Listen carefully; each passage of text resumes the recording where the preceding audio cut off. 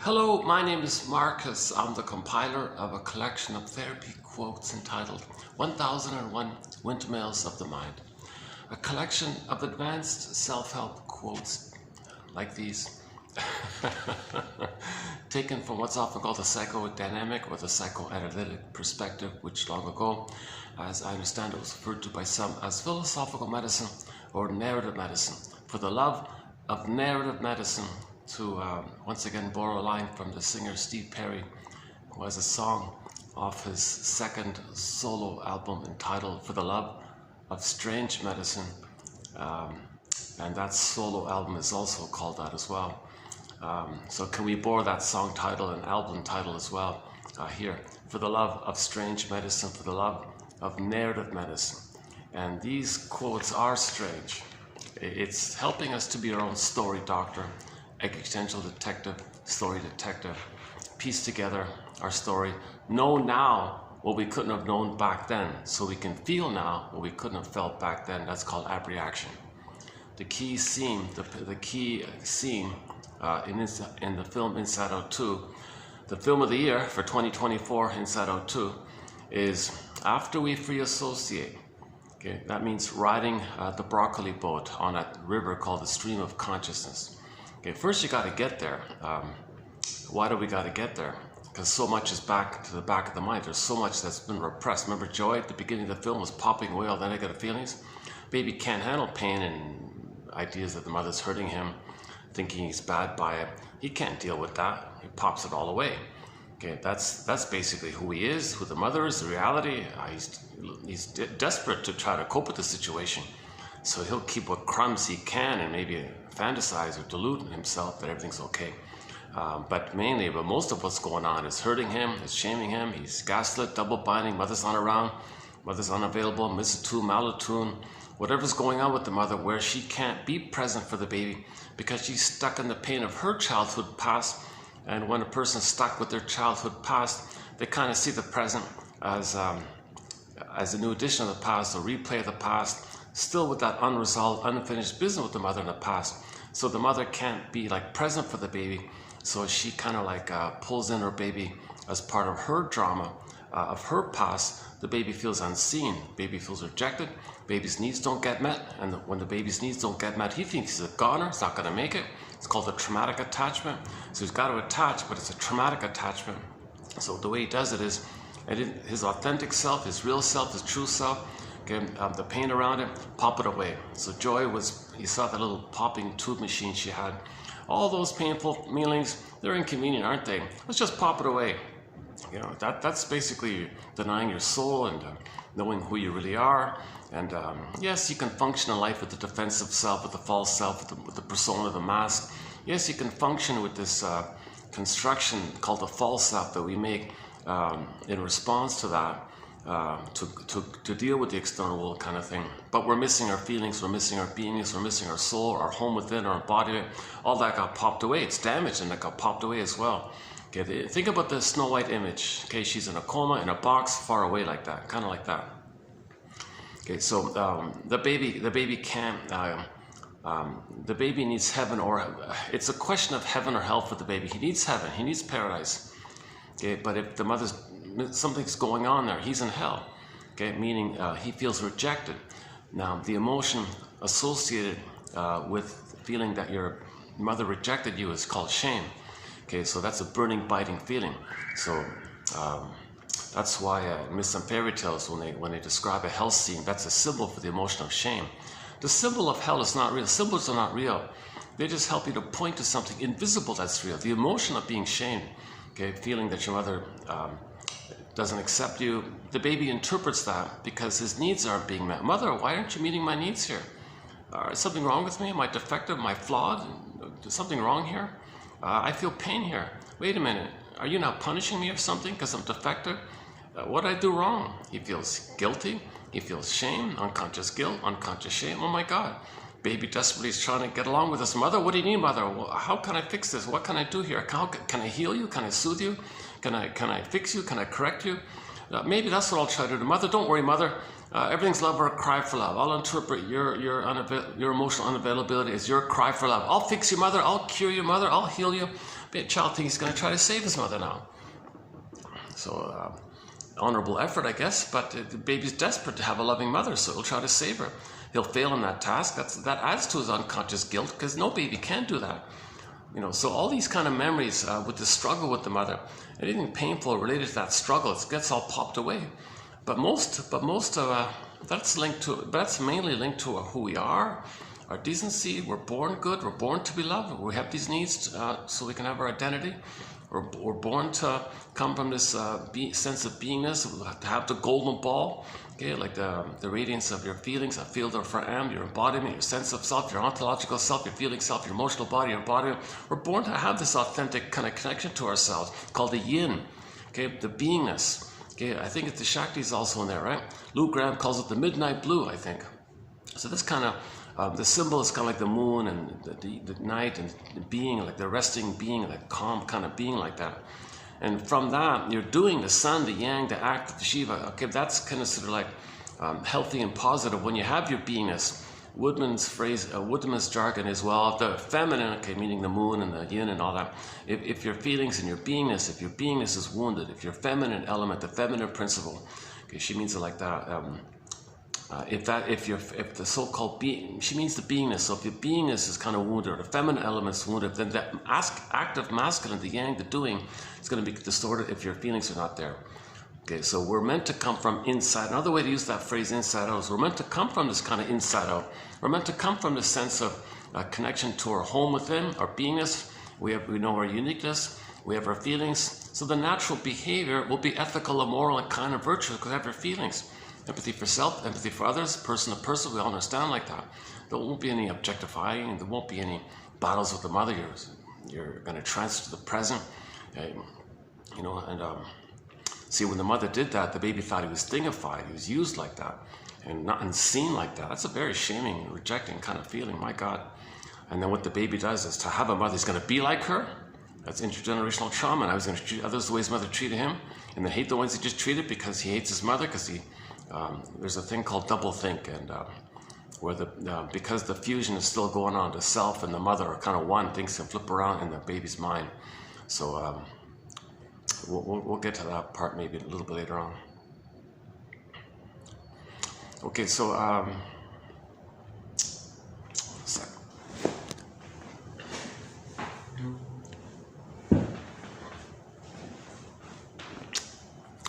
back at this spot here. Let's see how it goes again. Let's see how it goes.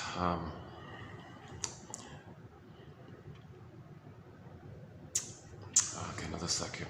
The problem is I've got no AC here, so I'm thinking about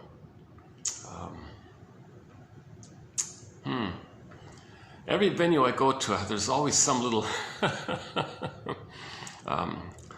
a hiccup I got to deal with. But luckily, so far, otherwise this is a good little spot here. But there's no AC. I'm just thinking about it. 1 sec. I thought I could get the fan at least, but it didn't. No, it's not getting the fan. Even the fan's not even on. Jeez, eh?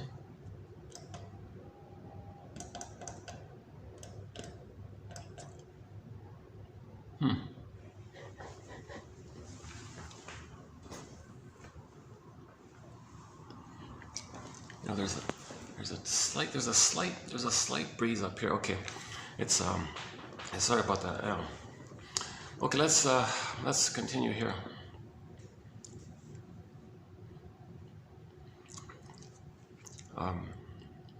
So we were talking about how these quotes are strange, right? It's strange that that we have to somehow find some kind of way to piece together what happened, to find some way to verbalize it or formulate it or construct it or put it together by making inferences. So there's a lot of guesswork here, a lot of trial and error, guesswork. Free association is mainly involved. You know, you think something, well, go on, what does that suggest to you? What's the hardest thing about that? And then get on the broccoli boat. So the key scene in Inside Out 2, okay, what we're trying to do is basically, in a nutshell, is get on the broccoli boat. You got to get on that boat. Now, there's a resistance to getting on that boat. We're afraid to really say what really is going on, okay? Because we're kind of clinging to the false self, the mask, the persona, because that's defensive. That's all defensive. It makes us unaware of the pain of losing the authentic self, right? So that's why it's kind of hard to let go of this neurotic pride, this neurotic stuff, this defensive stuff, because it is alluring and it is tempting, and it does give you some kind of it does give you some kind of neurotic pride. So you get like a false self, like you get like a pride from the false self, and that pride from the false self is considered slightly addictive. It's named after the little white flower, the narcissus flower. So it's kind of hard to give that up kind of thing. And people say, why bother? I feel pretty good. Because they don't know the difference between junk food and healthy food, some kind of thing. It's a ballpark metaphor, somebody once said. They know the difference otherwise of the beingness versus the excitement of the sugar all the time.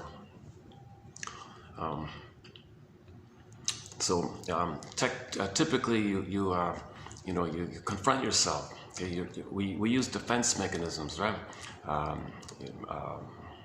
Blaming others, rationalization, projecting, okay, drama, emotional eating, cookies. We do hundreds of things to make us unaware of our authentic self.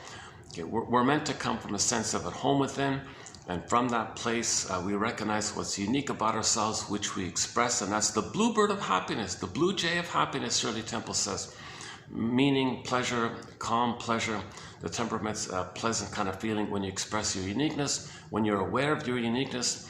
The Great Spirit made everybody like a little unique. We're meant to be aware of it, so we express it as pleasure, meaning a path of heart, loving life like that. But that's all damaged up. Okay, that's the Tin Man, lost the heart and knowledge. Okay, scarecrow, no brain, can't think anything. So in trauma, we can't think it. That's the scarecrow. Okay, he's no brain, he can't think it. It's known. It's the unthought known. It's known, but he can't think it because he's got no brain. So that's like a symbol of trauma. Like we can't know it because there's no brain like that.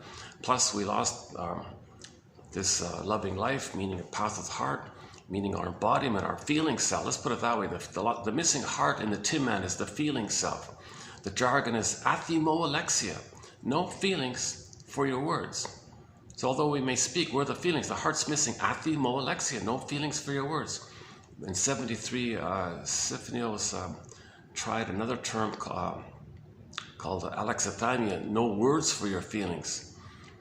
Okay, because you have no feelings for your words, kind of thing.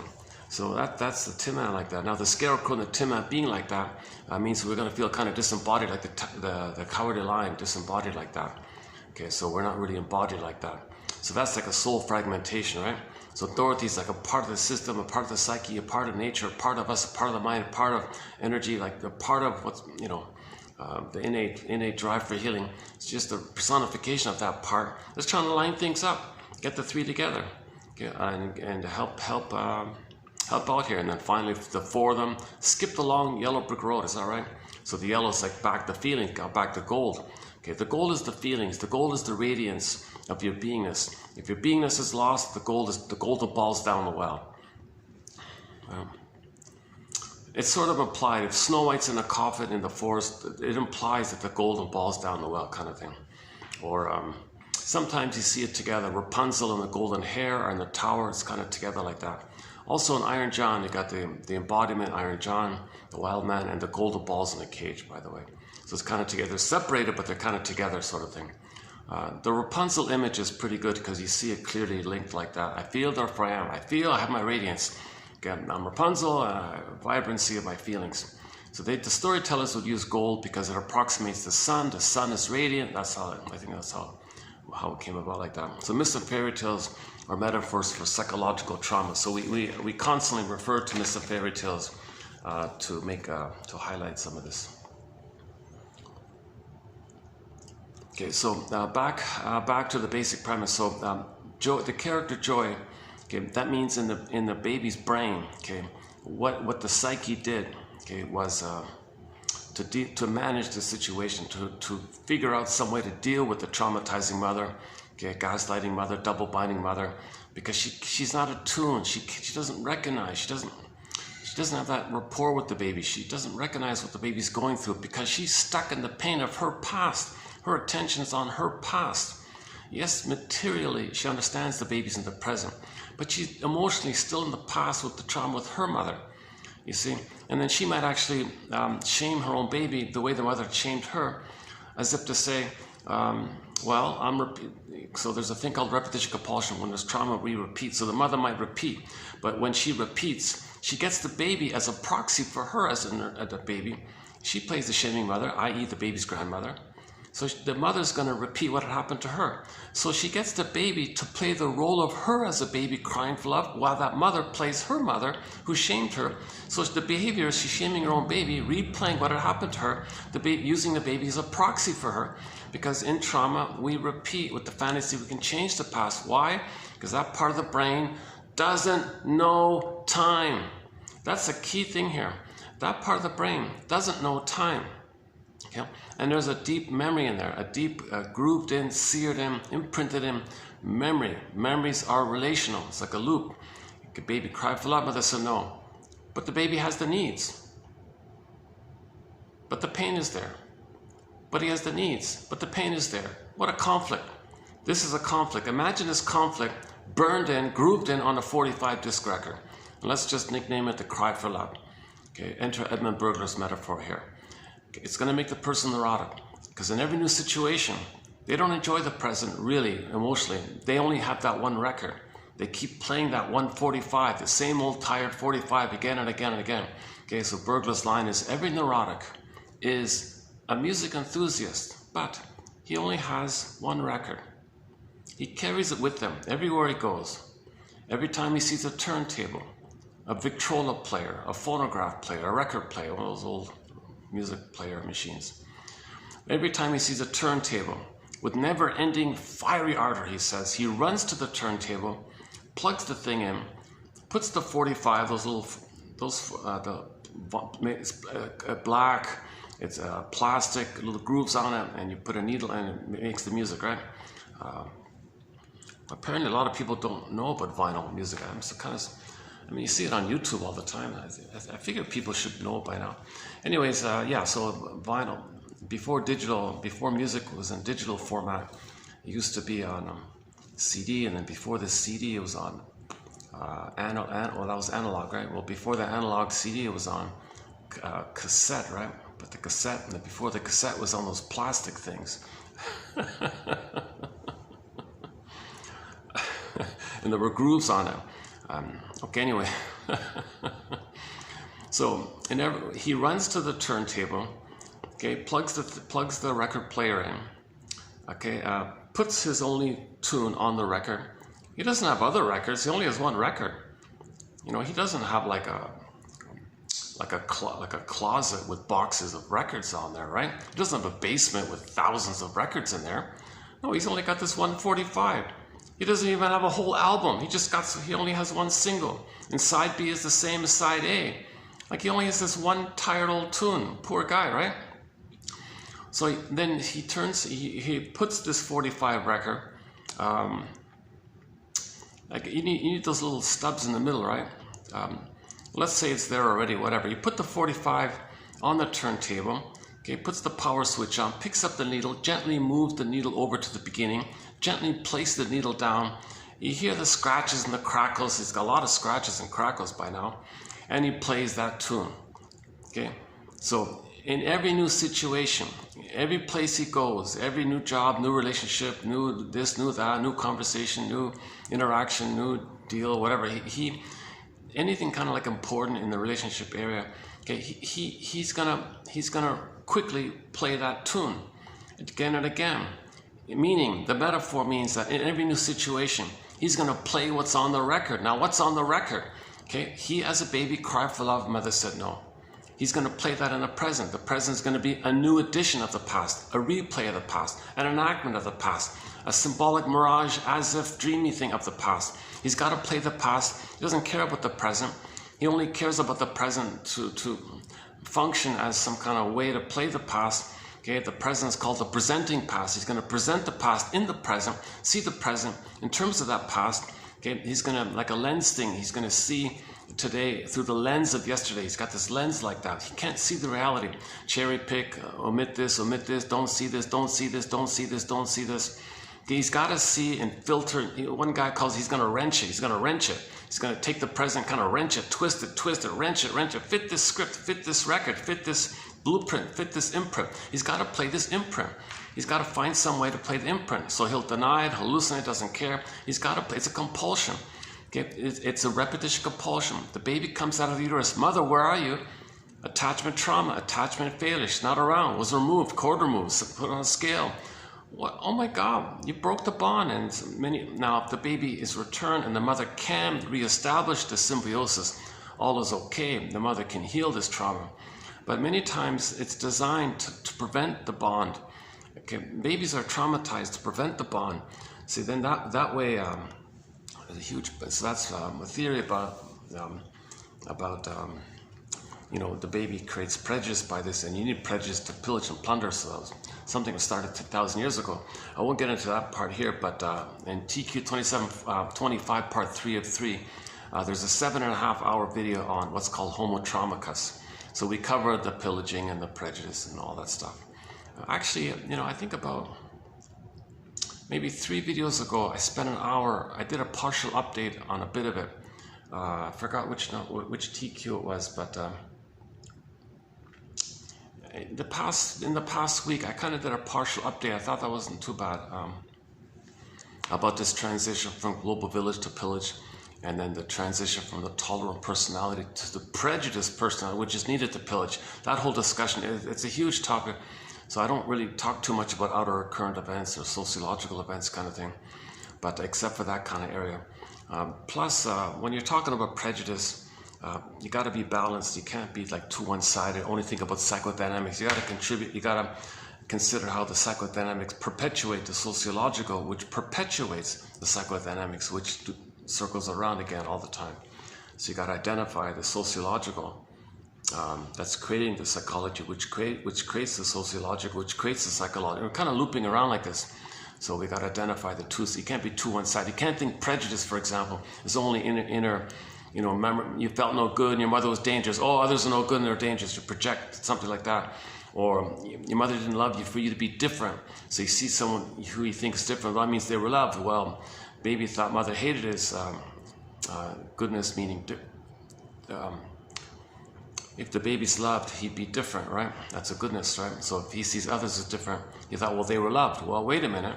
That triggers huge envy, because when the baby identifies with the aggressor, to have a mother, they got to hate goodness. So if somebody's different, that means they were loved. They got to hate difference because they were loved. Got to hate goodness. Prejudice like that. Plus, the other reminds you of the mother. Put a dash between M and the O. Mother didn't love me. I hate my mother. I hate the other because the mother's the mother. Because you put a dash between the M and the O in the word mother. The other, okay, triggers the prototype of the mother. You see the other through the lens of the mother. Okay, you see the other through the lens of the mother. You see today through the lens of yesterday. So that's also part of it. So it's a double thing going on. When the baby's loved, he feels safe enough to hatch out and differentiate. He becomes different from the mother. Actually, there's a very good podcast. I don't know what happened to it. I saw it for a while. It's Difference Frames the World. DFTW. It was like a news kind of, it offered an alternative perspective on world affairs like that. It was good. It was, but the title is very good. It was Difference Frames the World, like difference. Like if we're all different, that's the healthy, normal thing. That's what makes the world go round. Attachment makes the world go round. Like when the baby's attached and it's a safe attachment, he becomes different. That's love. That's attachment means love. Okay, from the baby's point of view, if he gets his needs met, he has attachment needs. If the baby gets his attachment needs, that's love. So attachment and love makes the world go round, because the baby's love gets secure attachment. He differentiates, he becomes different. So difference is the normal state of affairs like that. The baby's not supposed to be a carbon copy of the mother, and his mind just imitates her, mimics her, and then treats everyone else badly the way the mother treated him badly. That's a perversion like that. It's a disturbance like that. So difference is a healthy thing. So in normal development, the child gets his needs met, he feels safe, he differentiates, he becomes different because he was loved. So being your authentic personal identity, having your authentic identity, your real self, your authentic self, your true self, that comes about when the baby's loved. Okay? So you became different from the mother like that. So part of this thing about the prejudice point is if you see someone else and you think in some way that they're different from you, let's say, you just pick any little thing, doesn't matter what it is, any trivial little thing, and it's like sort of within your environment or something, like, so it doesn't have to be like different tone of skin or different dress, or it doesn't have to be that, or different language. It doesn't have to be that. It can be like, you know, people, geez, you know, like, I think in, there was a comedy in Canada, what's it called? I forgot what it's called, in Saskatchewan, or in rural, in the countryside of Saskatchewan or something. There were these two identical villages. I forgot the name of it all. And they were all, everything was the same kind of farming community or something. Each town had like, I don't know, 100 people in or something. They were kind of near each other like that. But oddly enough, all of the people in town A said that all of the people in town B were no good. And the people in town B said the same thing.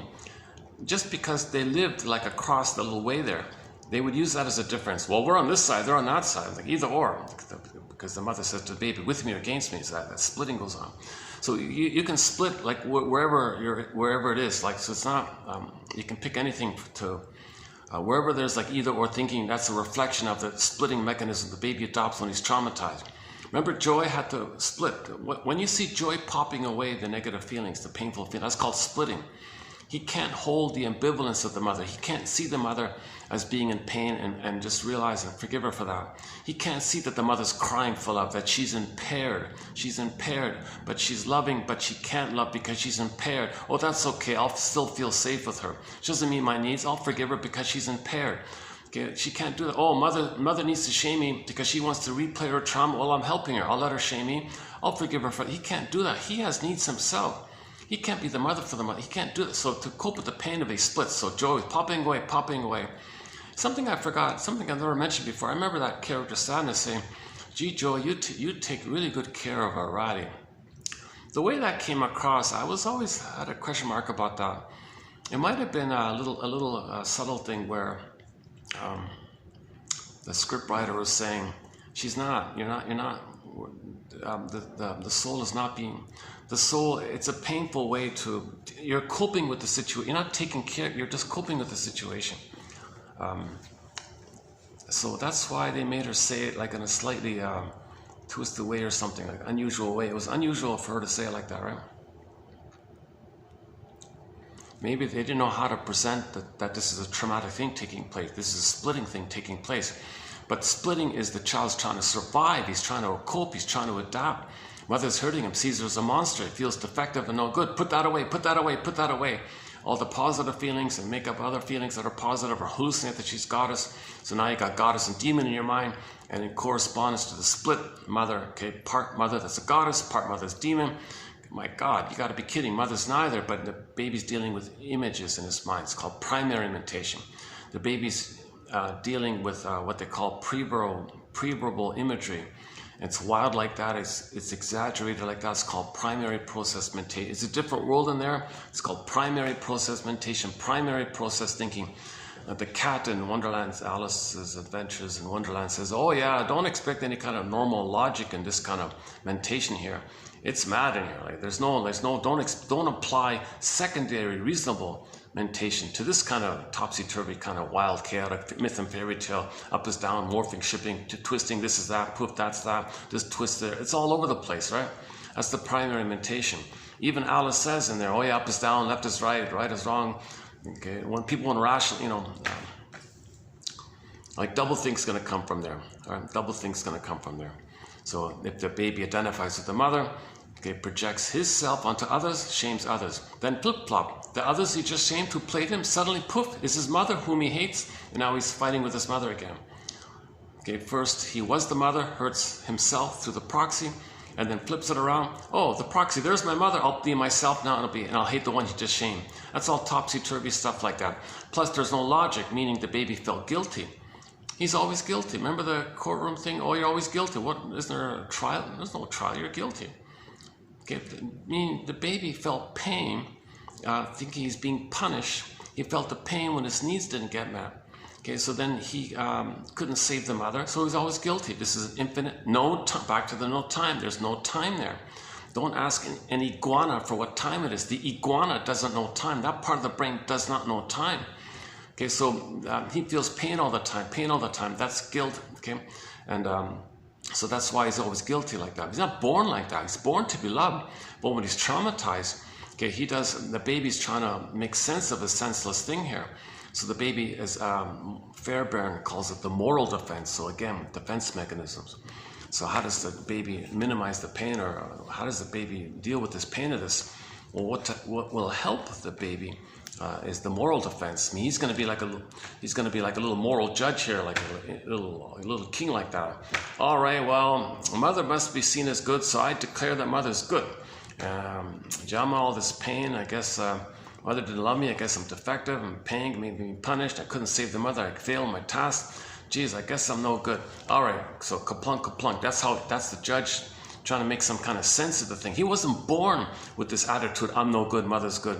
Okay, he was born decent, to be loved, virtuous, blessing, whatever you want to call it. He's born a body, born to be loved, born to be nurtured, born to have a loving mother, born to nurse, and born to go through developmental process, born to be embodied, and born to be loving, like basically like having empathy, born to have empathy, born to feel regret and make amends and apologize if there's a mistake. Born for that, the more quote-unquote more normal human side of being human, the quote-unquote more human side. He was born for that, feeling self, being self. Okay, he wasn't born to live with the amygdala flared up all the time. The amygdala, that's just like for, it's not meant to be overstimulated, permanently overstimulated, and then you see the world like a jungle all the time. That's a sign of trauma. People have jungle slogans all the time. And the love is not love, it's jungle love, plays Steve Miller. I talked about it before. Some comedian lady had a problem with normal loving relationships. She said all these divorces and things. And so she gave up. I'll just enjoy jungle love. Okay? And so she's a big promoter of promiscuity and being a playgirl and one-night affairs. And that song's about a girl goes to a party, picks up a fellow, and has a round with the fellow or something. The guy sends her a gift. In the morning, he leaves a crate of papaya at her door. Oh, jungle love, jungle love. It's funny I'm mentioning this because just this morning before coming out, I just noticed by accident a clip of another song, sort of in that area, by the 90s band called the Ace of the Bass or something. Ace of Base? Not the Ace of Spades, right? No, Ace of Base, right? They were like the follow-up to ABBA or something, right? Like the modern version of ABBA or something, right? From Sweden, I think. So they were like a pop band. I think they had like 2 hit albums or something. I think there were like 4 or 5 good popular hits that was on the radio a lot. One of them I remember was All That She Wants, right? Maybe their #1 hit, All That She Wants or something. I just by chance saw a little clip came up on a YouTube thing there that that band's still around. She was singing it. Oh, and the whole audience knew every word of it. All that she wants is another, meaning like another fellow, another boyfriend. All that she wants is another. So the song's about she leads a lonely life. Da da da da.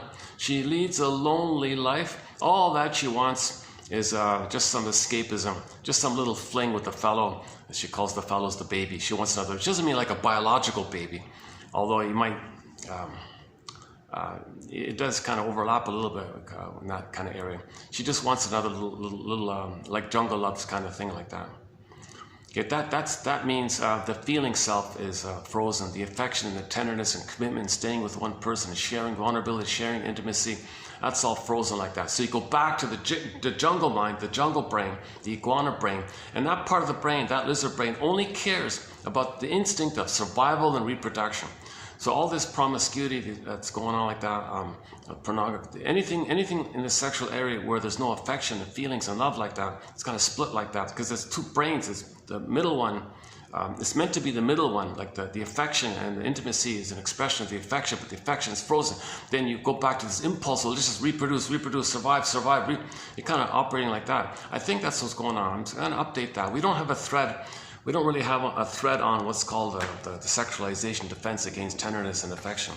So as a defense against the pain around losing your affection and tenderness, people engage in the sexualization mechanism. I'm guessing tentatively, for the time being, that's because the feeling self is frozen. Remember Snow White's in a coffin? Okay, Rapunzel's in the tower.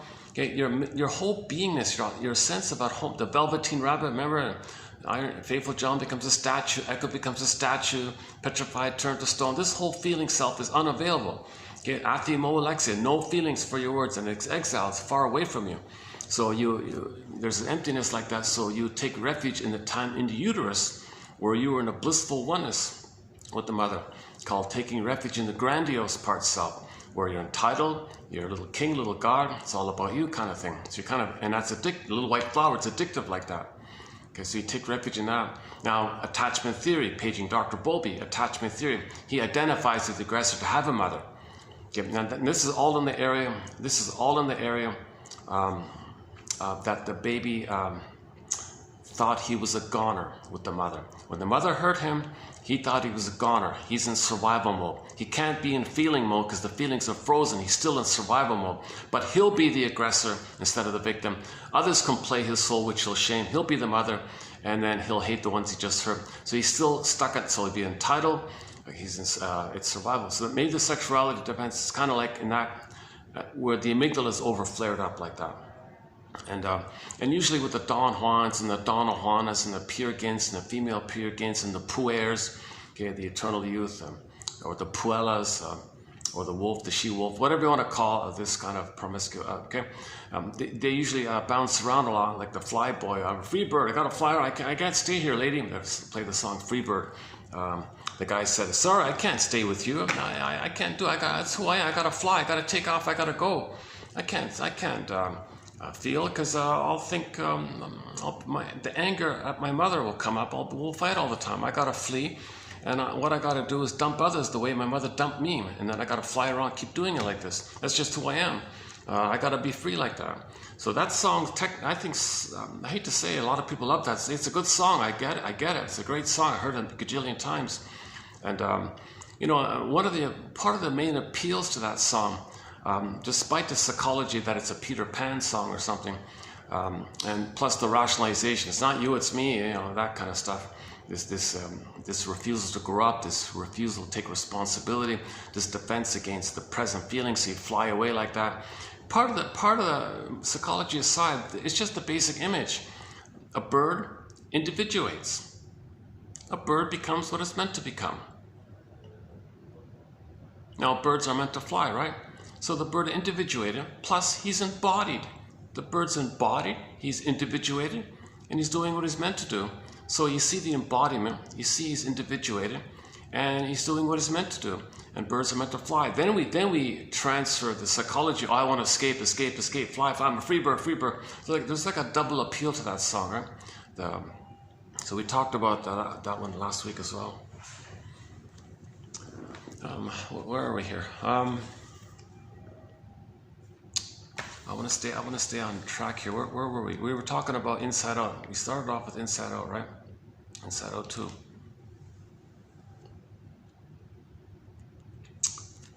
Okay. Well, let's just go back to Inside Out 2 for a minute. Okay. So you see the basic situation. It's called the splitting mechanism. Okay. Breastfeeding for the baby is a question of heaven or hell. Baby can't do a middle ground.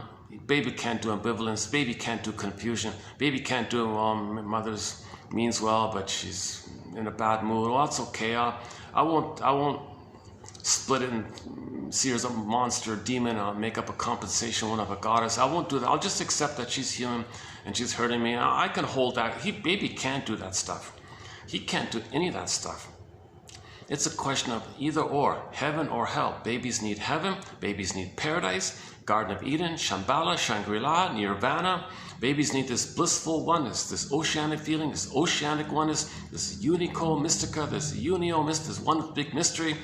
And he's blissed out like this, and he thinks the power of the mother is his power. He's autocratic, taking care of himself. So he's a little god like that, or at best, he's specially selected, special chosen king, and the universe takes care of him like that in the uterus. So it's delusional stuff, right? He's not a king, he's not a god, but there's no time, and he's all over the place, he's spaceless like that. Baby doesn't get yet that he's a person inside his mother who's a person, there's two people there. Doesn't get this kind of person-to-person kind of thing. like it doesn't appreciate it in terms of gratitude and warmth and feeling, empathy. Like, it doesn't get that kind of person-to-person status like that. He just thinks it's just a little spaced out little god or something.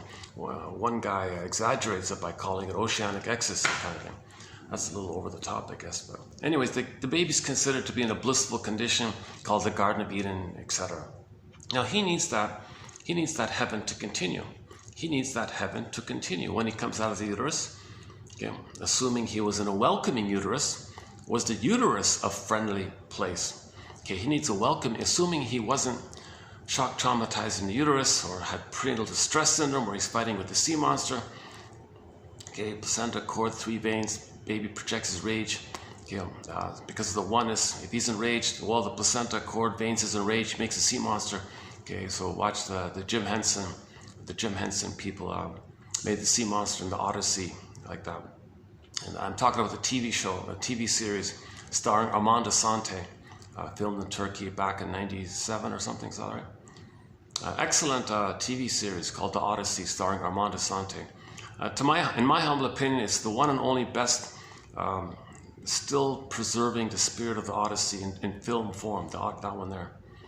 If you can get the VHS, I'd recommend the VHS, because when they moved it over to digital, I still can't believe it to this day that they took out some of the key scenes. It's just keep you ignorant, or I don't know, like the sirens, the scene with the sirens, they took that out, all that stuff. That's a key scene, right? Oh, geez, Odysseus tying himself to the mast, the guy with the wax in the ears. That's like the temptation to. See, Odysseus wants to go home. He's the hero, right? He's the hero's journey because he wants to go find his home, his inner home. Ithaca is an embodiment. It's symbol. We all live in. Robert Bly puts it this way: we all live in a psychic house called a soul castle. Kind of an approximation to say we have this kind of secure home within, like that, like a castle within, like a home within. Okay, so that's he wants to find his inner home, his embodiment. He's looking for his embodiment, and on that journey, well, first he didn't know about it, right? And so, okay, long story short, that's a major thread. So we have a whole thread on the Odyssey, but he had all these temptations where actually it wasn't a tempt. Yes, the temptation to give up was the sirens, but he was reminded of all those voices, all those feminine voices. Calypso. That's the mother. Oh, you don't have to grow up. Just take care of me. You don't need anything. You don't need to be successful in the world. Just you and me. It'll just be the two of us, kind of thing. And I see if they face those feelings. Oh my God, it's kind of tempting like that. Just stay infantile. Mother takes care of you. He's got to face that kind of thing. Now, sometimes you're stressed. You regress. You might a little while kind of indulge in that, but you're not supposed to live there, kind of thing. But he said, no, I gotta go home. I gotta be free. No, just stay. No, I gotta go. I gotta find my embodiment. And then, Calypso did the same thing. Just do delusional thing. Just space, Lotus Land, space out, or just emotional eating, or. Anyways, there are all these temptations. At the same time, you're learning why you lost your embodiment, what the mother did. Because when Odysseus went into the underworld, meaning facing the shame, he saw his mother there. Jocasta was in the underworld. So when he faced the shame of what had happened to him, okay, he links that shame of what had happened to him, and he's in there. He sees his mother there, Jocasta. Jocasta means when the mother used the baby, that's called the Jocasta complex. Okay, when a mother uses the baby to meet her needs, she's called a woman who uses the Jocasta style of mother, or the Jocasta, where she has the Jocasta complex, whereas she has this compulsion to get her needs met. So the mother used the baby to mother her. What happens to? So they're both in hell like that. So they're both in shame like that. And then mother betrayed him. Okay, so Agamemnon is in there. That's the repetition of him doing to himself what the mother did to him. And it's looping around like this. And he sees Sisyphus in the backdrop. Odysseus looks into Sisyphus's face.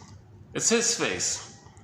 Oh my God. So now he kind of gets it all. So he faced his patterns. He made some inferences. He felt some feelings. Okay, now you begin. Now you're the hero. Now you go on the second journey in midlife, so-called the genuine hero. So when they say the hero's story, like they mean it like that. When you find your home like that, like Odyssey. They don't mean like the youth here. So Chinnen, to avoid the confusion, his term for it is the second journey in midlife. Shrinks call it adult development, where in adult development, you look for this embodiment. That's a developmental phase to mourn the process where it was missing, and you lived a million lies your whole life. Play the song.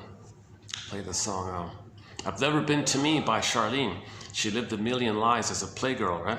So we talked about that song. There's a song called I've Never Been to Me. I've been everywhere. I've been there, I've done this, I did that. I've been everywhere, but I've never been to me. So she lived her whole life as a playgirl, okay, as a Puella, Donna Juana kind of thing. And so she was bitter, lonely, no meaningful relationships, no warmful connections like that. And so she recognized that at the end. And so when she was older, she met a young lady who reminded her of herself at that time and said, please lady, listen to my story. Won't you share a tale of a weary heart who's lived a million, I forgot the line, who lived a million lies and all this. So she said to the young lady, you already have a human relationship. You're married, you got kids, but you're thinking about leaving it. No, don't, just stay with it. You've got something healthy, like human love. You've got human love, it's confused, just stay with it, just find a way to understand it. Don't escape and be like me, because that's what I did. And she spent her whole life dumping men because the mother dumped her. So she had this compulsion to lure men in, to dump them, because when she was a baby, she was lured and dumped. So she was repeating the same kind of cycle like that. And she felt excited. She felt excited because she's going to be the dumper, which brings up the chemistry of being one with the mother in the uterus. A strange thing, right? That's why we say it's strange medicine here, for the love of strange medicine. These are strange quotes. No perfect answer here. Trial and error. Okay, these are all guesstimates, hypotheses. We're brainstorming here. No set answer here. These are clues. We're trying to be detective. Okay, ballpark approximations. Okay, you use maybe an idea as a stepping stone for better ideas. Or use it as a prompt, maybe to springboard from. What does it remind me of? What does that idea remind me of? Might not be right, but it might lead you to something that's more correct, kind of thing. So there's no set answer here. So it's all very strange like that. For the love of strange medicine. Steve Perry. Not so much for the song, that song, but on that same album, of his, there's another song called Friends of Mine. That song is in our soundtrack about the only child syndrome. So we'll talk about that another time. So let's go back to joy and inside out too. So you see her popping away all the painful memories, right? Okay, that means the baby cannot handle confusion. So the coping strategy, okay, the coping mechanism, he's got to adapt to this traumatic attachment. Remember, the baby would rather accept an abusive mother, an emotionally neglectful mother, an abandoning mother, a hurtful mother, an immature mother. He'd rather have some dysfunctional, messed up, confused mother, meaning she's in pain, she's confused, she didn't get her needs met, she doesn't really know what's going on with her, so she's kind of a mess like that. But on the baby side, though, how does he adapt to this? He's trying to survive here, so he can understand if the mother doesn't understand. Her own mother doesn't know what's going on. How's the baby going to know and heal her for that? So in the meantime, he's supposed to be loved by his mother. His first thing is he was born to be loved. He wasn't born to just magically be a perfect therapist for that. It doesn't work like that. To state the obvious. So it's called the defense mechanism.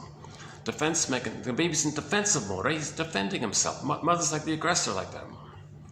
Plus, he's got to protect himself. He's got to be defensive from his own amygdala, which is going to flood him with cortisol and hormones. He got to protect himself from all this brain chemistry, from the mother not meeting his needs. How does he do it? Baby's a genius. What a genius little baby is.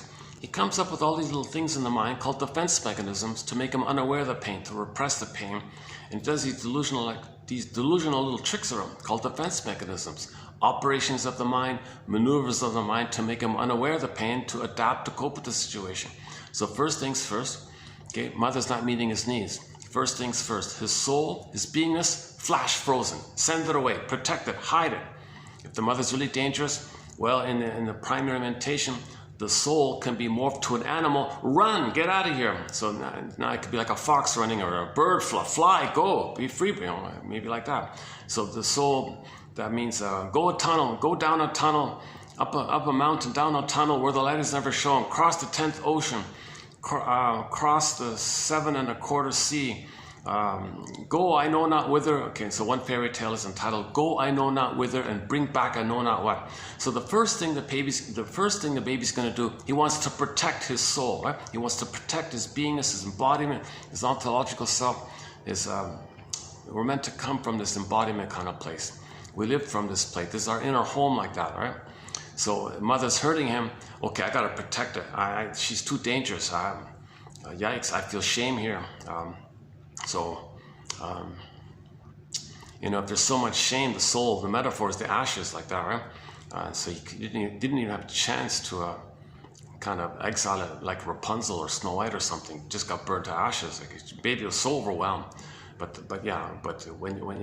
in nature's drive for healing, there can be a phoenix, there can be a firebird, there can be a red bird rises. There can be a healing response. So even though the soul is in ashes, in that extreme example, it's not gone. You see the ashes, it's not gone. It's just symbols, right?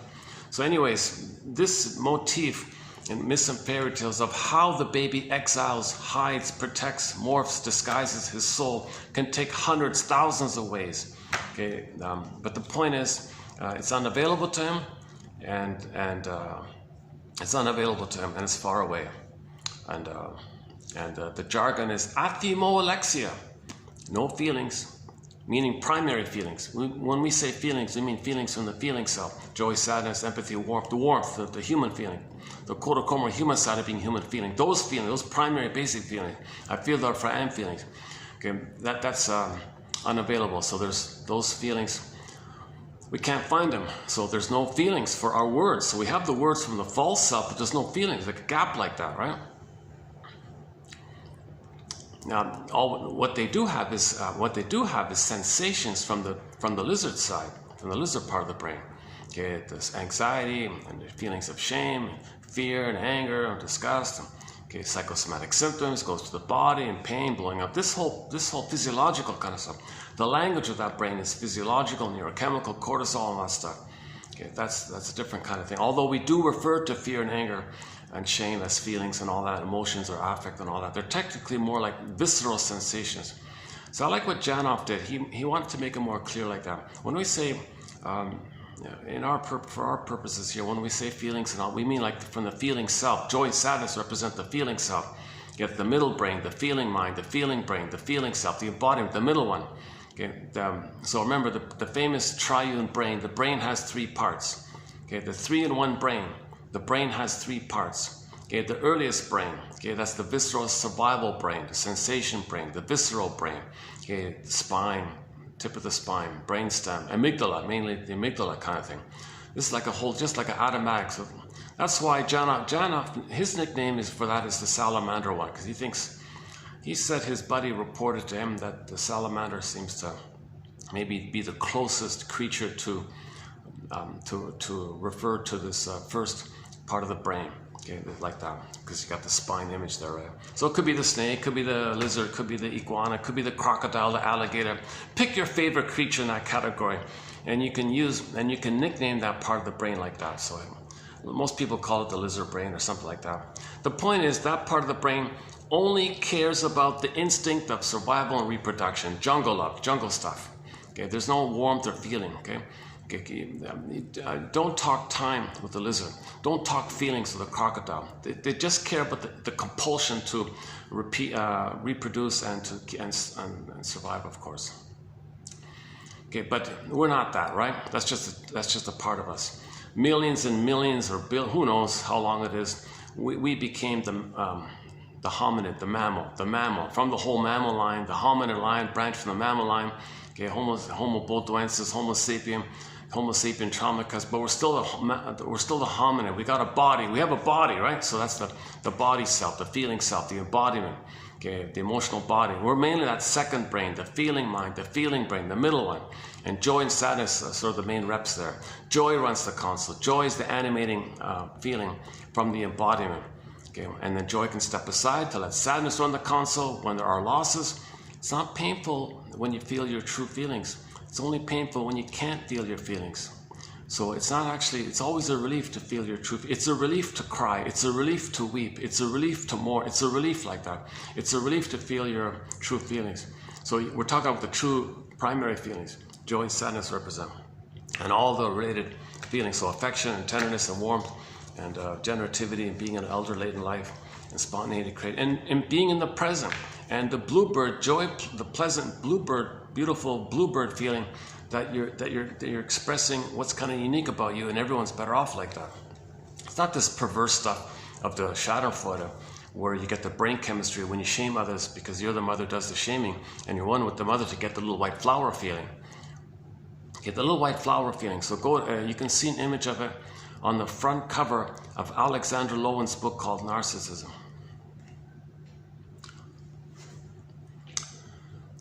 Where are we here? Hold on a second. So we're talking about inside out 2, right? The baby can't do under heaven over hell. Baby can't do under heaven and over hell. That middle kind of middle. He can't accept some middle thing like something in the middle between heaven or hell. So he can't do it. Baby needs bliss or he's in hell. It's a kind of an either or kind of thing for the baby. His ego isn't developed. He can't understand what's going on. Babies need bliss. Babies need heaven. Babies need the Garden of Eden. Babies are not meant to be expelled from the Garden of Eden prematurely. Babies need that Garden of Eden to continue for the first 4 to 5 months after birth. They have it inside, let's say, assuming there's no trauma there. Okay, and if there are complications at birth, mother should be able to correct it. If she can't, well, that's birth trauma. He lost it. Okay, that's the issue right there. This attachment issue, that's attachment trauma, attachment failure, traumatic attachment, interpersonal trauma like that. And then he's got to exile his soul far away, far, far away.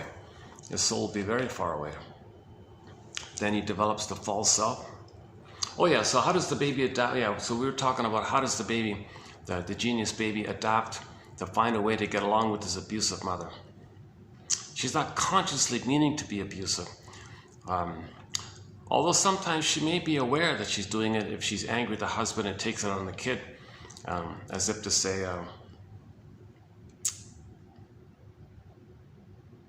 maybe the mother consciously wants to use the kid as an ally for her and use the kid as a pawn in her fight with her mother, whom she sees onto the husband.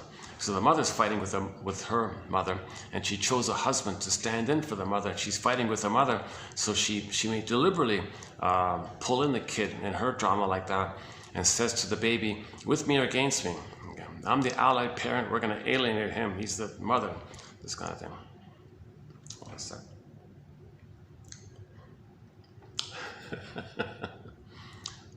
This guy reminds me of how I walk, just sort of slouching.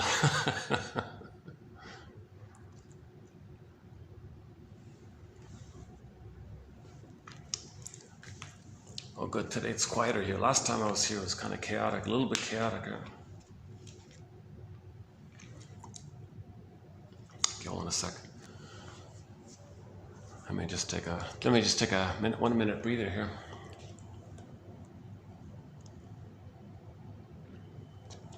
Oh yeah, so for the price of a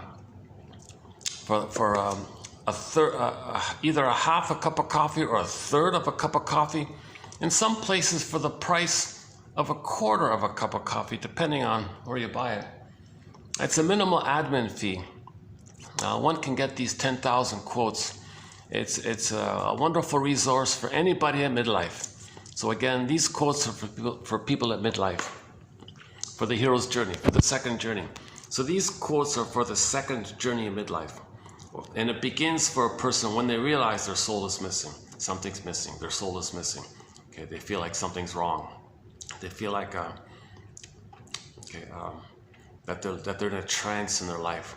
Because part of the trauma is disassociation. The brain's going to flood them with endorphins. So remember when the baby flash freezes his soul, that's a psychic pain like that. Okay, Emily Dickinson, there's a pain so utter. Okay, so one image of the soul is Miss Cora in the field, earth opens up, whoop, gets pulled down. Okay, that's that down into that brain, that jungle brain. That's why the unconscious is symbolized like these wild jungles like that.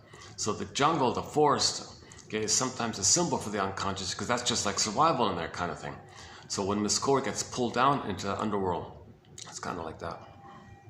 Meaning that part of the brain. There's a pain so utter, it swallows substance, your soul, your beingness, your essence, your substance. You can swallow it up. And from the pain of that, what the brain does is the mercy chemical called endorphins. Okay, so Dickinson calls it the swoon. Now you're going to go in this swoon, this dreamy thing. So these chemicals make you spaced out a little bit. So that's a defense mechanism like that. It's kind of like how when the gazelle is running, and somebody said when the impala or the gazelle is running, and the lion bit the impala's foot or something, or the gazelle's foot, he'd be in pain if he were to. He's in pain, but if he were to know it, he'd be a goner. So he wants to survive. So he numbs the pain with the endorphins. And now he's not aware of it. So the poor animal's bleeding, but not even aware of it. That helps him to survive. Sure enough, he escapes, licks his wounds, he's okay. But being able to numb the pain was a survival technique like that. So it seems that we have that kind of thing going on as well, it seems. There's a pain so utter, it swallows substance up, then the person goes in a swoon. So we're all like these slightly in a trance and hypnotic daze or something. We're just going through the motions of like sleepwalking through life, kind of thing. Life is passing me by. I'm living the unlived life. I'm living the provisional life. When does life begin? Kind of stuff. Life's not supposed to be a dress rehearsal. When does life begin? I feel like something's missing. Something's off here. Something's wrong here. That kind of thing. You feel like you're in a swoon. You may have benefits, and you say things like, I don't feel the pleasure. Where's the pleasure of it all? Maybe the person has ennui. Oh, that's a real clue. The person has ennui. Oh my goodness. Or the person has envy and greed and spite and vindictiveness, or the grievance collecting, schadenfreude. That's something wrong if they're so negative and cynical. Their humor is always put down humor. Isn't that wrong to shame your own soul and be happy? It's perverse stuff, you know. So they may think something's wrong, or they have all these Freudians. Make these Freudian slips. They say these rude things, like a frog leaping out, or they get psychosomatic symptoms all the time. Something's going on, like something's happening, right?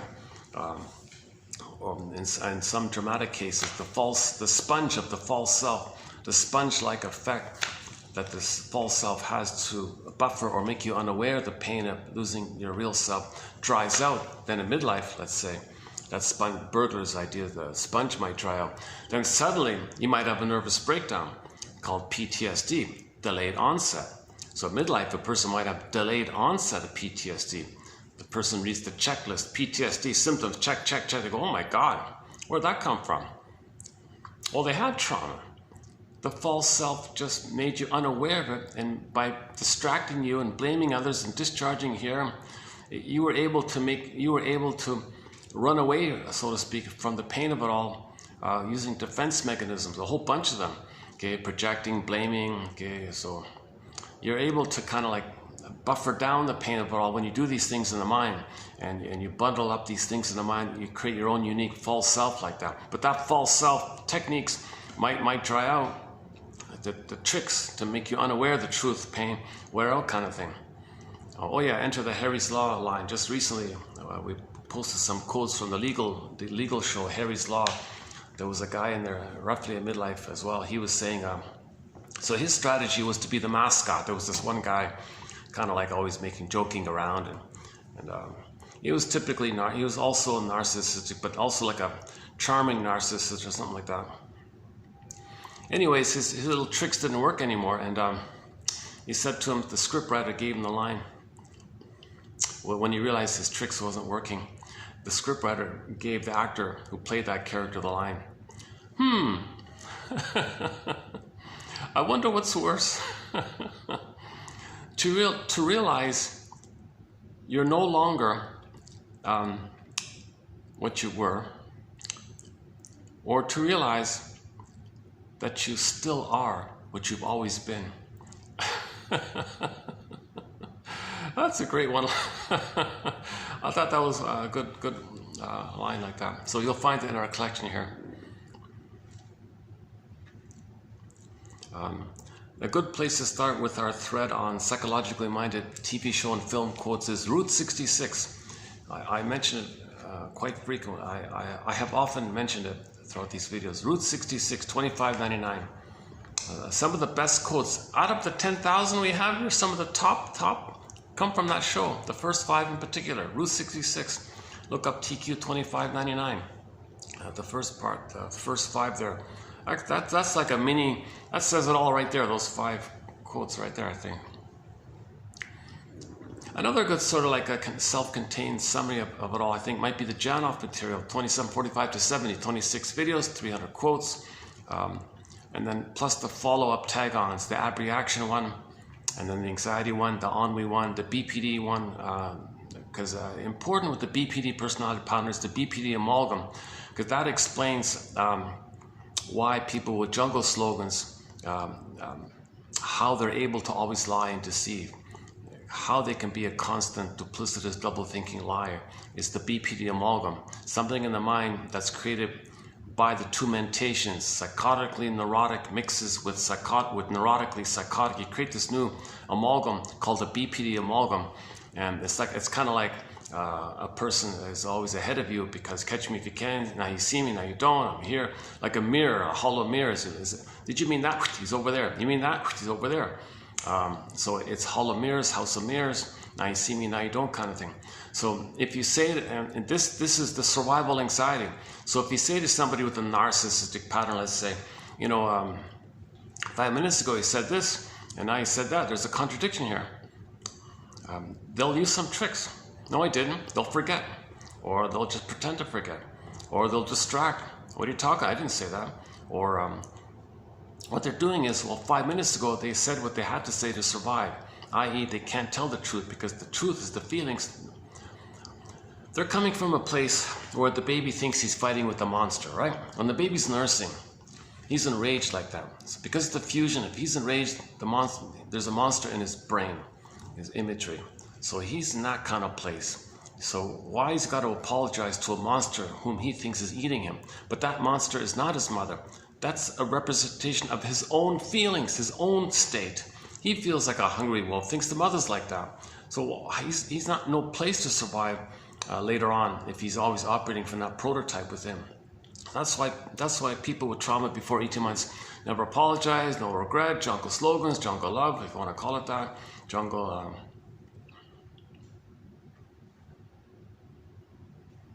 Come to think of it, there are a lot of songs like that, right? There are a lot of songs in pop culture about this kind of love without feelings, right? Because it's defense against pain. It's a defense against the pain of losing your feelings, right? So if you don't want to face the pain of losing your soul, well, jungle stuff. It's a feeling of surviving. And when you're surviving, you're repeating. That means you're the mother who shamed you, so you're one with the mother and you get the blissful feeling. So you become addicted to that. Now you get addicted. Again, the little white flower is embedded in this stuff. The little white flower. So the Greek myth was really good about that with the little white flower. Turning narcissists into that little white flower was a ingenious message. People don't realize that. Because when narcissist looks into the pool of water, he sees his reflection, and that's all there is. Just him, just one, blissed and love with himself, they say. That's called symbiosis. He doesn't understand the mother. He thinks everything's him, it's for him, about him. He's just stuck in this little solipsistic bubble like that. So that means he's not being loved to get out of it. So his soul, Echo, was repressed, disassociated, flying off in the corner, and ignored his own soul. So Solvik became a statue. And he turned into a little white flower. Okay, those images, okay, Echo is a statue, and Narcissus as a little white flower. They're 2 elements of trauma very early on for a person. They're not separate outer stories. They're symbols for inner dynamics. Myths and fairy tales are true in the inside, not in the outside. Every character in a myth and fairy tale is a personification of some inner kind of element. Okay, you personify, like give voice to some inner element, create like a character to speak to as a representative of it, as an emissary of it kind of thing. And then now that's how you kind of identify what's going on inwardly. So Echo becomes a statue, that means athemolexia, no feelings for your words. It can't flow as a statue, right? And then Narcissus, that means the person's addicted. to thinking it's all about him. He's entitled, jungle slogans, survival slogans, my greed, your greed, who cares, never regret, don't grow up, Peter Pan, always, he's just stuck in this kind of brain chemistry where that's what the baby does as a defense mechanism to avoid the pain of the reality. He regresses back to the uterus kind of place and addictive like that. Once again, babies have this kind of blissful feeling like that. Okay, so we talked about the moral defense. So repression. Okay, so the baby freezes his soul. Okay, so athemolexia. Okay, that's one defense. You're gonna freeze, flash frozen his soul. Athemolexia, freeze his soul, petrify his soul. Soul turns to stone. Soul becomes morphed into some other condition, or morphed into some thing or animal. It doesn't matter. It's just to hide and protect it. So it's disguised like that. And then it's repressed. Okay, so freezing, repression,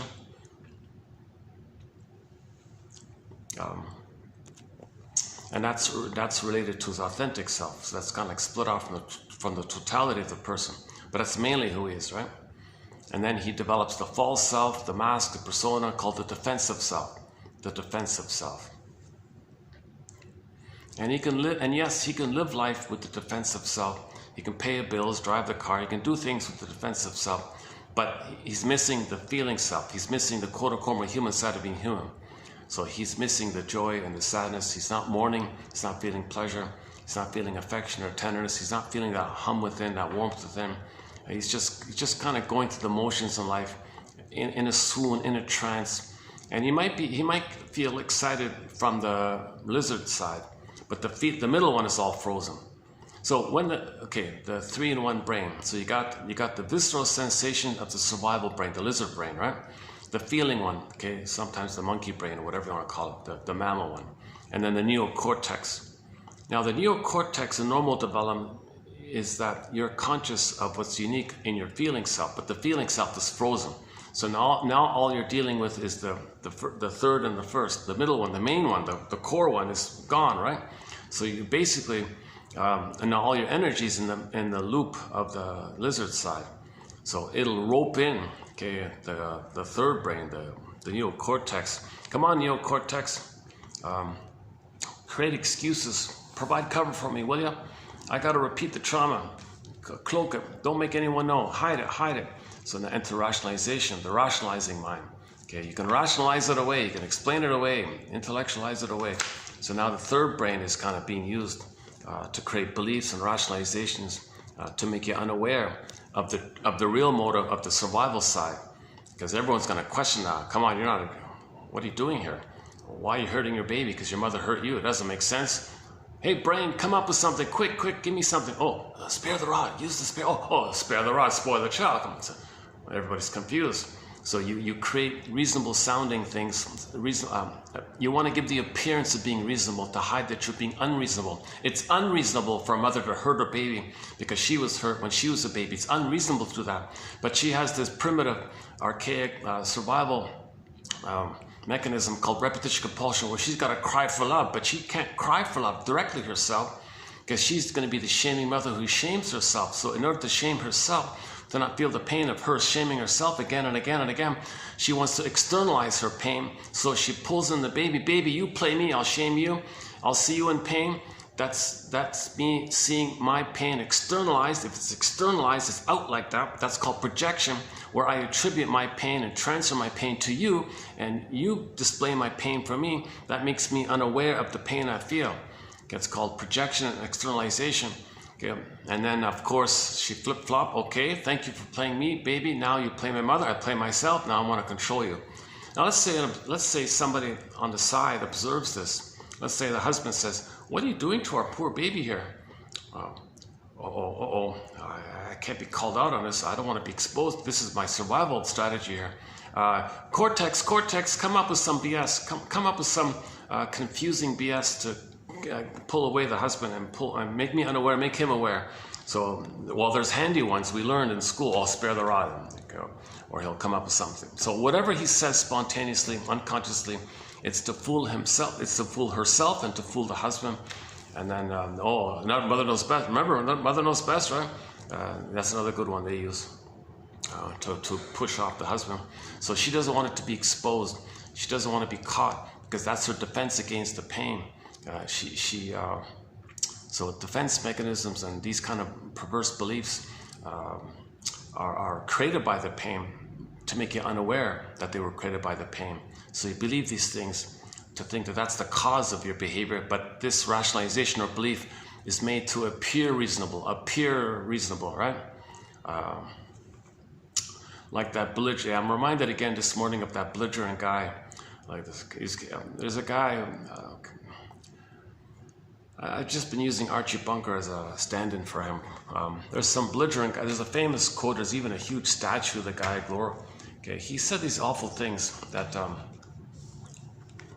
Okay, so the mother was entitled to.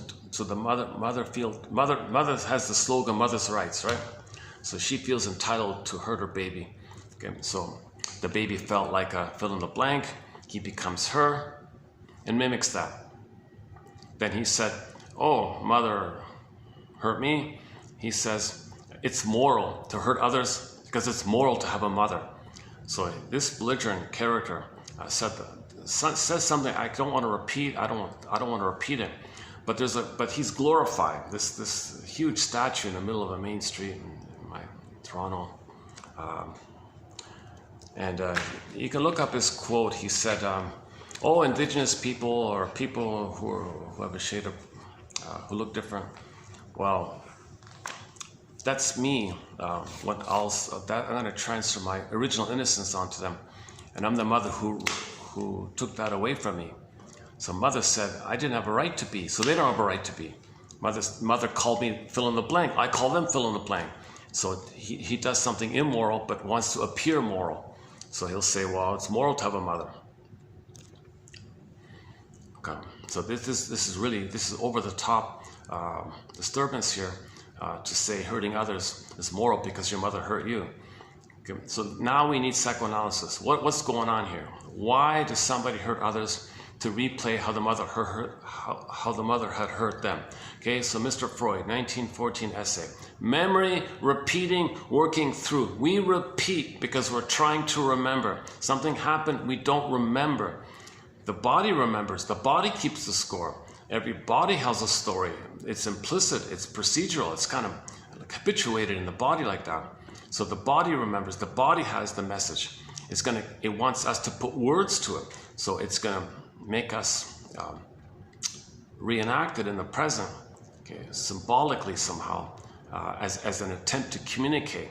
The unconscious is saying to the conscious, "Hey, conscious, I'm the unconscious. Hi there, unconscious. What's up? Well, I have memories here. I need words for it. Okay, fine.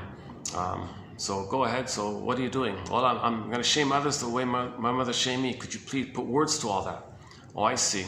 So you're getting me to shame others, and that's for me to know that mother shames me. That's right. And I see that you got me to hate others, the ones that just shamed. That means I hate the mother. That's right. You transfer the mother to the people you just shamed because you're trying to know the story of how you felt with the mother.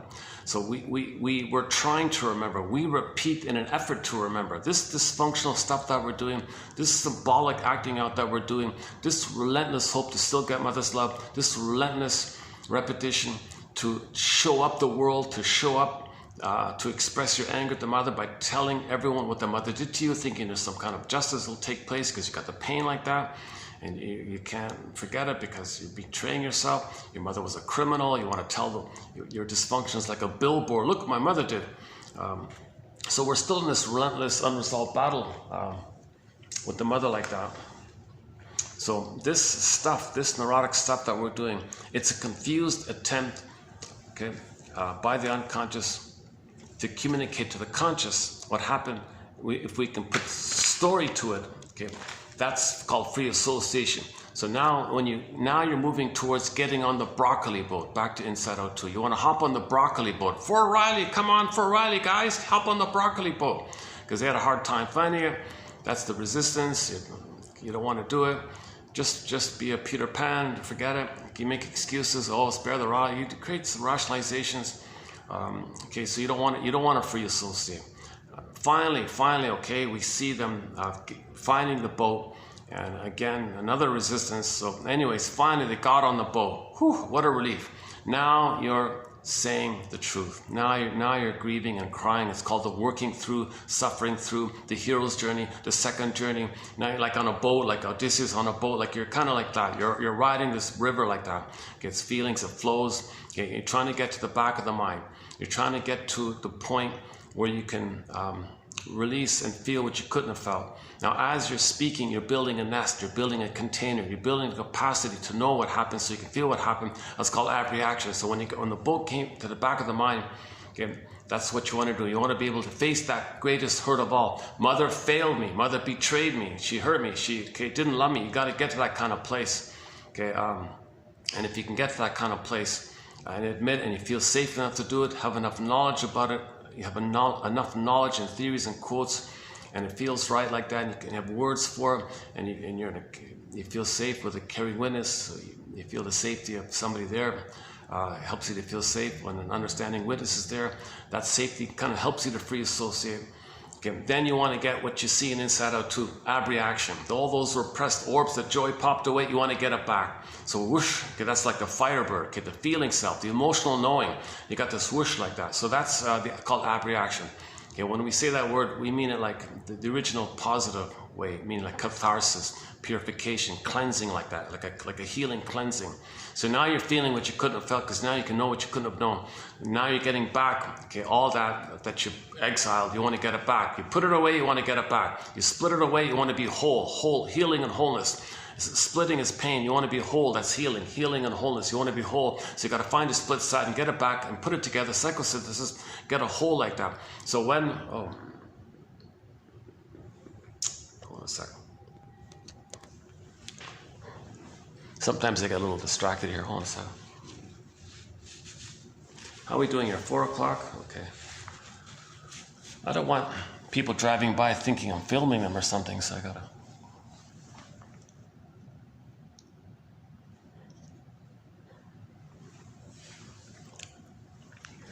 Let me just take a 1 minute break here. Hold on a second. I've got some coconut water here. Hold on a second. Something new for me to bring coconut water. Let's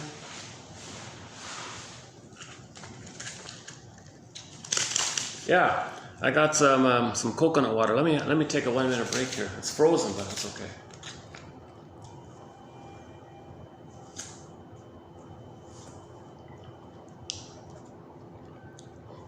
Oh yeah. So let me yeah, there it is. There, coconut water.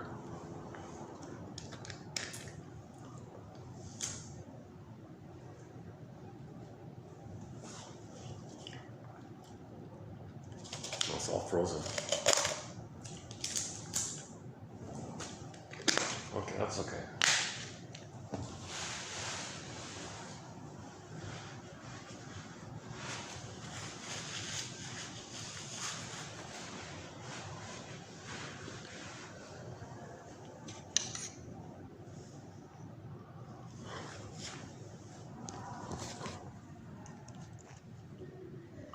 So one shrink said that all of the problems you see out there, it's because we're not mourning.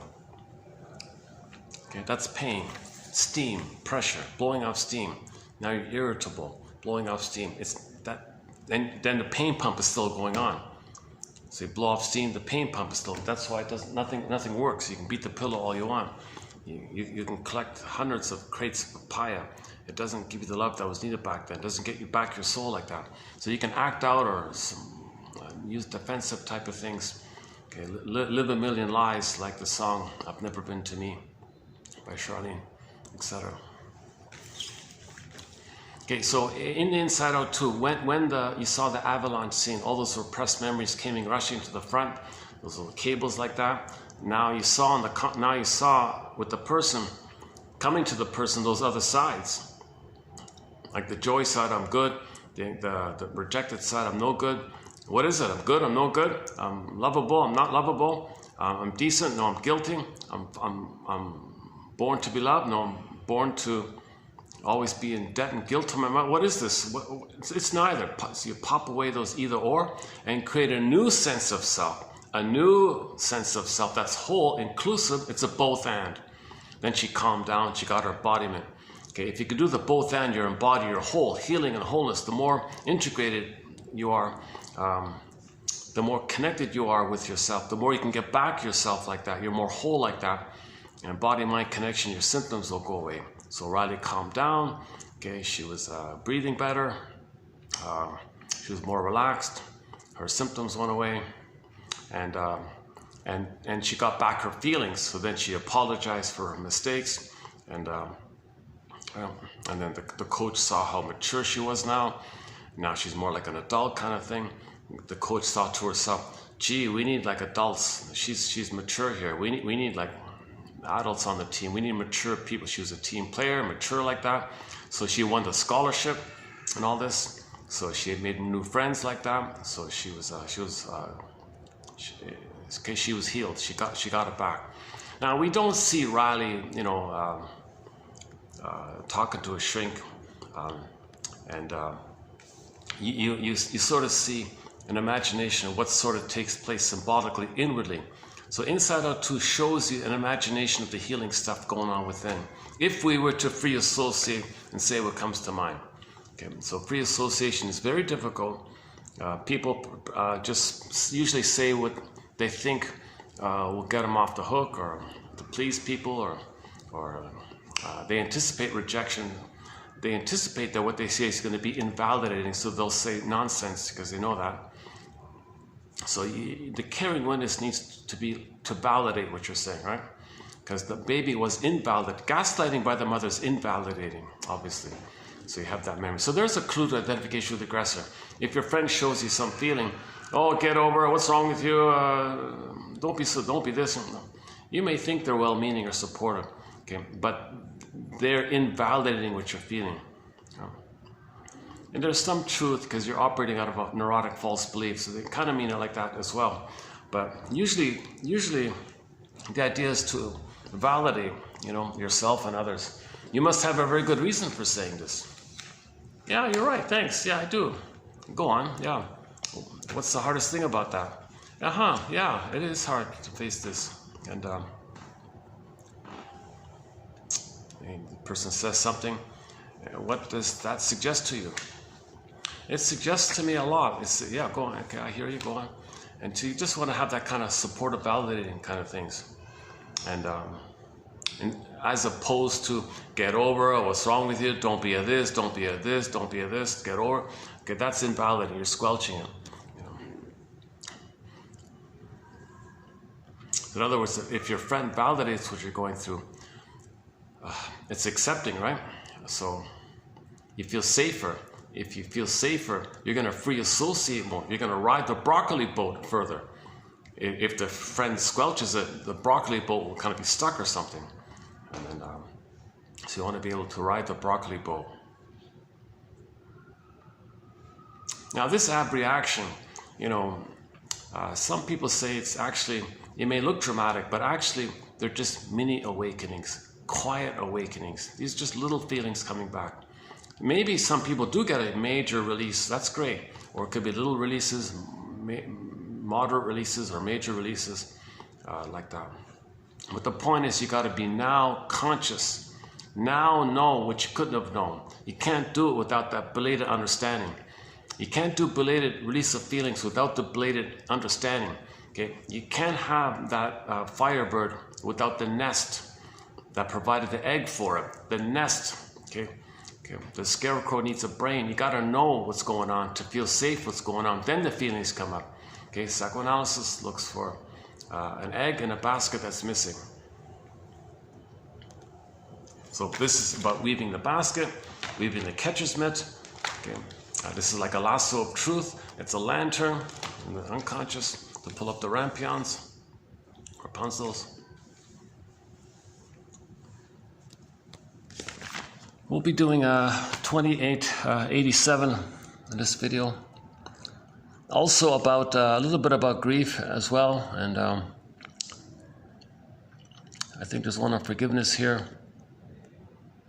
Just some good, just some good solid quotes here by Stephen Sandler here. Okay, yeah. The first one's a key one, so we'll get there in a minute.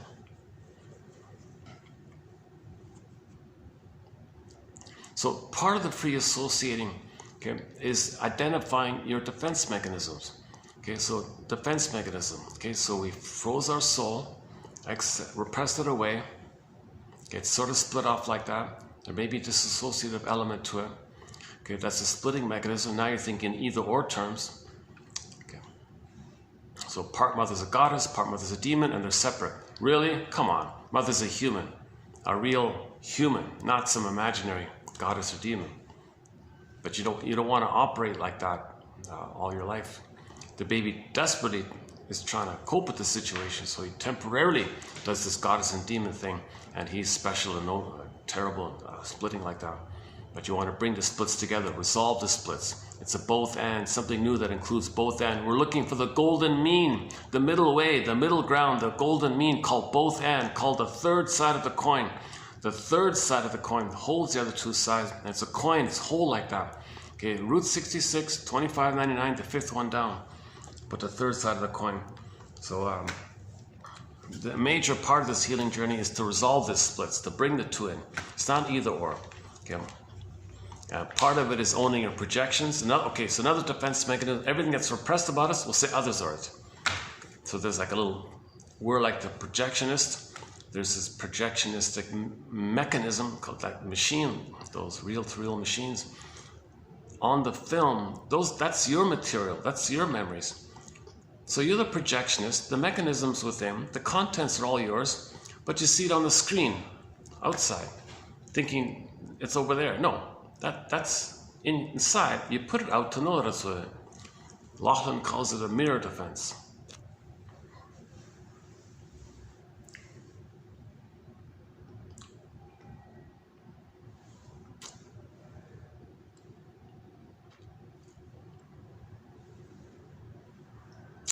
Little mini drama in front of me here.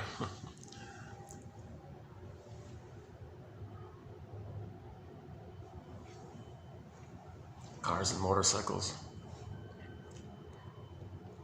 Well, I guess I got lucky today. Today's Sunday, around 4 o'clock. Yeah, to my surprise. It's funny with these hotels.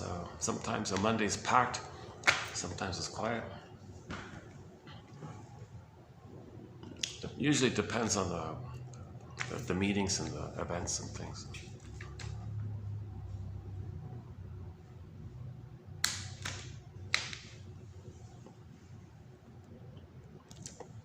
Yeah, I'm curious about the new phone. There's that announcement that the new phone is coming out. I'm thinking, I wonder if I should consider it.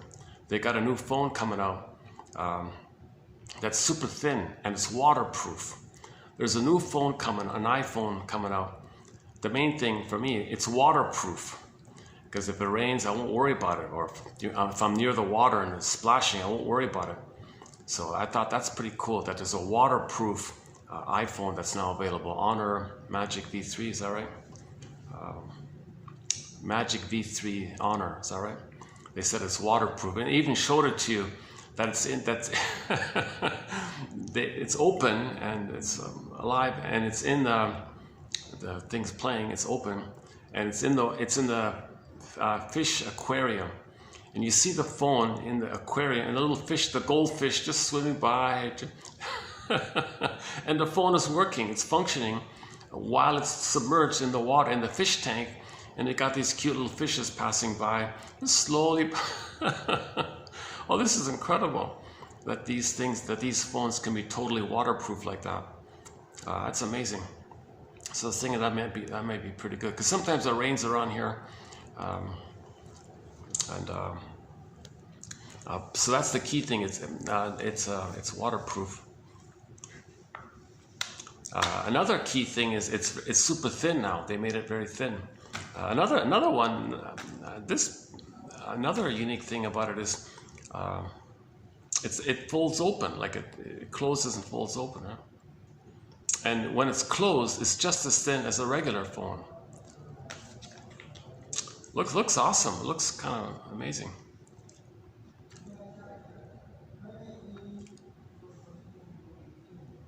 That means when you open it up, you can watch a film a little more. You can lay it, you can set it down. It looks like a little mini TV or something, right?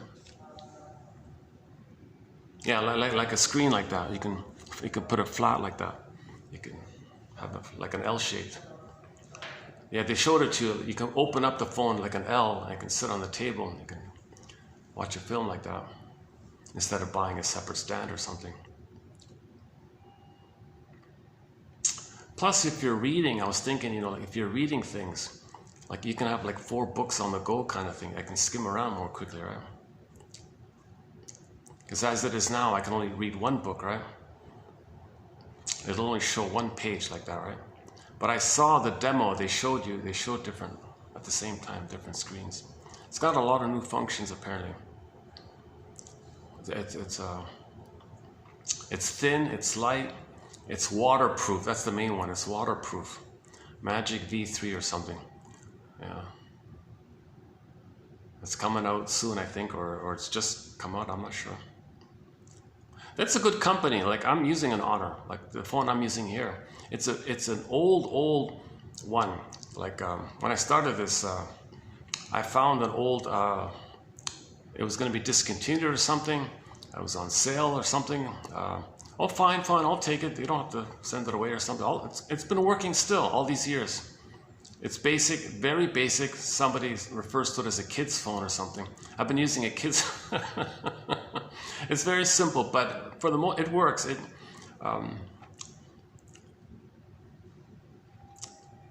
The battery, like I've been using it for all these years, so the battery embedded in the phone is kind of near the end. So I got to use this backup battery. And sometimes the lighting, I get a little shit, but otherwise it's been excellent. It's been an excellent phone. The audio is very good. When you play it back, it's very clear. It's like a budget phone. It was like just a small fee, right? So I've been thinking, yeah, why am I telling you this? Okay. Honor, yeah. Your honorable self, yeah. Your authentic self, your honorable self. That's frozen. Right? Your original self, your honorable self, your authentic self, your beingness. That's frozen, right? In trauma. You want to get it back. You want to get it back. Like the honor comes from your feelings. Empathy and honor comes from your feelings. Making amends, that's honor. Okay, your virtues, like from your feelings. So you want to get back your feelings like that.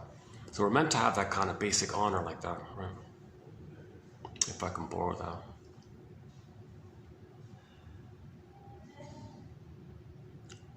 Okay, so Inside Out 2 is very good about getting back your honor. Reassociate your honor and you get back the repressed memories, the new amalgam, now you got back your honorable self, your feeling self, your embodiment. That's the common hero's journey, okay, the monomyth. Joseph Campbell calls it the one common one myth for all people with trauma. Basically everybody, pretty much. One estimate is that 90% of the babies in North America receive attachment trauma. Nobody really knows. No one's properly measured that kind of thing. But a clear sign of trauma is any psychosomatic symptom, any kind of dysfunctional living, emotional eating, smoking, drinking, and gambling, all that's all trauma. That's all crying for love, right? The slot machine, it's promising, it's alluring, oh, disappointing. That's what happened. You're replaying what happened. The baby was allured and promised a great hope, it fell. A great hope fell. You heard no noise. The wreckage was within. Oh, cunning tale that let no witness in. How do you repeat that? You have that hope from others' love. There's no time there. You hope from others' love, but it's going to be failed. You want to remember. You want to remember, so you repeat to remember. So you run to the slot machine, it's blinking and promising and alluring and exciting and enticing. It tells you you're going to win. Put your hope in, put your coins in, click, click, click, disappointed. Well, that's for you to remember that your mother was a cold, refusing machine. From the baby's point of view, the mother didn't see her humanness, so she was kind of like cold and rejecting like that, and she objectified it because she didn't see her needs like that, so it feels like that, just approximation, right? So that's one of burglars' examples. Or this pattern is very common. It's same thing with the drink. Person runs to the wine store, all excited, jocose, disappointed, morose, maybe angry, bellicose, the hangovers, the comatose, the endorphins. Well, that's the pattern. The baby had a great hope for stimulating breast milk. Okay, it fell. He's depressed, he's angry. And then the swoon. Jocose, morose, bellicose, comatose. So you repeat it. Run to the store, all excited, sad, angry, okay, on hangover. Same stuff. So we repeat to know the story. Once we get the story and have the reaction, we stop repeating. Memory, repeating, and working through. This is the common one monomyth. Okay, in the Spider-Man film, that lady at the end, that teacher at the end, she said, "Dear students, in all of literature, all literature, I mean, she means interpretive literature, not the escapist. Literature is subdivided into escapism stuff, just to get you away from your current pain. So we have escapist literature, drugstore novels and stuff, right? Revenge fantasy, romance fantasy, okay, mystery, because criminals, well, you don't feel like criminal, they're criminal, right? So if you study about a criminal, that distracts you, that you feel guilty because you thought you were a criminal to your mother, or your mother was a criminal, so you externalize to make you unaware of the pain of what's going on like that. Now, you can interpret that, that's helpful if you want to interpret your escapism literature, but she meant like authentic literature, what's called interpretive literature. The goal of all interpretive literature, or all literature actually, including escapism literature, I guess, if you interpret the escapist literature, pull it into interpretive literature. The goal of all literature, she said, is to ask not 10 questions or something like that, like others people say. No, one question, 3 little words. Okay, play the Roger Hodgson, is that right? The Logical Song. Who am, fill in the blank. Who am I? Please tell me who I am. So the true amness is that authentic self, that honorable self, that beingness. Okay, it's Snow White, Rapunzel, your beingness, okay? So that's who you really are, your feeling self, your ontological self, your beingness. That's you're born with that. You're born with the authentic self. Okay, the word of the year by the Merriam-Webster Dictionary Company was authentic. You can even call her honorable, right? Okay, so we're born with this authentic, honorable self. So who am I? Am I my true self, this true honorable self, this true authentic self? Or am I this defensive self that just does these things where I'm just repeating the past, hoping to change the past, imitating the mother, telling the world what my mother did to me by acting like her, being excited about it, having this strange pleasure because it's a trauma bond with her, being a Peter Pan because I don't have to grow up, I can live forever, no time, pathological nostalgia. So this false self, okay, it's greedy, it's envious, it's spiteful, it's grievance collecting, injustice collecting, it's talionic, it's because you identify with the aggressor, it's filled with lies and duplicity and doublethink because you can't admit a feeling. That's defense against feeling, defense against free associating, defense against intimacy, defense against making I statements, defense against your authentic self. You're afraid of your authentic self. It's just because that's what happens. You're afraid to know the truth. But the truth will upset you free. Play Jim Carrey, and the truth shall upset you free. That's a funny clip by Jim Carrey, right? So he was a lawyer in that film, right? And the lady was a pathological liar or something. But she was nudged finally to tell the truth. And when she did, she won the case, right? And Jim Carrey's, borrowed that for any person. And the truth shall, when you tell the truth, you're set free. Just like she told the truth and won the case kind of thing.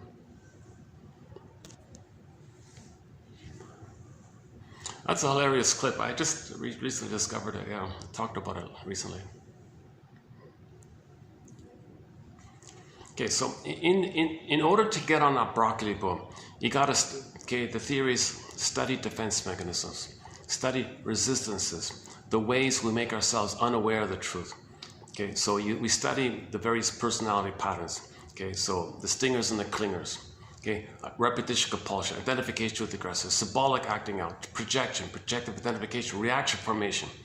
Okay, Sarno says we create physical symptoms as a defense mechanism because then when we focus on the symptom, it distracts us that the emotion caused it. You focus on the symptom, your attention is on the physical symptom to make you unaware that the emotion caused that.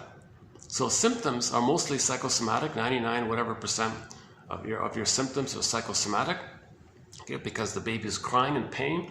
Pain turns inward, goes to a body place, and you get the pain there. So the baby was crying, it was kind of over, it was like that. But when the mother gaslit the baby, wasn't around, those feelings turn inward to somewhere in the body. Then after a while, there's a problem there. The pain of the symptom is the continuation of the emotional scream and cry to the mother. Psychosomatic symptoms reveal through the pain this crying that was there before it just detoured. That it's sort of concealed because it's within like that. Whereas originally it was kind of like open and revealed. But when it's kind of within like that, the pain reveals it, but it's kind of concealed because it's within like that. Psychosomatic symptoms reveal and conceal the emotional issue with the mother. So that's another, so Sarno's theory is, yes, you can focus on that, but at the same time, people put a layer on top of it. Hey, I can use this symptom to just think that that's the problem. The symptom is the problem. Just focus on the symptom. Don't focus on what caused the symptom. I can just focus on the symptom. So there's a defense mechanism, okay? There's a defense mechanism. Using symptoms, thinking that's the cause kind of thing. Okay, and there's a whole long, I remember once Susan Anderson had like 200 lists there. So we study the main ones here, right? Projection and so on, right? Projection is the means of bringing repressed material to consciousness. And recently we talked about the Robert Bly quote about retrieving your projections. Retrieving or owning your projections, withdrawing your projections. When you're projecting, that's like a confession that it's within. Like in the prejudice one, oh, they're no good and they're dangerous. Well, you felt no good and you thought your mother was dangerous. You split it off and it's projected. So you want to go to that person and say, I want it back. What I said about you, give it back to me. I put it in you, using you as a psychic safety deposit box. I want it back. Oh, the person's confused. Yes, of course, if you want to own that, if you want to own your soul, you can have your soul. You don't have to give me your soul like this. But some people give people their soul away because it's so painful what the mother did. They become the shaming mother and repeat the thing. Very dysfunctional stuff. A lot of pain like that, right? Okay, so I didn't even cover the main points yet. So we cover, well, I did touch on repetition compulsion. Let's finish up with the 45 record. Let's at least finish that one. So every neurotic is a music enthusiast, but he only has this 145. In new situations, he plays it. New place, he plays it. Just keeps playing the same old record.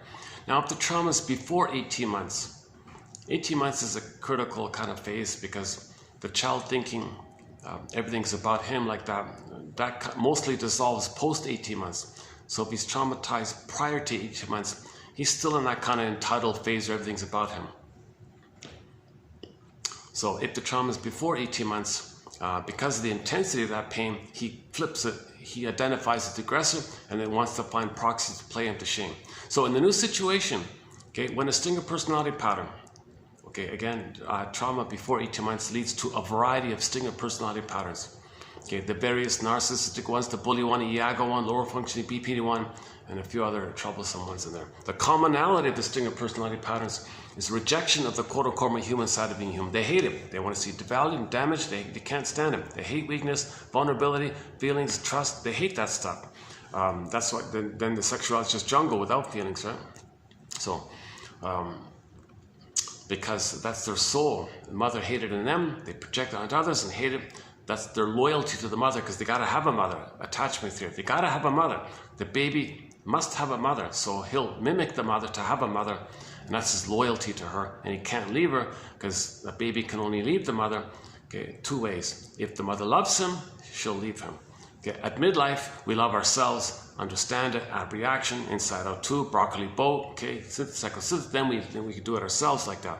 So either the mother loves the baby, he gets his authentic self. It's very rare. Much more commonly is that in midlife we got to do it ourselves. Okay, Michael Jackson, man in the mirror. Start with yourself.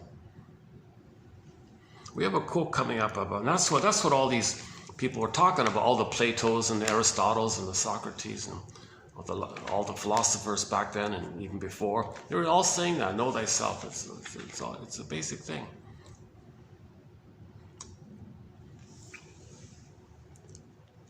Who am I?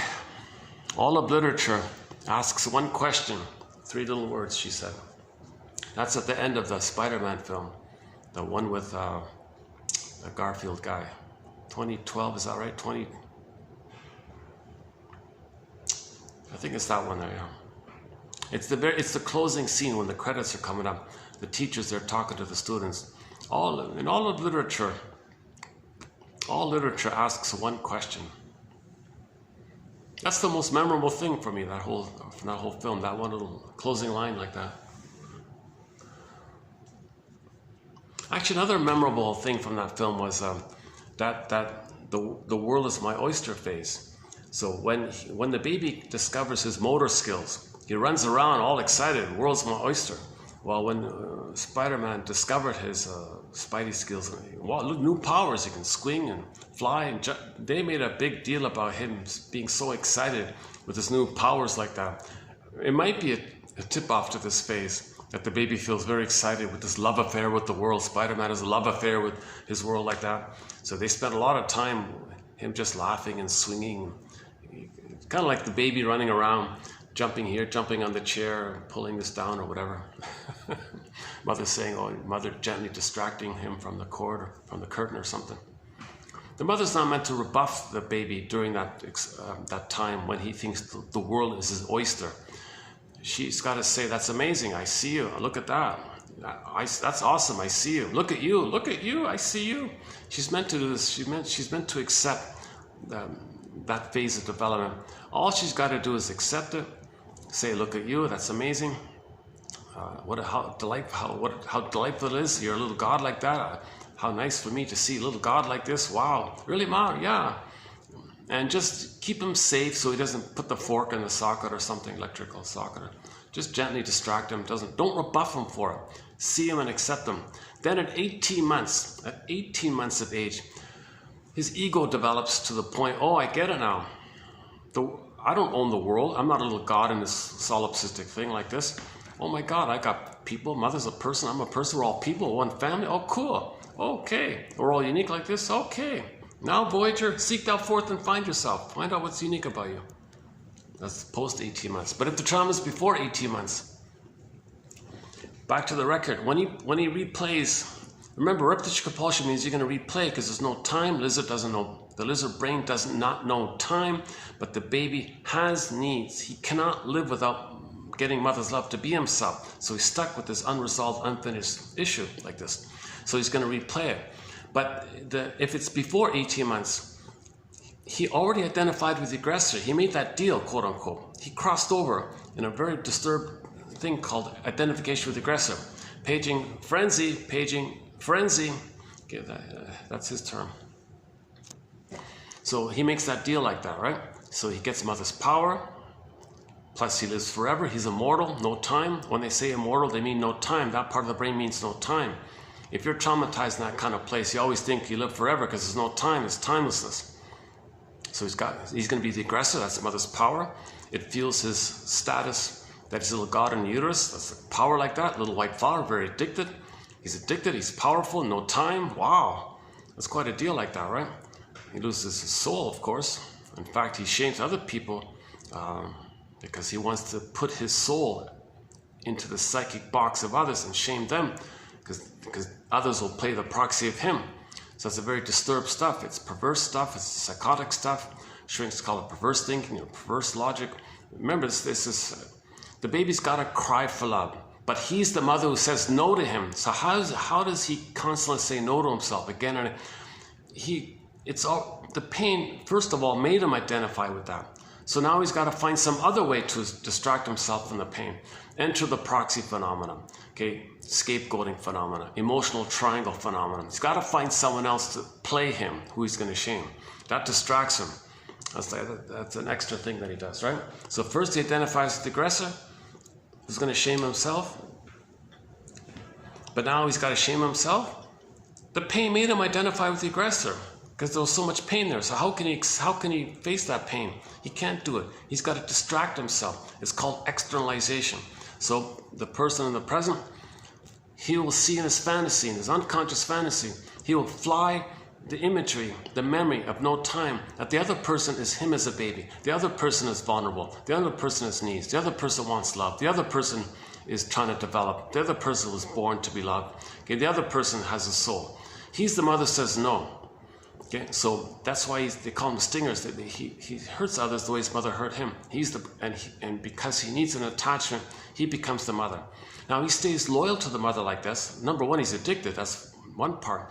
The other part is he's loyal because he thinks if he mimics her, maybe mother will correct her ways. There'll be her injustice. She'll change her ways. Magical time machine, and go back in the nursery and change it all up. He's hoping for that kind of justice or something, right?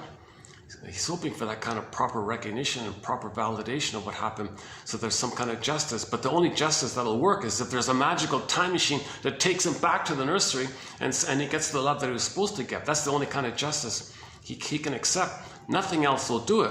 No other apology by the mother later on in midlife is going to really do it. It might help a little to get your story, but it's better than nothing. But it's not going to totally. You got to ride the broccoli boat. Play the song White Bird. White bird in the golden cage, in the winter time in the rain. White bird must be free, or she'll die. And the famous poem, if she doesn't weep, she's a goner. If the white bird doesn't fly, he's a goner, kind of thing. That's to emphasize the importance of the need to grieve, the need to weep, the need to have the abreaction, the need to kind of get on the boat, feel what you feel and say what you need to say, that kind of stuff. If you don't, you feel pain, then you got steam, and then you're stuck in the pain of the original pain pump of repeating around what the pain that you felt when mother rejected the baby. You felt pain like this, and it's looping around like this. So you want to get out of this. You want to be free from this pain pump. You want to be free from this curse or something, right? So if he's going to repeat it, he has the chance to observe his behavior and make the inference that that's coming from his inferring mind. The non-reporting brain, the unconscious brain, the non-reporting brain, or the inferring mind. It's invisible like that. It communicates to us as if it were a puppet master getting us to do stuff that's symbolic of the past, so we can see the past and know the past, get our story, get our memory. When we get our memory, we stop repeating. Memory, repeating, working through Freud, 1914. Somebody joked, if you put down psychoanalysis and shame it, and you're laughing like that, you're a Schadenfreudian.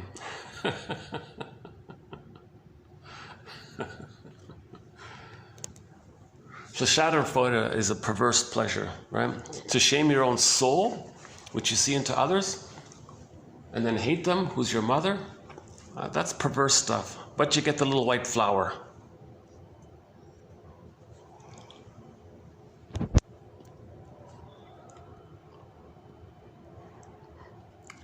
Oh, speaking of narcissism, coming up in, go to coming up, what is it going to be? 7, 8, 9. Is it going to be 9? 28. Yeah, 2889. I came across two young ladies. One very young lady in her 20s, the other one sort of maybe in her 50s or something. They're not therapists, but they did something that, the complication between the daughter and the mother is very complicated. So if there's any daughter who can confront the mother and write a book about it, that's going to be helpful. So quotes from these two ladies we'll have on 89. Now they're not therapists, they're not shrinks, they're not professors, nothing like that. They're ordinary people, but they had a lot of pain and suffering and symptoms like that. So they investigated this kind of area and wrote self-help books by it. that's coming up.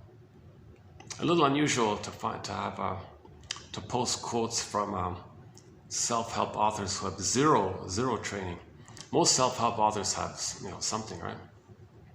That's it'll be unique like that. And I found them at the same time, kind of thing. So they're just like fellow travelers, kind of thing.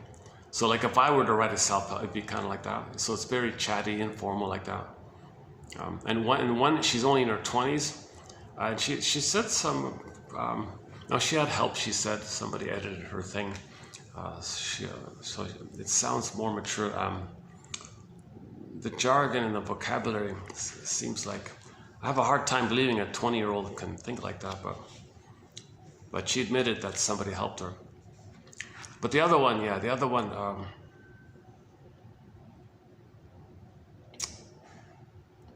I did the same thing, that the mother was narcissistic. So the two girls both had narcissistic mothers. They faced it and wrote two books and wrote their respective books about it. So we'll have a couple of quotes from these two books in 89 coming up, 28, 89 coming up.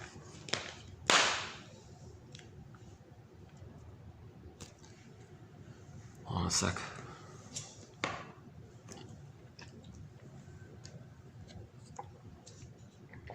If I could drink, see, if I can drink juice, I'd have more energy, but if I drink this caffeine stuff, it kind of wears me out.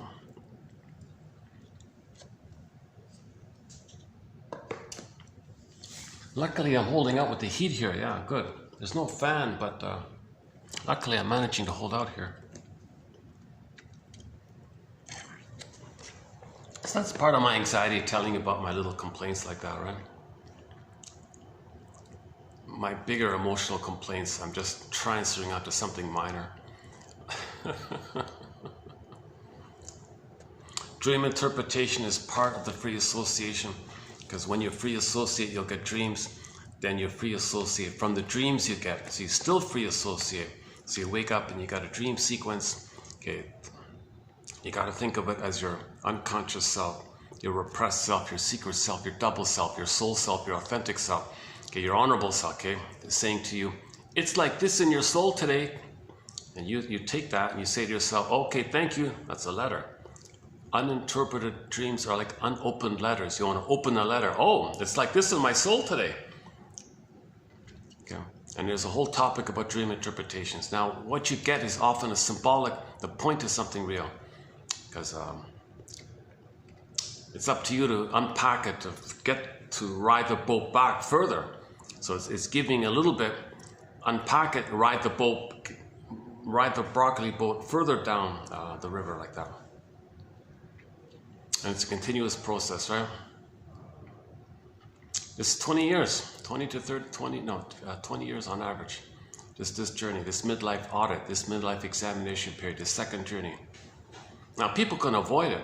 People can just constantly do the Puella thing, okay, do the she-wolf thing, or the Don Juan thing, and then make excuses and just play the song by Trooper. Oh, I'm here for a good time, man. Just play these kind of party songs or something all the time. That's a defense against not wanting to grow up. So a very good handy model, a very good rationalization for not wanting to grow up is simply, look, I'm this way, it's the way I am. I'll always be like that, so that's what it is. Well, that's cute, right? You don't have to face anything. You don't got to feel. You don't got to take responsibility for your trauma and heal yourself like that. So we did 6 videos recently on rationalization. A very important set of quotes we recently completed. Rationalization from 2875 to 80. Those 6. So rationalization means it's the lies we tell ourselves and others to hide and cloak and camouflage this jungle stuff that we're doing that we don't want to know. It's unreasonable, it's hurtful, and it's neurotic to constantly protest against your mother your whole life, basically, as a placard. This forgiveness topic, so embedded in the riding the broccoli boat is this whole topic of forgiveness, obviously. Because in order to heal, you got to understand your mother, why she did what she did. Okay? Because if you don't, you think she's a criminal and you don't want her to get off the hook, and you deny your feelings. If you were to do so, you're betraying yourself at this huge injustice. So how do we deal with this kind of thing? And some people stay dysfunctional because they're afraid their parents will take credit for them. That's a double insult. Some people manage to have some success in their life despite what their parents did. But if they think their parents are going to take credit for it, oh, that's a double insult. I can't deny the reality of the pain you inflicted on me like that, and you're going to rub it in and deny it. You should say, parents, that it's despite you I became successful. Don't say because of you, because you really did hurt me, and I managed on my own to do some stuff. That's why recently I've been quoting that Nashville TV show quote, the music show called Nashville, The Lies of the Lonely. So there's a song on there called The Lies of the Lonely on our soundtrack, that one there. So there's a young lady who was successful, made money and all this stuff, but we see the mother. She was a miserable waif, dysfunctional, in pain, depressed, on pills, all this stuff, unavailable. She could not be a mother. This woman could not be a mother. But she did do one decent thing, which maybe implies that she wasn't that bad a mother, because the daughter was successful, nevertheless. Which was, when the mother saw that the daughter was successful, that mother said to her, all that you are, all that you've accomplished, all that you succeeded, all that you became, all that success, that's all you. That's all you. Not, in spite of me, you did it. Like, in spite of me. Like, not because of me. Like, how'd you say it? Like against all odds, kind of like, I hurt you and it'd be harder, but despite that, that's all you. You did it all. Like, so in other words, she made it clear she was not going to take credit. So I was thinking, if she had that attitude, that might have been part of why she was successful. Because some people won't be successful because they're afraid their parents will take credit. That invalidates the feeling that of the hurt they received. If they're going to take credit, you're all good, really? Really? Oh, I can't bear that. What an injustice. I'm betraying myself, my feelings. You hurt me. Oh, I can't do that. I'll stay neurotic and wear a placard. My dysfunction will be a placard, like a protest of the injustice you committed. How dare you take credit for you hurt me, I'm in pain, and if I manage something good, you're going to say it's because of you? That's you guys. No, I'm going to preempt that. I'm not going to give you that pleasure. I'm not going to give you that kind of thing, because what you did, the baby thinks he's a criminal and he feels pain by the criminal act by the mother. So to just say, oh, okay, because of you, I'm a little bit successful, that's a self-betrayal like that. So let's read the first quote here, sort of in that area. Okay, the client's dysfunction, the client's neurosis, the client's narcissistic pattern or clinging pattern or codependency pattern, take your pick, whatever it is. Okay, the client's dysfunction is part, obesity could be one, smoking, okay, gambling, whatever they're doing. The client's dysfunction, okay, the Peter Pan syndrome, okay, or the Puella, the she-wolf syndrome. The client's dysfunction, whatever it is, not wanting to grow up, injustice collecting, bitter, sarcastic, schadenfreude, okay, greedy, envious, spiteful, whatever it is, the client's dysfunction is part of the secret bond of suffering that links her to the mother. It is part of an unhealthy identification with her, a pathological mode of attachment to her. For some clients, dysfunction, whatever it is proof of the wrongdoing committed by the parents. They unconsciously refuse to get well because being happy means letting the criminals off the hook. They publicly display their suffering, just like how protestors carry banners at a rally against injustice. If they give up this suffering, the world will no longer have reason to acknowledge the wounds that were inflicted. Clients may stubbornly cling to their symptoms and resist getting well. So yes, while it's true, every client comes to therapy with a healthy wish to be free of their symptoms, we must never drop our vigilance in looking for the resistant part of the client that fights to maintain their neurotic equilibrium or their dysfunction.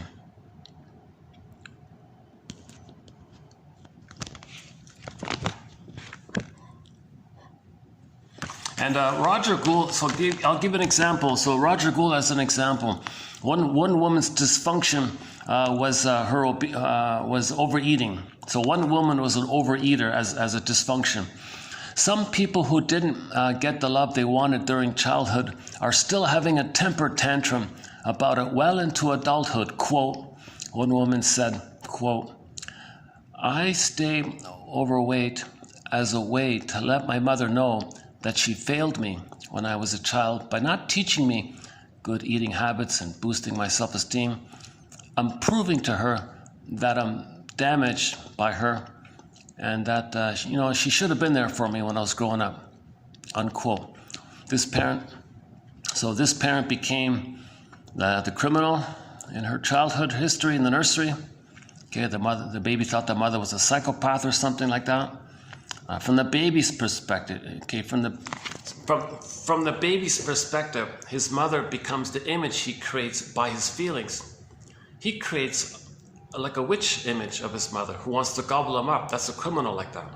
It could be like the sea monster, the boar queen, okay, the guy with the horns like that. These are all very criminal kind of characters. Okay.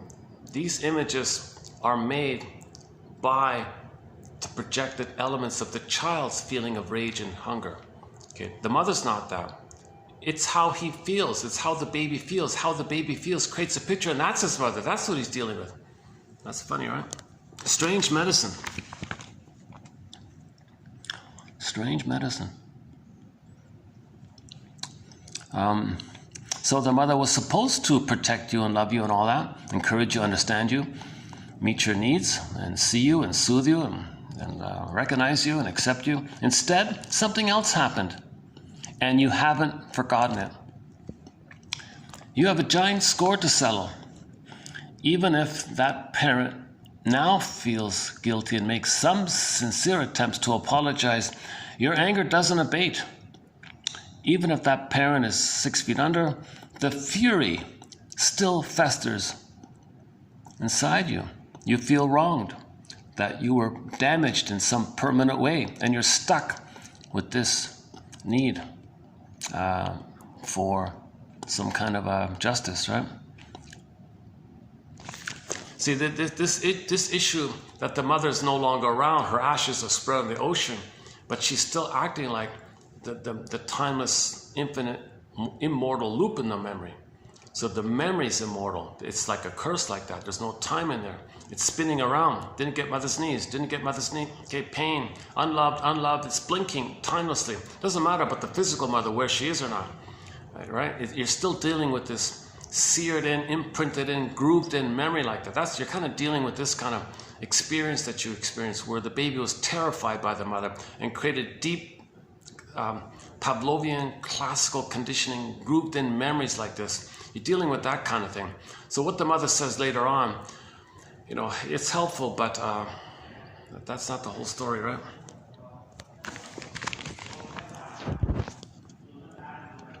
Okay, so he gave. This is from Roger Gould here, from his book called Shrink Yourself. He gives the example of a fictional client named Diane. Diane made a decision years ago to spite her fastidious mother by gaining weight. So back off, mother. The weight's going to be like a barrier, a buffer, a protector. She wants to control the situation. Back off, mother. So she gains weight to say to her mother, back off, basically. She feels that her mother... so whatever the mother did, okay, so you can list all the things the mother did. Okay, finally, Diane circumvented mother's impinging, mother's demands by getting fat as a kind of defiance, as a kind of protest. It's a kind of protest, right? It's like a defiance. No, mother, no, mother. So the obesity, he thinks, is kind of like in that area. It's not just about trying to get mother's love, using food as love. That's part of it. But the other part of it is like a protective thing. It might be important for Diane to disavow her mother's treatment of her. But there's a big difference between standing against mistreatment and shutting the door to a relationship if the other person can't act civilly, versus staying in a rage because of that mistreatment. Okay, so her being rebellious is not autonomy. He likes to make this point here. Her being like this rebel, that's not like freedom or autonomy. You're not being yourself. You're just reacting in an infantile rage towards your mother. That's not autonomy. Unlike Diane, not everyone who stays overweight to get revenge has issues with their family. Okay, sometimes people want to get back at someone in their life now. I have a client who wants her husband to stop smoking. She puts on 40 pounds to punish him. You'll never win the battle by using your body for revenge. Yeah, this reminds me back to that Nashville show. Some young lady dumped her boyfriend. He was moping around, doing self-destructive, painful, self-defeating things, hurting himself a little bit like that. And the ex-girlfriend came across and said, "Don't try to punish me by hurting yourself." That's what he's kind of doing. He's trying to punish her by hurting himself. That's what we kind of do. Like, that's what children kind of do. They think they're going to do these dysfunctional things, thinking that in those kind of terms that they're going to. You know, Burglar has a line about the drinking one.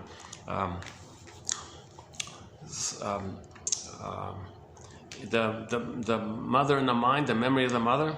He thinks by eating junk food and hurtful liquids like alcohol, he thinks it might affect the mother.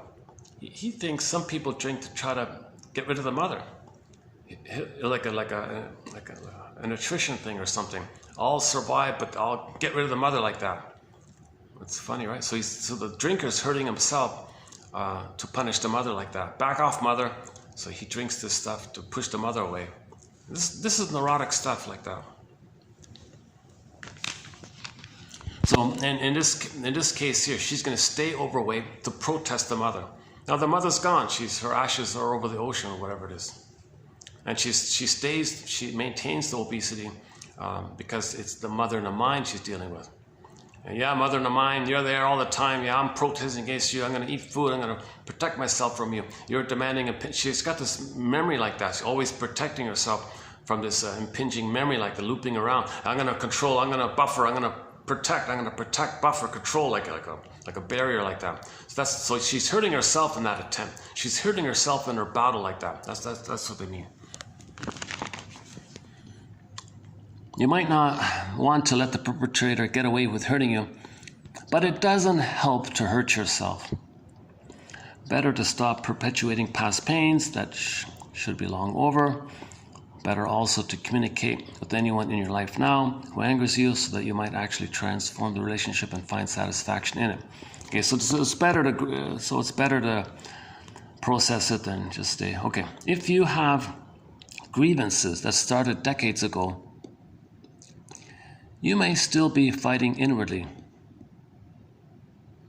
holding onto horror stories that you've never revisited for accuracy or meaning, feeling yourself to be the victim of a huge injustice or hypocrisy, interpreting your own experience with the same mindset you applied as a baby. It's time to stop using your bulging belly as a billboard. It's not okay. Not to pick on that. Any dysfunction. It's time to stop using emotional eating as a billboard. It's time to stop smoking as a billboard. Like advertising, like you're hurting yourself and protesting against the mother, like the woman being obese, to back off the mother like that. So the idea is to update things.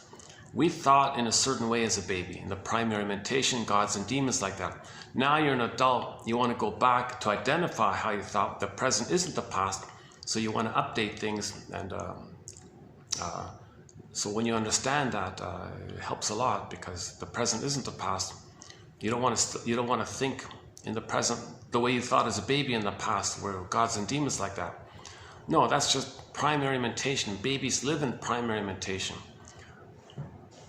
So you recognize, oh gee, I thought like that? Oh my God, wow. Well, okay, if I was a baby and my ego wasn't developed and my neocortex didn't come online, that's how I thought. Well, I guess that's how I thought. Yeah, well, now it's not that. And I thought, yeah, because of my helplessness and powerless and mother all the power, I saw her as two giants, good and bad giant, split like that. That's how I thought as a baby. Well, okay, well now people, adults now, it's different, right?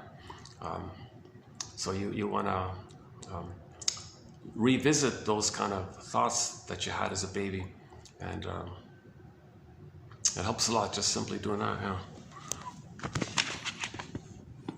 Okay, where are we here?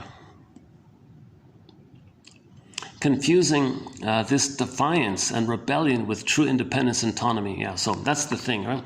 Some people confuse the rebellion and defiance with true autonomy. Yeah, being dysfunctional, neurotic, being an injustice collector, grievance collector. This is this old infantile rebellion at your mother, what happened when you were removed from her. If the baby's removed from the mother, put on a towel, hormones washed away, that'll do it. Okay, babies are meant to have a secure attachment. The source point of all this is attachment trauma. The baby needs to attach to his mother securely and safely.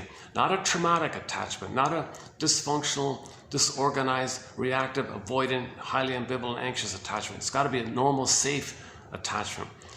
Now, when babies are removed, they lose that. They end up with a traumatic attachment. Then you're in constant rebellion. Being in constant rebellion is not autonomy. So he makes this point a few times.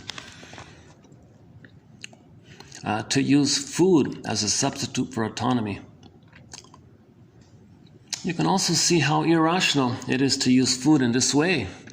Your baker's dozen donut a day habit will never lead you to the one person who will love you the way you wanted to be loved when you were a baby. And it won't punish the people who hurt you in the past. So neither does it work where you're able to punish your mother as a criminal and get justice. At the same time, overeating doesn't mean you're going to get the love that you were supposed to receive back then if you equate food with love. Okay? So food can be symbolic of mother. So you gobble in, okay, all the food because you don't have a memory of being loved by the mother, which would give you a neural circuit, which would give you a continuous, steady supply of serotonin out of safety of being loved, because you love yourself, mother loves you, you love yourself. Human connections lead to neural connection. That's missing. So there's a gap like that. So food. It's just a trick. It just cycles around. So you're constantly gobbling up food, thinking you're trying to stuff yourself with the memory of mother loving you, whereby if mother loved you in the past, you would get that neural circuit. Human connections lead to neural connections. You get that. That's what the baby needs in a secure attachment style. The baby needs a relationship with the mother where the mother soothes the child and accepts the child, recognizes the child. Then he can treat himself like that because it becomes part of his wiring, his psychic structure like that. Okay, how the mother treats him, he's going to treat himself. If the mother rejected him and hurt him, he's got a hole like that. Well, food. It's not. It skips. It doesn't work. It doesn't create the wiring.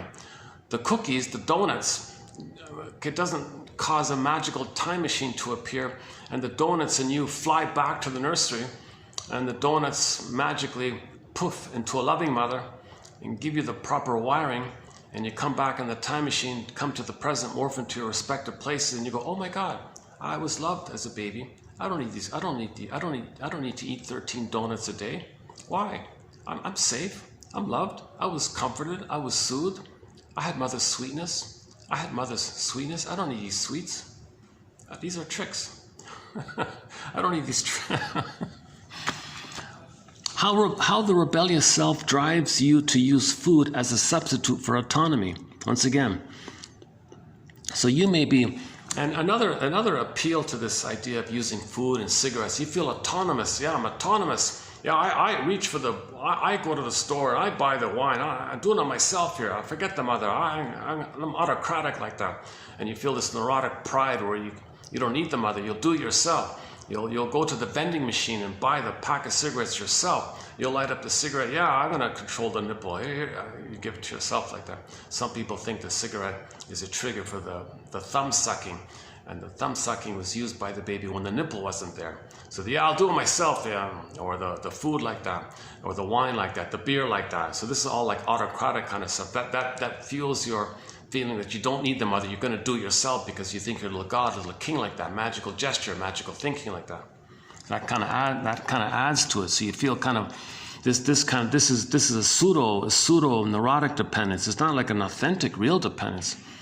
Eating to defy or punish someone only gives you a false feeling of power. That's a false. So what I just said was a false feeling of power. Okay, that's not genuine independence. Your Snow White is still in the coffin. Rapunzel is still in the tower. Only when you get Rapunzel back, then you have independence. Next one here. You feel emotionally. Oh, that's 28. Sorry, that's coming up.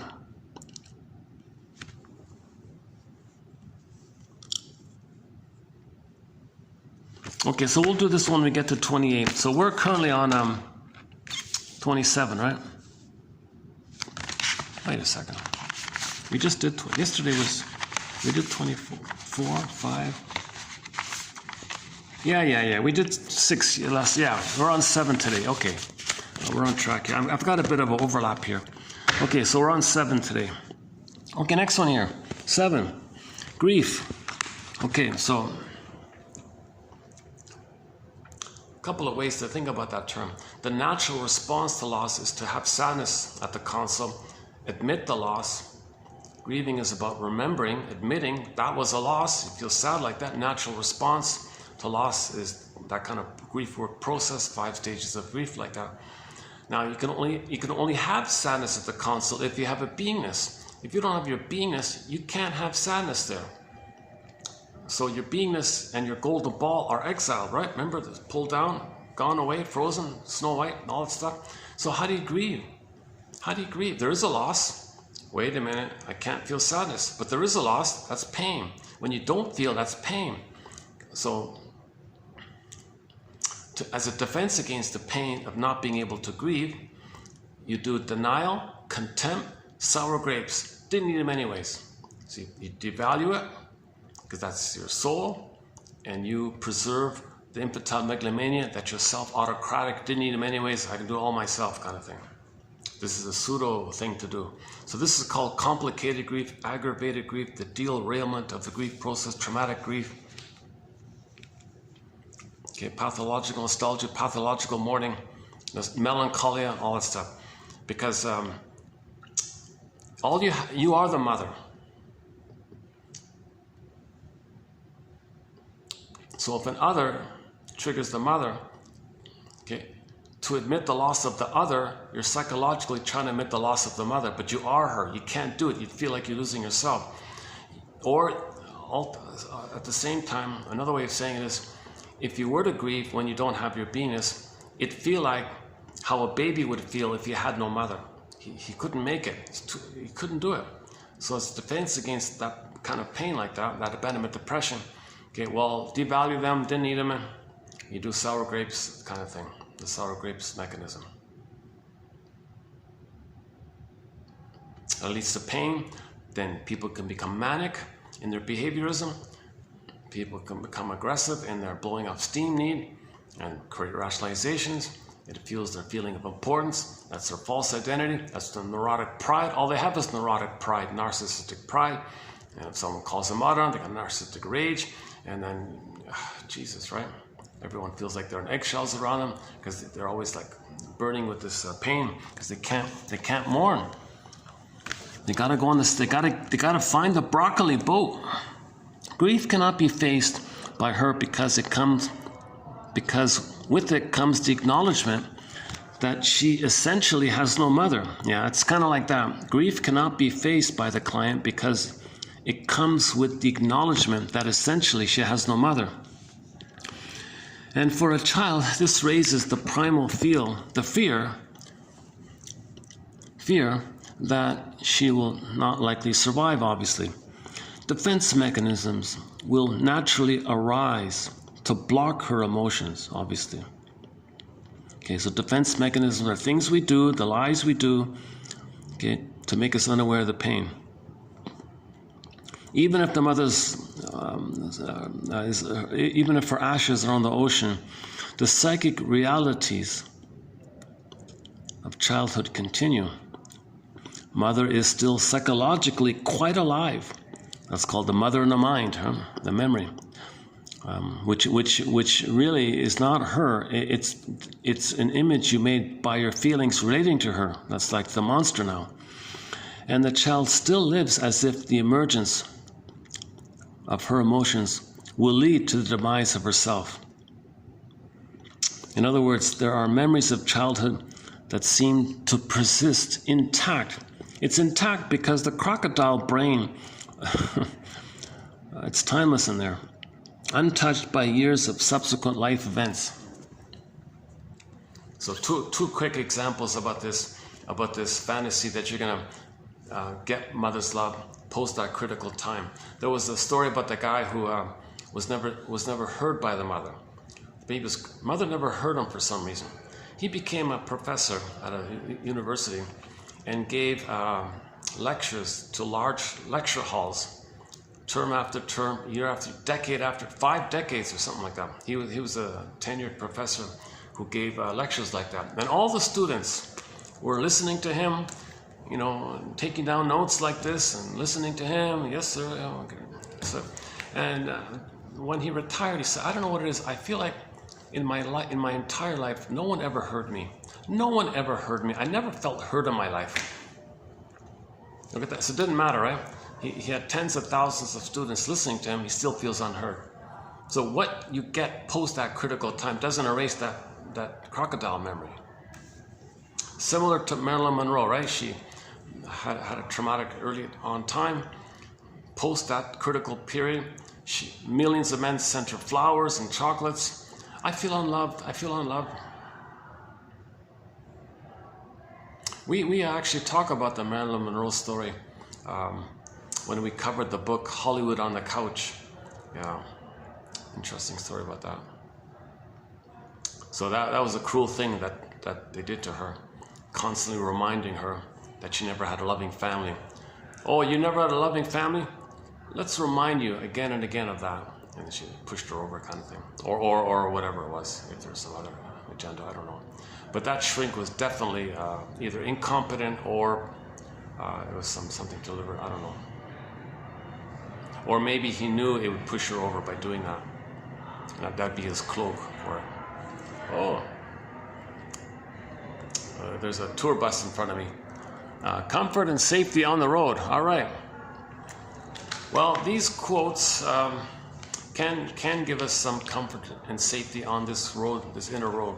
It's a bumpy road, but you get some support. We have some life raft quotes in here, so we do have a thread on self-help exercises on here. Or some big tour travel group co-limited. Nice new bus. Okay.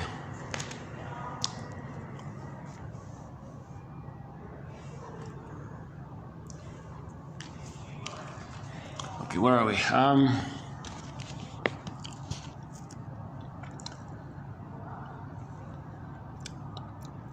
Yeah, so we suffer from these memories, reminiscences.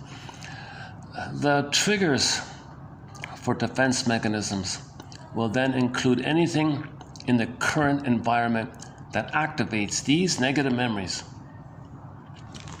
Okay, so it could be almost anything. It's very easy to trigger that.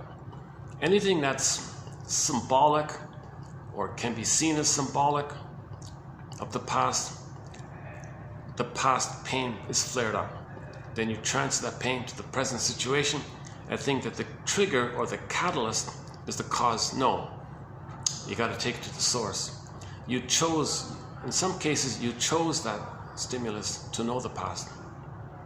So the common example is the transference love. The baby and the mother laid down neurocircuitry but unresolved, frozen, finished, stuck. Okay, now you spend the rest of your life looking for somebody who has the same psychology like your mother. When you do, oh, you're the one. Instantaneous, you feel the blissful feeling in the wiring that you laid down with the mother, because that person reminds you of the mother, because that person has the same psychology like your mother. That triggers up the wiring that you laid down with that psychology mother. So that embedded in that wiring is the blissful feeling. You forgot it. So you transfer that blissful feeling, transference love, that blissful feeling with the mother, you transfer that to the person of the present. And, oh, you're the one, you're my first, you're my last, you're my everything, can't live with you, can't live, all that stuff. This puppy love, infatuation, this symbiotics, oh, just the two of us, this excited feeling, this oceanic feeling, this oceanic bliss.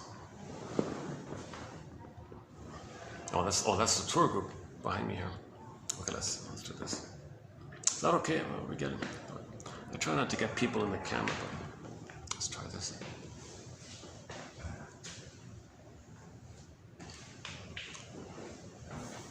Oh, they don't want to come in, do they? Hold on a second.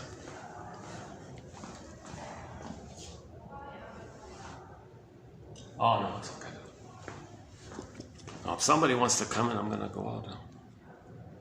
You know, just to be safe, maybe I can go back to the restaurant. I only use this as a backup when the restaurant's busy. Yeah, just some people might want to use this. Let's see.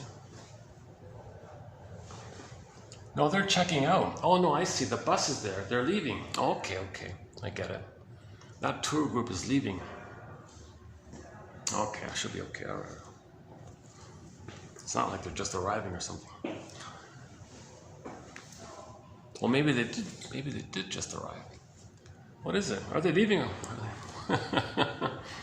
Let's see.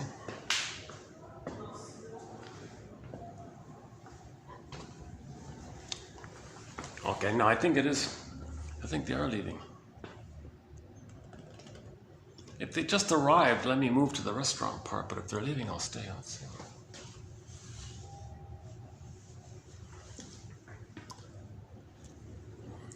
Okay, I think it's okay. Whatever it is. Oh yeah, the front staff will kick me out if they need it. Okay. Okay, where are we here? Yeah, so the transference love, our linked song is the Doobie Brothers' song, What a Fool Believes.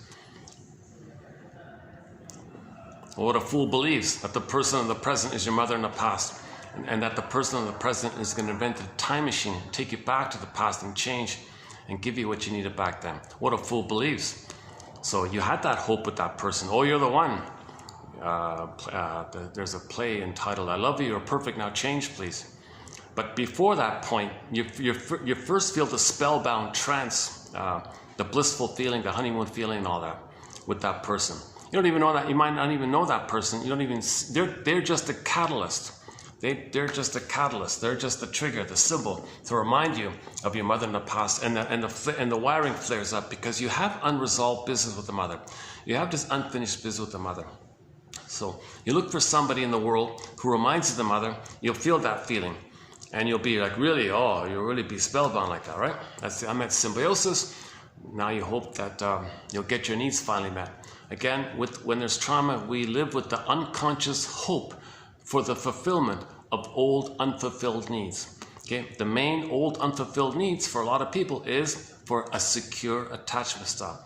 Okay, now for some people it's for symbiosis. They can get the symbiosis. So if it's really like a blissed out kind of thing, well, that's the symbiosis stuff that you didn't get. Okay, if the baby's removed, you're going to look for that symbiosis. Play the Katie Lee song, constant craving, looking for this craving like that. Okay, so now that person in the present is not going to be able to change your wiring from the nursery. So you're going to be disappointed and enraged like that. Okay, you're going to call them a Fluschwieger, a heartbreaker in German. We play the Katja Epstein's German cover of the Bee Gees song, Heartbreaker, made popular by Dionne Warwick, called Fluschwieger. Oh, you're a Fluschwieger.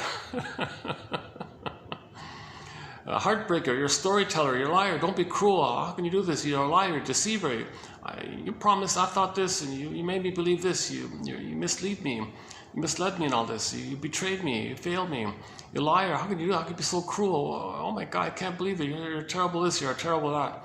Okay, well, all that stuff you're feeling, okay, you chose them to know how you felt with the mother. Take it to the source. You deliberately chose them, unconsciously, deliberately chose them to know how you felt, to get your story so you can stop repeating. You're repeating to know your story. So you were disappointed by the mother. You find someone who reminds you of the mother, feel disappointed up now to know how you felt back then. We felt it back then, but it's repressed. You replay it to bring it up to know how you felt, and now you do it like that. Then you stop repeating. Then you realize, okay, one guy had a very good quote. He said, oh, I get it now. I get it. I deliberately chose someone just like the mother and if that person in the present cannot do that in the past, and that person's like my mother, that means I'll never get it. Like, even if you find someone just like your mother, you're not going to get what you didn't get back then. Plus, to boot, there are no time machines. So you're really not going to get it. You didn't get it. You're never going to get it. Okay? It's the death of this unreal hope. That's the birth of new life. When you realize this, that's the phoenix, when you can do like that. Okay? When you do this kind of thing. So in a myth or fairy tale, if there's a death that's the death of this false belief like that. You create a character to personify this unrealistic kind of thing. Okay, when in the fairy tale, if that guy's gone, well, that's the birth of a new life, a new one. Don't take these myths concretely seriously. Every character in the myth or fairy tale is personification of an inner element. So if there's an inner element of you having this unreal, relentless hope, you can put a character to represent that. If that hope goes, then you get a new one comes out. The birth of new life.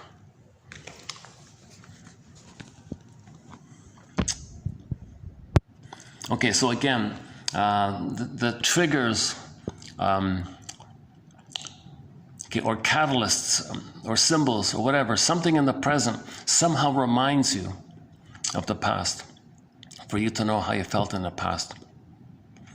So now remember, these past memories where the mother hurt you, that's implicit knowing, sometimes called procedural knowing, kind of like how we know how to ride a bike kind of thing. Implicit relational knowing. Implicit relational knowing. We want to make it explicit, but to do that, we got to give this scarecrow a brain. In therapy, an unfinished emotional script will finally be finished. So this script is unresolved, it's unfinished, we got to finish the script. Well, to finish the script, you got to identify it. Once you identify with your adult mind, lend your adult mind to the past. Don't lend your child mind to the adult. Lend your adult mind to the past. See, that one quote was the shrink lends the present adult mind to the client's child mind, while the client lends his child mind in the past to the present. A crossover like that. So you want to lend your own adult mind to the past. Okay. Then you identify and capture and give the past a time and a place. It kind of like set it like that. You accept it like ghost laid to rest. You can admit it. You can admit it that the mother was impaired. It didn't mean you were so bad because of that. She was just impaired. But you believed you were defective and guilty and sinner and dead. No, you believed all these painful things. No, she was impaired. That's not the whole story. You were born to be loved. Kind of get to that kind of, then you can let that free kind of thing. And then you lay the ghost. Then your life force that was in there, your life force is free for the present because you don't feel terrorized that the present's still the past. Because you laid the past to rest kind of thing. So the script is finished, so to speak.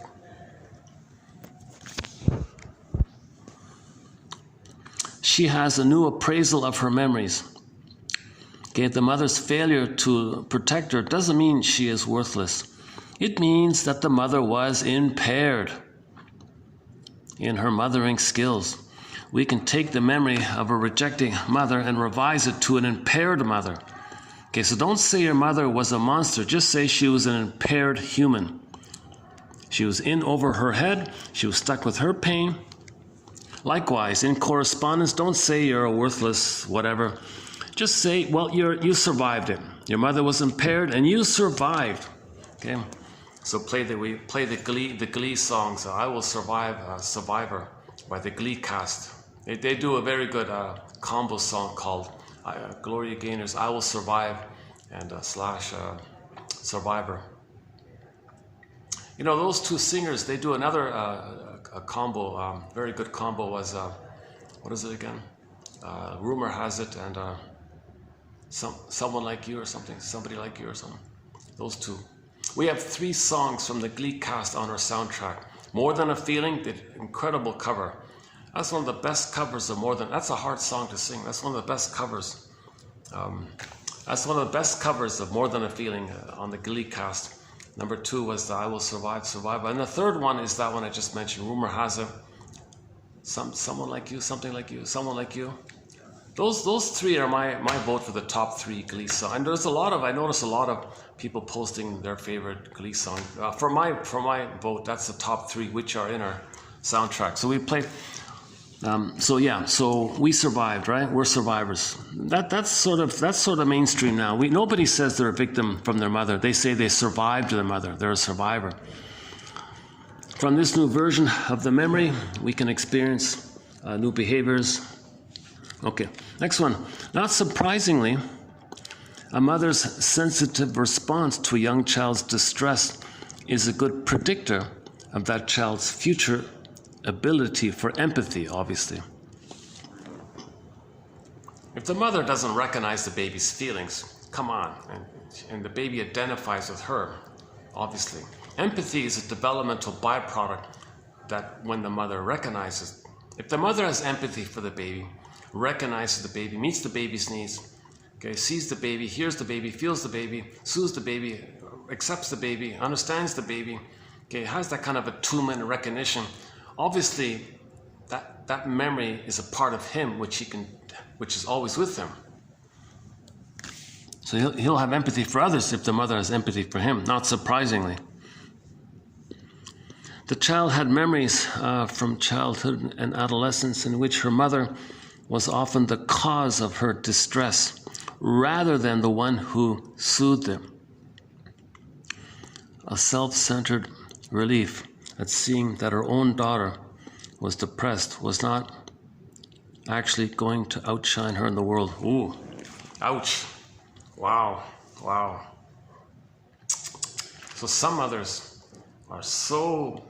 have such a perverse, sadistic pleasure in seeing their daughter or son dysfunctional because they feel they can always be one up over somebody. Meaning the dysfunctional child will exhibit, okay, it's called externalization, their shame, okay, pain, all this, okay, as above, so below. The mother in the below feels shame, worthless, or whatever. Okay, she believes that. So make the child like that. She feels a pleasure because it distracts her of how she feels with him. As above, so below. So the mother creates the baby dysfunctional and naughty or a mess or whatever. And she feels pleasure because she feels pain relief because she doesn't see it within. Okay, that's a defense. It's called externalization, so she can project what's within to the child. Oh, the child's helpless and no good and a failure. Oh, I feel good. Oh, she feels relief, right? That's sad stuff, right? Strange stuff. Yeah, and this is caused by the very common dilemma that the mother hurts the baby's crying. Normally the baby turns to the mother for soothing, but wait a minute, the mother's the one that caused the pain. Now the baby's got to go to the mother for soothing, but she causes more pain. What a mess. Then the mother doesn't feel pain inside. She gets relief. Oh, baby, you're in pain? I feel relief. That's perverse stuff. That's Schadenfreude. She gets some pain relief or pleasure at the misery and expense of her own child. That's a defense mechanism on the mother's end to not be aware of the pain that she feels. Plus, she can maintain it, right? Plus, she can brainwash the child like that and maintains it like that. And then the child may grow up with the feeling that if they are successful, well, mother will be disappointed and she'll hate him, So these children who have this experience will have a fear of success, will have a fear of self-autonomy. Quote, if I limit myself, I will have my mother, but I won't achieve my potential. If I achieve my potential, my mother will be crushed. She'll hate me and turn away from me. That's the traumatic attachment the child has to the mother. That's the role they're going to play to have a mother. Okay, mother, you want me to be miserable like that, and it makes you feel better. That's the attachment. Well, I need an attachment. That's the deal. I got to give myself up for this attachment. Okay, there's a self-help book entitled, Mother, do I have to give up me to be loved by you? That's the title of the book. That's his attachment. Attachment theory. The baby must attach. It's a traumatic attachment, so he sacrifices himself to have the attachment. Now later on, if you try to get out of it, you bring up those feelings. Okay, self-activation triggers those old feelings, and then anytime you feel a lot of stress, you eat some cookies. You do a defense. So go to, was it 2 videos ago at the park with the triangle, self-activation. No, the last video, the last one, yeah. Oh, last one was outdoors, was it? No, 2 videos ago at the park, there was this little triangle there. Self-activation triggers abandonment depression, which leads to defense. So the child had needs, mother hurt him, and maybe when the baby was down and out, mother rewarded it. The only time the baby got mother's comfort is after she hurt him. So she was the persecutor, then the rescuer. The baby was the victim, the triangle. Okay, the famous drama triangle. So later, when you want to self-activate, do something real for yourself, that's going to bring up that memory of being persecuted, called abandonment depression. Then you do something for yourself to soothe yourself. So you might eat some cookies like that. So to avoid all that pain, you just keep that traumatic attachment and don't self-activate. That's the trauma bond. So you got to get out of this kind of curse like that. Our primary job is to help the client expand emotionally, and all else follows from that simple but challenging task. To this end, we must help navigate past the defense mechanisms and get on the broccoli boat. The client must not only talk about her feelings, but actually experience disavowed emotions during the therapy sessions. The client must do a lot of thinking about her feelings as well. Okay, so belated understanding and belated feeling. She must see the unhealthy patterns in her life. She must be able to connect her current difficulties to the early life experiences that set her course long ago. That's the curse. That's the quote-unquote a kind of destiny called repetition compulsion, not a healthy destiny. Lucy Holmes means repetition compulsion destiny, wrestling with this destiny, this fate like that curse like that. Okay, the client must connect her current difficulties to the early life experiences that set this curse down. Okay, past present links. You have this pattern, here's where you learned it, and that's why you're doing such and such. So our clip for this is the film I Love Huckabees, some kind of comedy film. I don't really recommend it per se, but there is one good scene, and I'd like to just edit out. Or the guy Albert had this pattern of betraying himself like that. He was betraying himself for some reason. So that the shrink said, oh yeah, the shrink, I took him to the house, the childhood home, and realized, you learned it here. Here's where you learned it. Here, your mother betrayed you. You learned it here. Here's the origin. Here's the source point. Here's the curse. Okay? And that's why you encrypt the truth. You betray yourself. You have this habit of being afraid to be happy, betraying your happiness chances. You learned it here, and that's why you encrypt the truth. You don't know what you really feel anymore. So in other words, another triangle. Okay, you have a pattern, when did it begin, and to see a here and now live example of it taking place, and it's brought to your attention. That's why you're doing now what you're doing. Okay? So you have this pattern, you learned it back then, and that's why you're doing this, what you're doing now. Oh.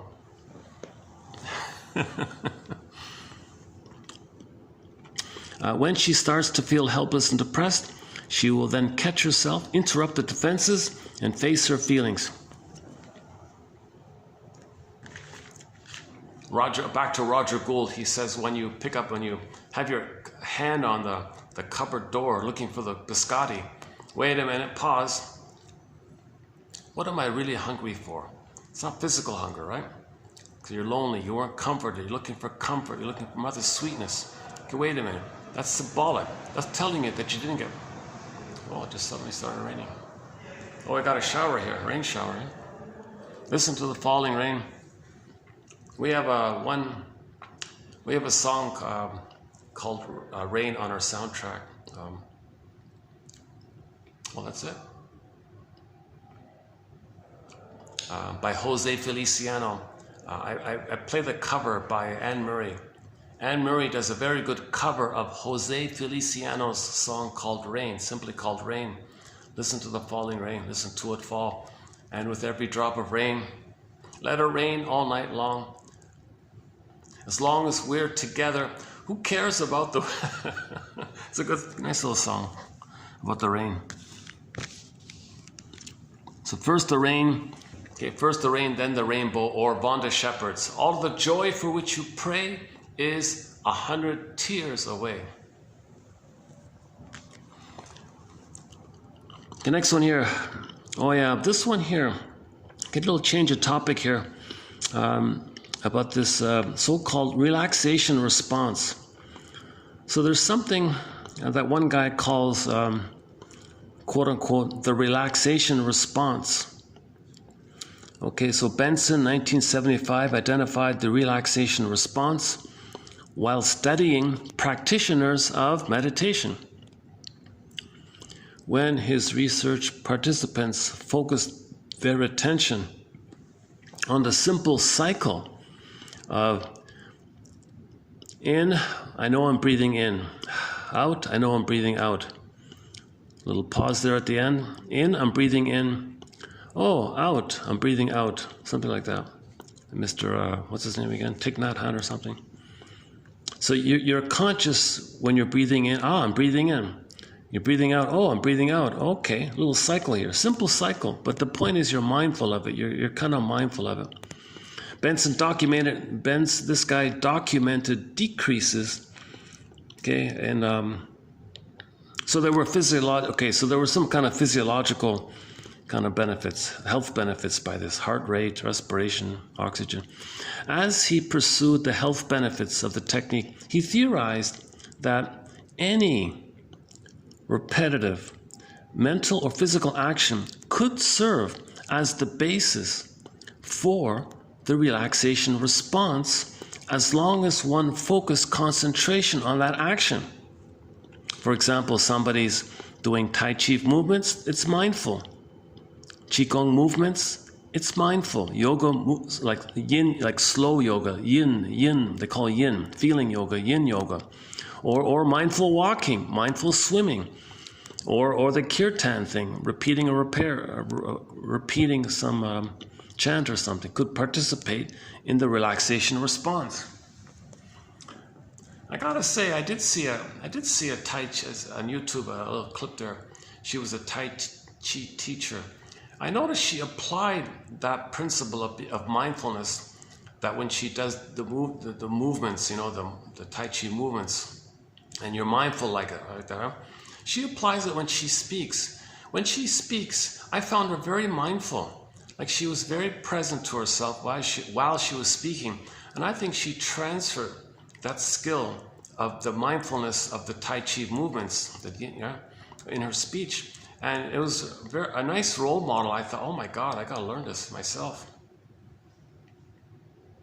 And the person she was interviewing, was doing all the usual tricks, the BSs and things. Oops, oh, that's okay. Hey, hi. Wait a sec. Somebody. Hi, it's okay if you wanna. If you need to use the room, I can. It's okay.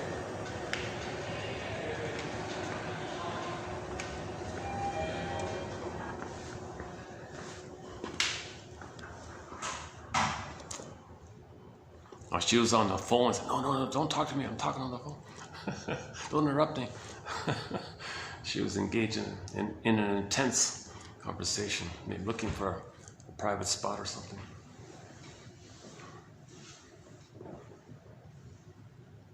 But she waved me off. No, don't. It's okay. I think she thought this might have been the washroom, because the washroom was the next beside. Okay, yeah, so that's the relaxation response.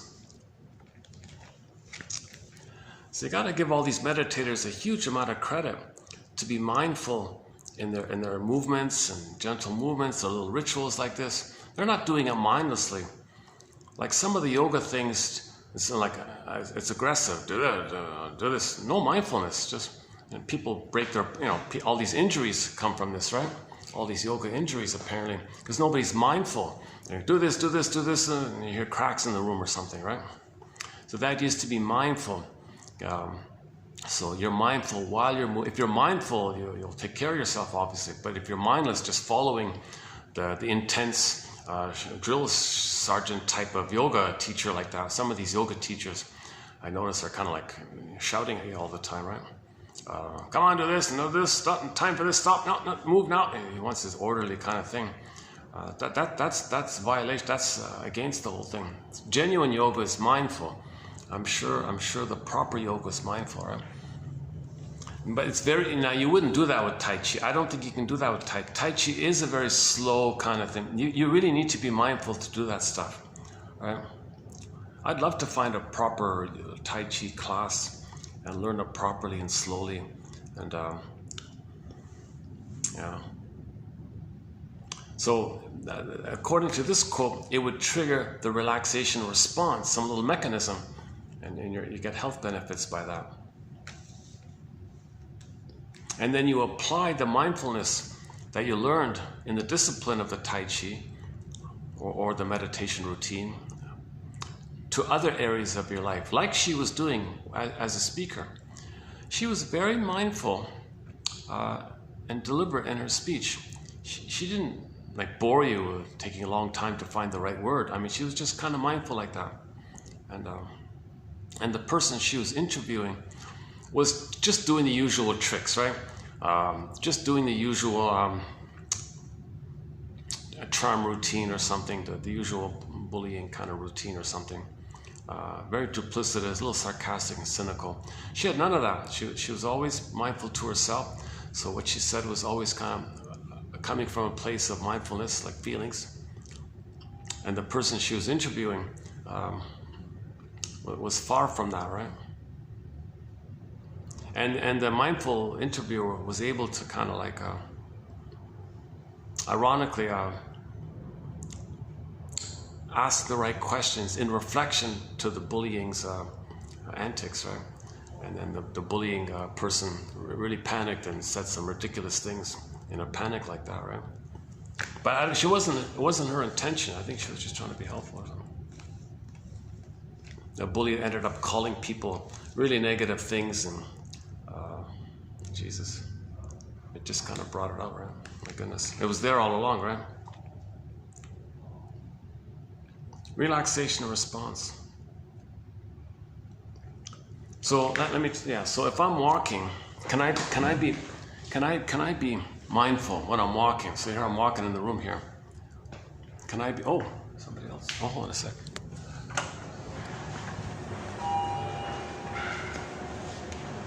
Oh, it's okay.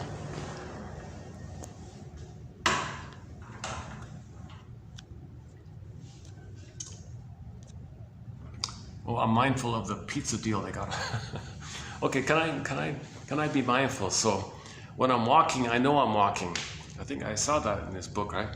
So whatever you're doing, just say you know you're doing it, right? I think that's it. So if I'm taking steps, I know I'm taking steps. Right step, okay, left step. The point is to be mindful of it, not to do it mindlessly, right? Okay, that's about it, right? Already my mind drifted. My goodness. Okay, one last step. So, triggers are unresolved feelings. Next one. You are so much more than the worst thing you've done. Yeah. So you're being okay. You made mistakes. You build your subjectivity when you apologize. Regret, feeling forlorn. Apology is part of the human side of it all. Okay, the last one here from Andre Green. Okay, let's just leave that one then. I got a feeling maybe I should. What time is it? 5:45. If memory serves me, Sunday's here. That place over there, it should be empty over there. Let's cross over to the restaurant part where I got the coffee. Let's sit down there for a bit. Because I noticed a few people kind of just maybe hovering around here, maybe wanting to use this. So let's move over. Hold on a sec, give me a minute.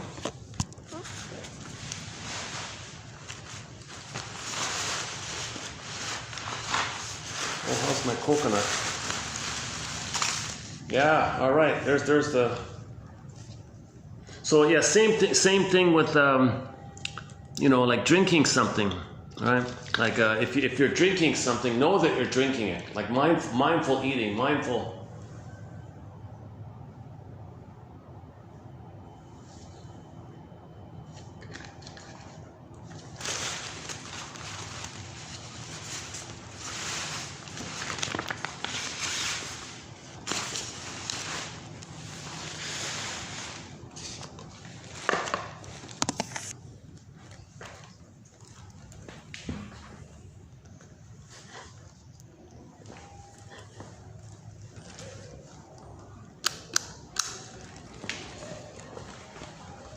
Let's fix this.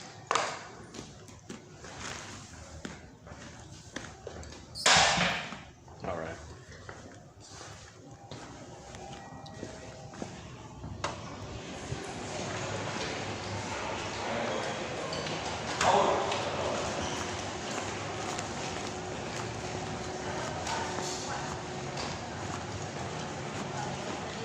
Thank you. Thank you. Kapokan.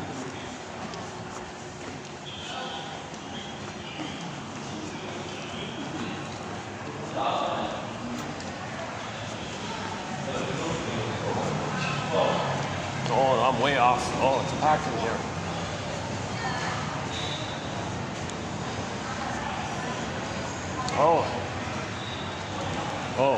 I'm way off. It's packed in there. Let's go over to the little. There's a little mall near here. Let's go there and we'll finish up.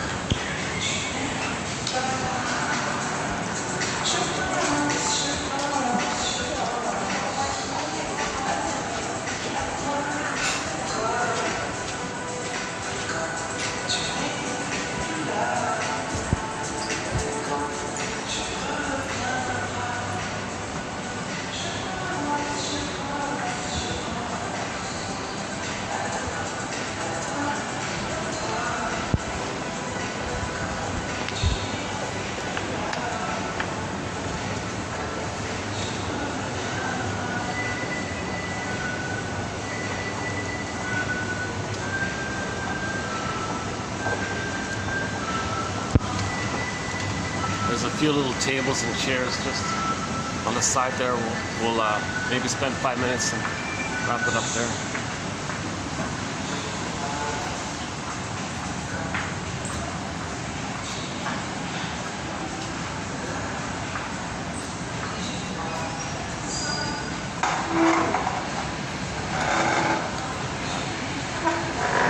Okay, let's, any final thoughts here? Any final thoughts here? I think if I spoke kind of in a very excited way today, the new thing is that sugar, the coconut water, and the caffeine. That's a double. Why am I telling you this? Yeah, mindfulness. So there's still that childlike a plea to be accepted or like that, right? Did I do a good job or something? If I didn't, well, I can blame my tools, you know, rationalization. Yeah.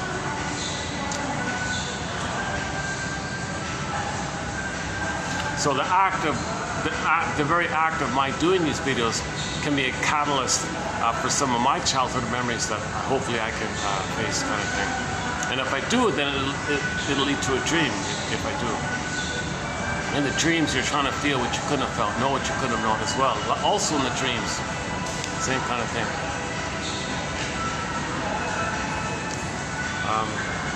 What's coming up? Let's see.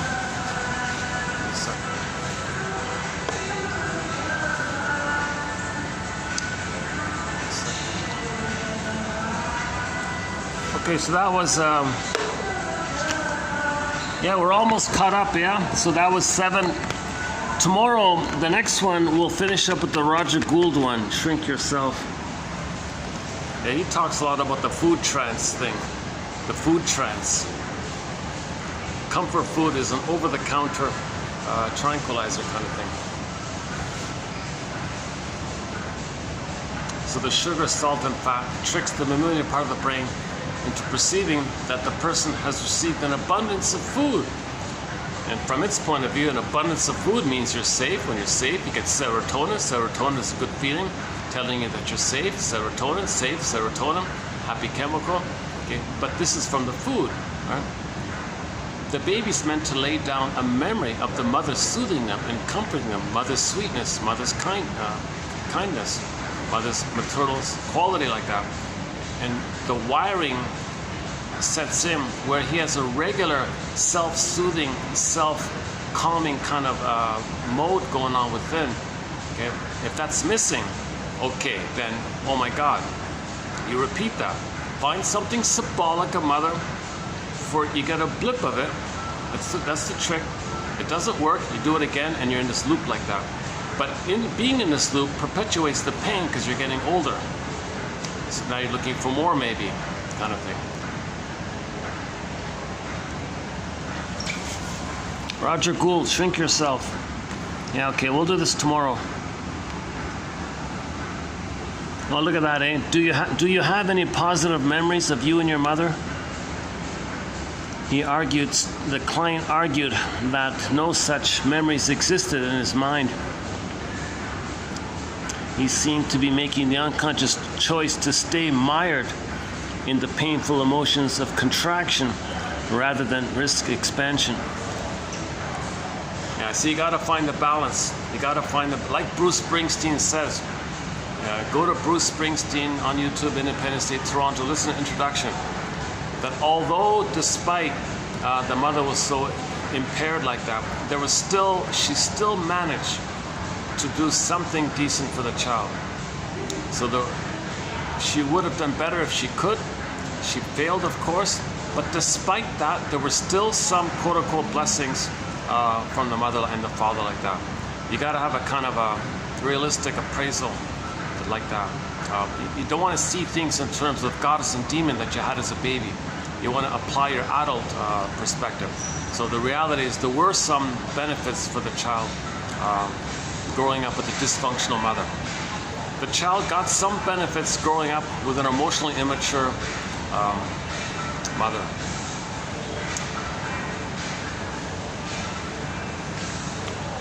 So in other words, if somebody idolizes their mother, okay, that's the splitting. That means you're rejecting the opposite, which is the demon side. And then goddess and demon is splitting. That's not healing. You got to have a human perspective that the mother was loving and she was hurtful in her cry for love. Everything's love or a cry for love, right? Let's say. So the mother was loving and she was crying for love. But in her cry for love, she may have done it in a very veiled way where she wanted others as a proxy to cry for love for her, and she's the one who hurts others. To say that the mother did that to her, that's her communication. What happened to her, that's her cry for love. So it's kind of twisted like that. But she's loving and she's crying for love. But when she cries for love, you got to understand these defense mechanisms of the proxy phenomena, scapegoating phenomena, emotional triangle phenomena Mary Bowen talks about. So you got to be a little bit inclusive in that area. The mother was trying to cry for love. Think of it that way. Our parents were mired in that pain like that. It's frozen. So their behavior, think about your parents. Maybe they had a protest, like a placard. If you identify something dysfunctional about your parents, you can think of it as their protest, saying that some injustice took place and they're in protest mode. Mother was in unjust like that. So like this quote here, he said, do you have any positive experiences between you and your mother? Oh no, you gotta be kidding. Okay, then that's sort of a little unrealistic like that.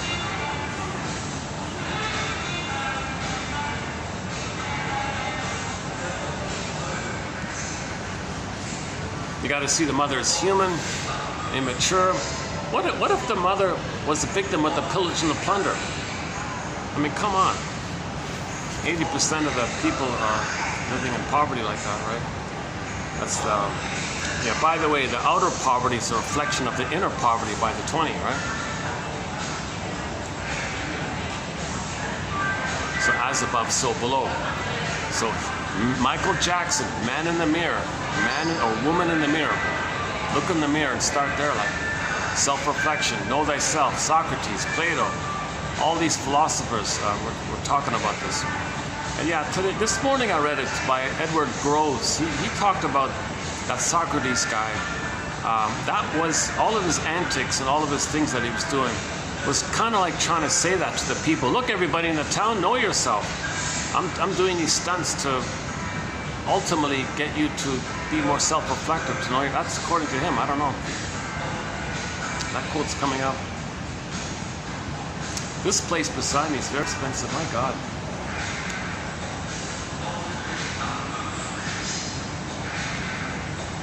Oh my God. Yeah, this is a real boutique little restaurant beside. I won't show you the sign, but it's got the price there. Oh my God, you know, some people can rent an apartment for 1 month for that price. Like one meal here is like a month's rent for many people. My goodness. Wow.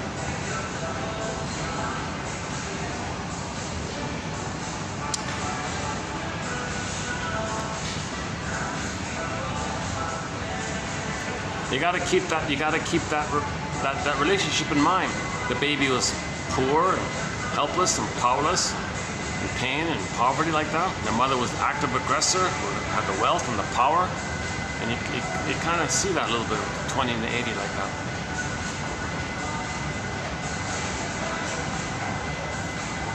Okay, I won't open up the door about prejudice, but we do have a very interesting theory about this whole thing about the melanin, the shaded beige, shaded brown, that whole area, and how people use that as a hook to transfer the memory that they felt no good and mother was harmful. Mother robbed them of their embodiment, that's their home. So they so they thought mother said, mother's rights, it's all mine. So they say mother's rights, entitlement. So that belligerent, Archie Bunker belligerent substitute. Oh yeah, it's all mine. They don't have a right for it, it's ours. Ours. That's what the mother did. That's a very important phrase in the film Now Voyager. Now Voyager. Now, comma, Voyager, from the famous poem Now Voyager. There's a key scene in that. Can you hear me okay? It's kind of loud here, right?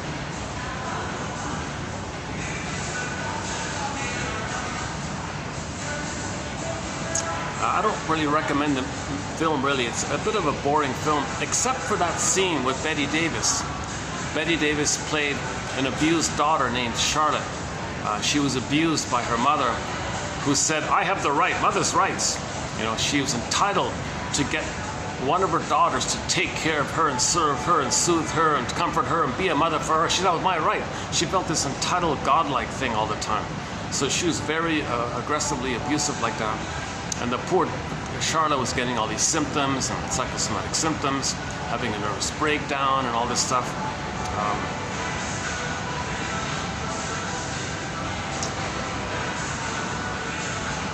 One guy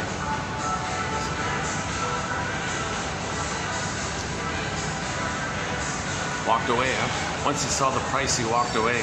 I would too.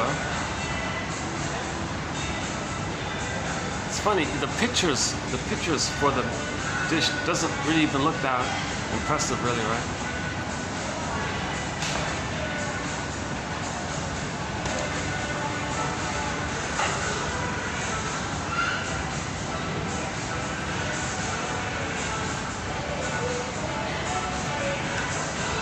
Yeah, and the neighbor's for sale. Look at this. The neighbor here. Yeah, this there's a shop. Yeah, the shop next door is for rent. This mall is a little bit off the beaten track kind of thing. It's a tiny little thing, right? So I got a feeling it would be hard to make a good salary here. Whatever the rent is, I don't know.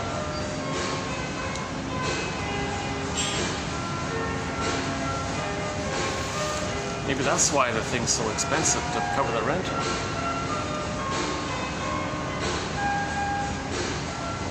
Or maybe it just appeals to the super rich or something. I don't know.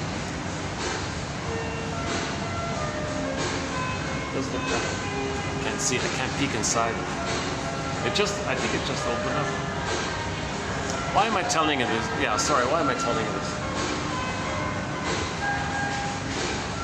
Is it like a see me, look at me, look at this? Oh, that's a childlike thing to do, right? Where are we here? Sandler?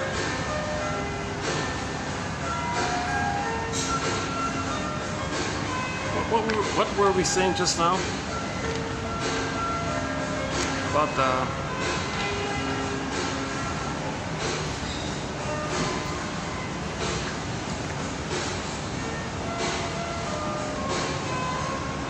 So we want to resolve the splitting. So Bruce Springsteen, Independence Day, Toronto on YouTube. Now the guy who filmed it was way up in the rafters. Everything's dark, nighttime, you don't see him, but the audio is clear. It begins with him saying, fathers and sons, fathers and sons. So he means emotional Independence Day from that traumatic script, from the mother and the mind memory. Those grooved in memory, he got freedom from there. Now, as a youth, you can leave your dysfunctional home physically, but that memory will follow you everywhere you go.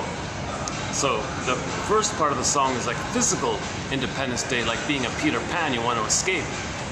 But when you're in your 60s, he updated that song by saying, well, emotional Independence Day is when you forgive your parents by seeing the two sides. Blessings and curses, he said. You want to be startled and surprised that your parents, wait a minute, they're like people too. Babies are human beings. Your parents are human beings too. They had dreams and hopes and plans and traumas and, you know, their pain in the past. So recognize your parents as people. That's a big part of it all, right? So, yeah, so see the two sides. That's part of it all. Plus, get their story. Rosanna Deerchild, Indigenous Inuit elder. The more I learned, quote unquote, the more I learned of my mother's story, the more of a person she became to me. See your parents as people, not just parents. See them as people. Plus, recognize that when you were a child with them and they would criticize you, well, that's their pain in their past. They're dealing with their past. They're impaired like that. They're impaired, they're traumatized, they're dysfunctional. That doesn't define all of you like that. You survived this, so think of yourself more like a survivor, and the parents were kind of impaired like that. But as a baby, we didn't do that. As a baby, we thought, I'm guilty, I'm no good, never good enough. Mother's always right, mother's a demon, mother's a goddess, I'm always no good, or I'm special, chosen, blissful. These four extremely exaggerated points of view. That's from the baby's point of view, right? The human point of view is the adult point of view. That we're all members of the same family, Earth family, Homo traumicus, Homo sapien traumicus. We all came from that one hominid that grew the cortex, that's us. That's the story from there.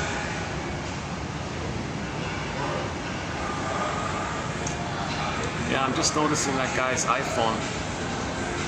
His regular iPhone is actually thicker than the new iPhone that's doubled up, that you can unfold it.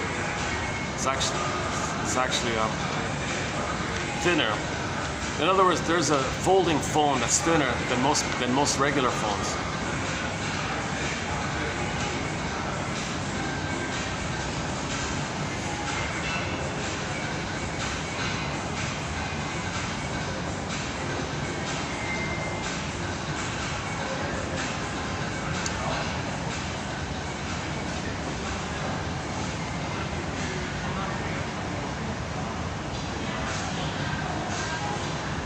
I smell a lot of perfume around here. It's very perfumey kind of smell here. I wonder why. Mostly restaurants here, right? Maybe that guy passed me.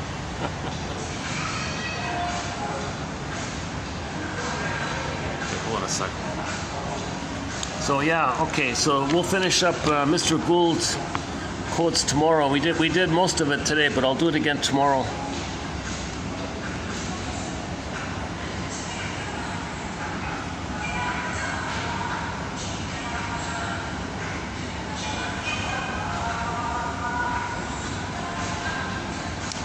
If you expect others to accept you, well, you must do the same for yourself.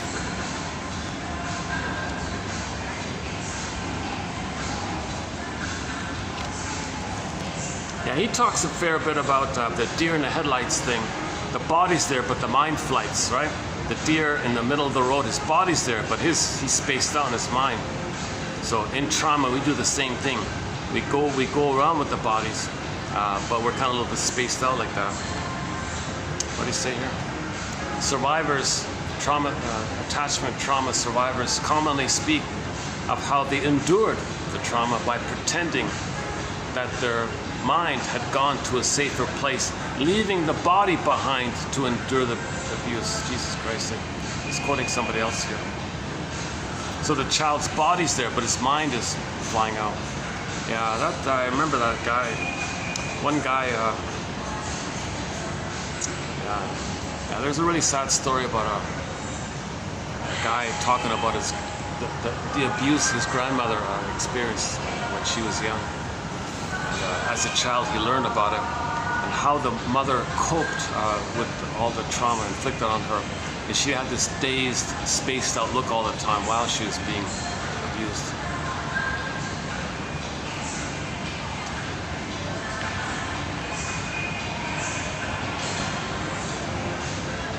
See, that kind of thing, they're coming from the amygdala place. If the baby's traumatized and he ends up with EAS, enlarged amygdala syndrome.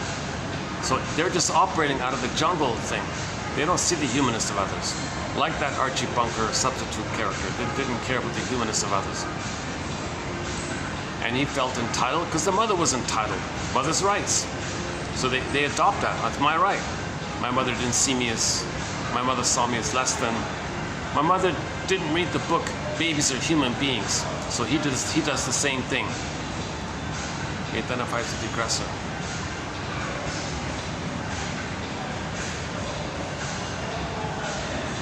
And the poverty and misery he created It's reflect the positive misery that he feels. As above, so below. The above is the reflection of the below.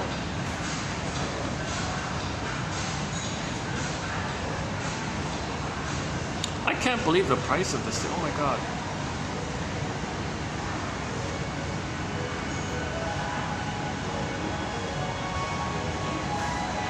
It has some kind of like an endorsement.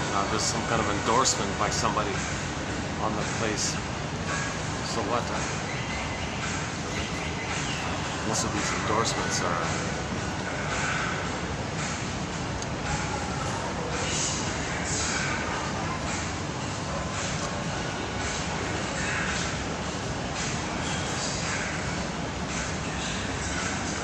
Okay, yeah, that's coming up tomorrow. And then after 8, the 9 one I mentioned already, 2889. That's an it's a really a different feel for me. This 91 coming up.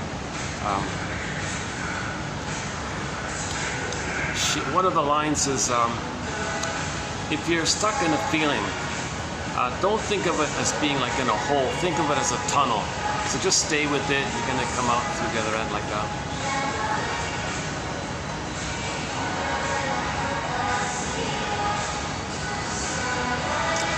And both of them are talking about narcissistic mothers, right? So the narcissistic mother, we know, they make everything about them. They twist everything to make it about them. So if the daughter had some tragedy or something, the mother will somehow make it about her, because everything's about them. Okay. Now what they don't do is the psychoanalysis. It might be that the mother didn't get a symbiotic attachment. So making everything about them. That's like trying to get that symbiotic thing going. It doesn't work, so you depend on it. So they don't get a narcissistic rage, narcissistic injury. So they're still stuck with that attachment trauma where they didn't get the symbiotic. Remember, narcissist looks into the pool of water, and it's one like that. It's all about them like that.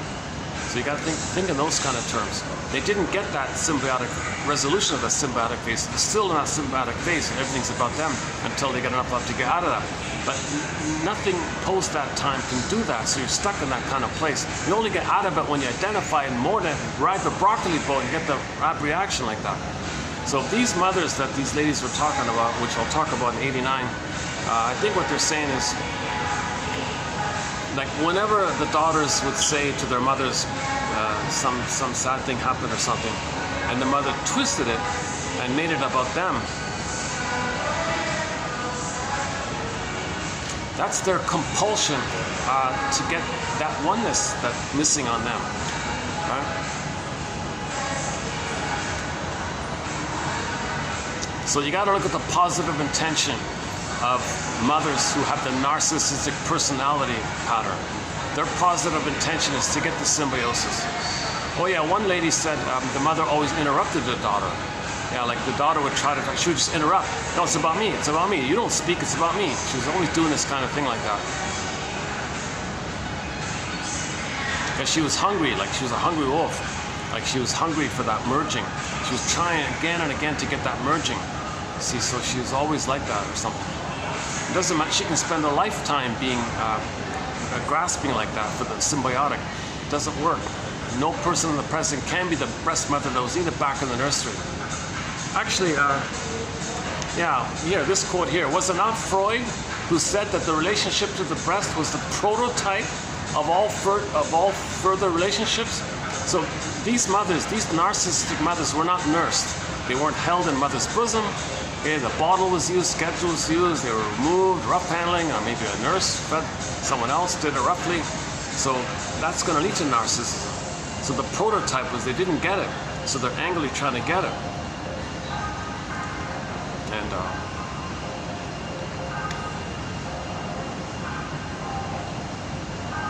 that's quite a curse. That's quite a curse to put on a baby. Jesus Christ. So the decent thing is, mothers can, if they can't get self-awareness before they have the baby, at least do the decent thing to put your personal problems aside for the time being and focus on the baby's needs. Discipline yourself to do that for the time being and pick up on your needs later on. Don't continue your fight with your mother and ignore your baby because you're still fighting with your mother, and then shame your baby because you're shaming yourself because your mother shamed you and you're the shaming mother, and then you hate your baby because then you think the baby's your mother. Some mothers, they say, oh, my baby doesn't like me. Really? The baby's crying because the mother didn't meet the baby's needs. It's a signal. It's a communication. Mother, you didn't meet my needs. I'm in pain. I'm in hurt. I'm in pain. No, you don't like me.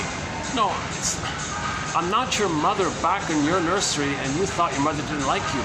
I'm crying, not to say that I don't like you. I'm crying to let you know I need your love, kind of thing. So some mothers don't see that. They only see their past. See, when mother has pain in their past, they don't see the present. They only see their past. They still only see the past. So they transfer the past to the present, and or pull in the present to the past drama like that. So the mothers who have no empathy and make everything about them, and so on, all the other symptoms of narcissism, it seems to be this issue that they didn't get this positive symbiosis, that oneness. All babies need oneness with the mother. And if it's a more belligerent version of it, they're the bullying types. They'll be more aggressive about it, more manipulative, more tricky. Like that interview I saw, yeah, she was like that. Yeah.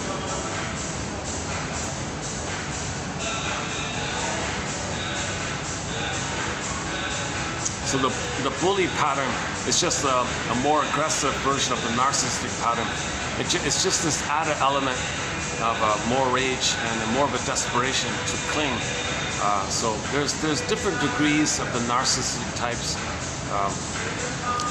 different ways it's expressed and different degrees of it all. But all of the distinct personality patterns have embedded in it that missing white flower.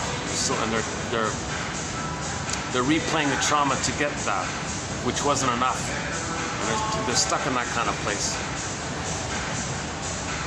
So narcissism is addictive. It can be like a painful thing that you're replaying, but it brings you up that blissfulness that you once tried to get. So that narcissist, yeah, she gave the example. What was it? The daughter had a miscarriage or something. Mother, sad news. I miscarried or something. Oh, and now I have no granddaughter. She made it all about her. She totally ignored the pain that her daughter might be feeling about miscarrying. And her impulse was to say, well, what about my granddaughter? Now I don't have, poor me, I have no granddaughter. That was her knee-jerk reaction, to make it all about her. She didn't have the ability to consider how the daughter might be feeling about miscarriaging. Right? So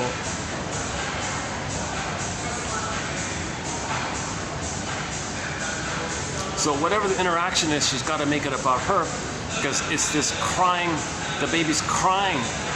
Where's the nipple? Where's the breast? Where's the secure attachment? Where's the oneness? Got to make it about me, because she's grasping for that nipple, basically, right? So this mother interrupting the daughter all the time. No, listen to me, I talk. This thing that she's doing, she's aggressively trying to do that kind of thing, right? So again, was it not Freud who said that the relationship to the breast was the prototype of all future relationships? 1923. The ego and the id. Quoted by Andre Green here. Oh yeah, that book had there was a party, a 100-year birthday. There was a bit of a mini celebration, I think, last year, 2023, celebrating the 100th birthday of the famous book called The Ego and the Id. So the id is all the energy in your unconscious. All that vibrancy and energy, and it's powerful like the puppet master. So the iceberg, all that's under the water, that's like, the energy's like there's like the id. And the ego is the conscious part above the water. And that ego can be damaged, like the braggadocio doorman. A burglar has another metaphor for the ego and the id. Imagine the doorman of a luxurious building or something. He's a little braggadocio, but you see him, he's visible, right? Now the owner of the building is on a yacht somewhere in the Virgin Islands or something. And you don't really see him, right? You don't even know who he is, he's never around or something. Well, who has more power? The invisible owner of the thing or the braggadocio doorman? That's kind of like us. Our ego is a little bit like that braggadocio doorman. And our unconscious is kind of like that invisible backdrop owner somewhere who has the power, who owns the building. Not a perfect metaphor, but something like that. The ego and the id. So we want to build the ego, repair the ego, restore the ego, enhance the ego. Okay, build some I-beams. We got to bit like that construction. Two videos ago, there was a construction site. Some guys were building a building. I was saying, you know, just like those guys building that building, we got to build the ego. We got to build the ego. The more we can build the ego, the nest, the consciousness, okay, the more feelings we can accept. You don't have, if your ego's too damaged, the feelings stay back. You want to make it safe for your feelings to come back to yourself.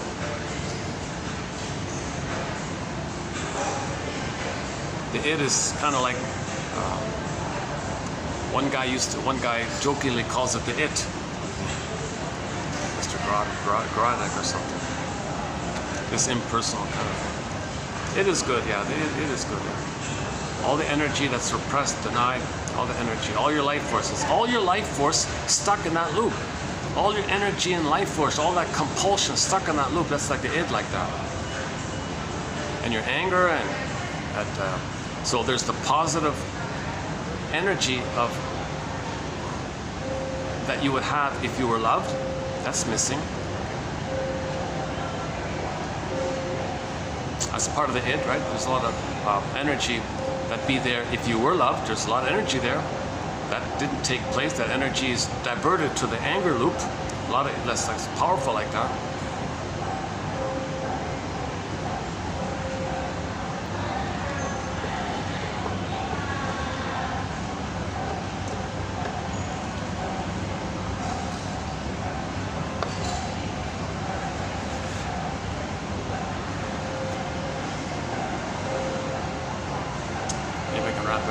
Let's see, what time is it? What time is it? 6:12. Battery's holding up. Okay. I can make this a shorter video. That's okay. I hope today was. I feel a little. I feel I was a little more energized or energetic today, partly due to the coconut water. Oh, it's in here somewhere. Jesus.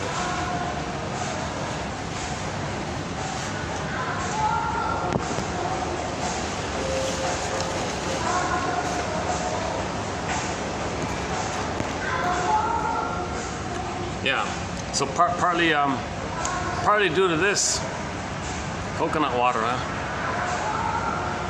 See it there? That's an experiment. Maybe I'll try it again. I did notice I was a little. I surprised myself when I was speaking at the beginning of this video. Oh, I can speak louder and more quickly here. I got this little boost of energy. It's just sugar, right? But it's a natural sugar, right? It's like it's better this way, right? It's natural sugar. It's within the water. It's not concentrated processed stuff, right?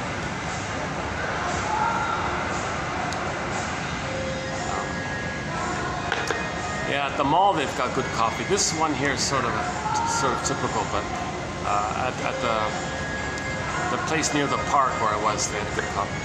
Why am I telling you that? Yeah. Maybe there's a part of me that wants to be playful and share, you know, like just talk like talk to a friend or something. Really? Oh man, cool. Well, take me there. I want some good coffee too. Okay, let's go. Let's go now. Yeah, let's go now.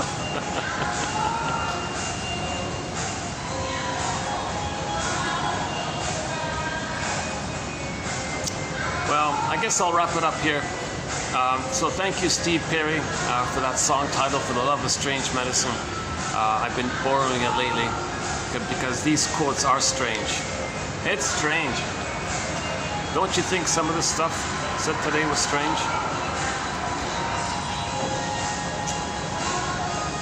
Oh, there's the waitress for the expensive restaurant near me here. Maybe it's just like a pet project, or maybe it's just some wealthy person. Maybe it's some wealthy person's hobby or something.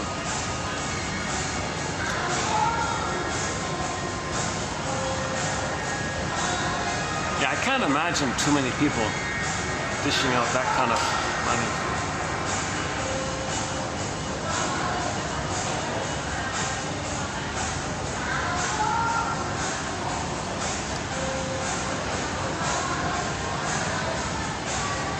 Yeah, mostly restaurants here and some, there's one sort of touristy kind of thing here. Or maybe the tour bus comes here. Oh, maybe that's what this is. Aha! Oh, maybe this is a tourist trap. Oh, maybe this is a tourist trap place where the tour buses take people here. Maybe that's what's going on. I don't know. Because I do see some tourist trinkets, touristy kind of things. And people and the tourists can have their meals here. Or maybe not, I don't know.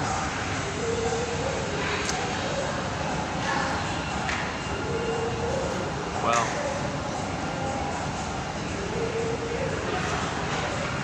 yeah, I've talked about Deli Rizdik's cover of Carry On Wayward Son. It's a singer from Brazil named Deli Rizdik, spelled with 2 Y's, does a cover of Kansas's. There's another way of thinking about the ego and the id. Like, the id is like the Ausland, all that magic in the Ausland. And then when you come back home, your conscious home, that's like Kansas. So Kansas is kind of like your ego, and the Ausland is kind of like the id, right? All that stuff. Ego and id. Oh yeah, so she covers Kansas's popular song, "Carry On My Wayward Son," and the conclusion was, "And now you no longer feel empty. Your life is waiting for you." So what we want to get back, that authentic self.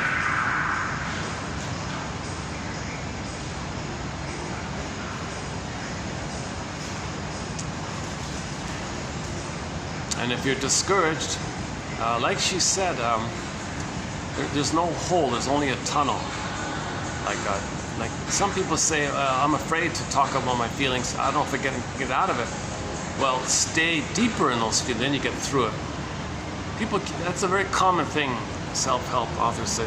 Tina Gilbertson, the subtitle of her popular book called Constructive Wallowing is How to Beat Bad Feelings by Having Them. How to beat bad feelings by having them. So if you're having a tough feeling, the problem is you're not going deeper into it. Then you get through to the tunnel, to the light. You get to the light at the other end. I also have a struggle naming my feelings and being mindful to my feelings. I also have this struggle too. So mindfulness, be mindful of your feelings. You want to upgrade your sensations to feeling. If you have a sensation, see if you can link it to a feeling word, like from the feeling self. The sensation stuff, I got an ache here, I got a twist here, I got a little moan here, I got a muddle feeling here. Well, that's like sensational kind of stuff, right? See if you can link it with your cortex, link to a middle, line it all up, right? Find a word that's a feeling word. See if you can update it like that. So-called, some people think if you can put a word to your emotion, then it's called a feeling. If you don't have a word for your feeling, it's simply called an emotion or an affect. I don't care about that debate too much. Oh, wait a second. Let's let these people pass here.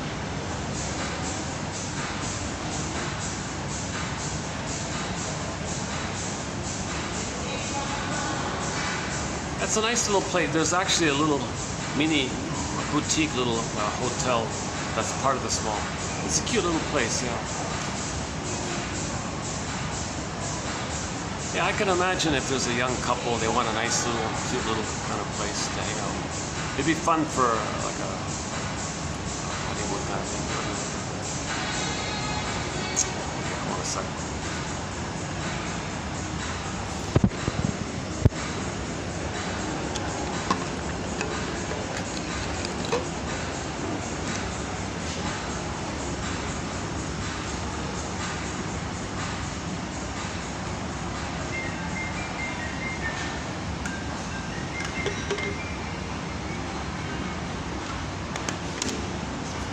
Yeah, I didn't realize it takes a long time for the coconut juice to defrost. It's so frozen.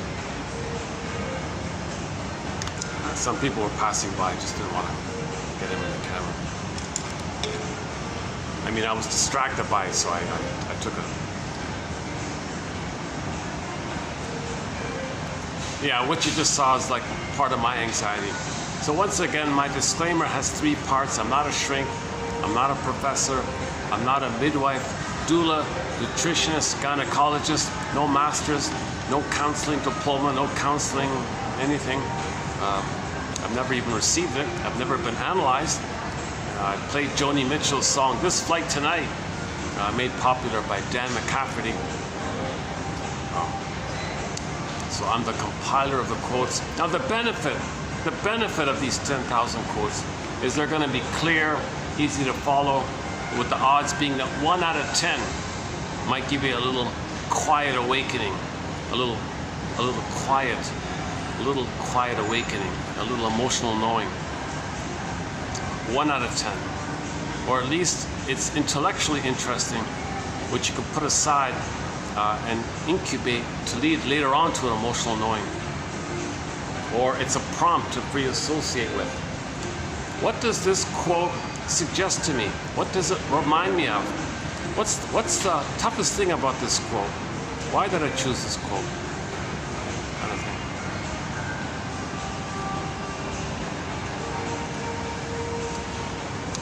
I guess this is the best time. If I'm going to do a video in this location, this would be the best time. Sundays here, Sunday night here.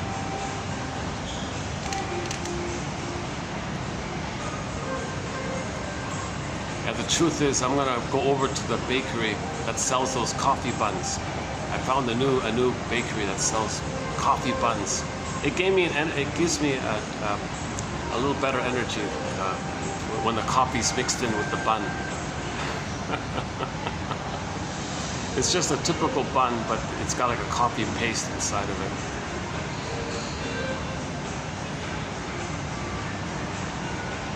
And then I'll get on that and I'll head back, kind of thing.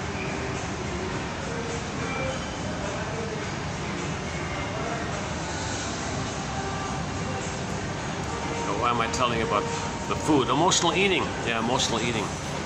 So Roger Gould sort of, I think he still has the best main book about emotional eating. It's called Shrink Yourself, I mean Analyze Yourself.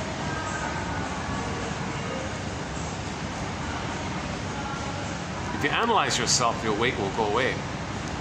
So he also talks about why a lot of diets don't work and stuff. Because you're not acknowledging the psychology pain pump that's underneath it.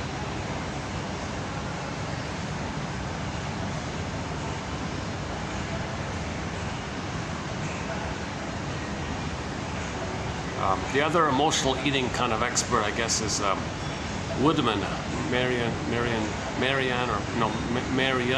Woodman, Robert Bly's friend. She's got a famous book called Addiction to Perfection. And another one called The Owl is a Baker's Daughter. Still haven't figured out what that means.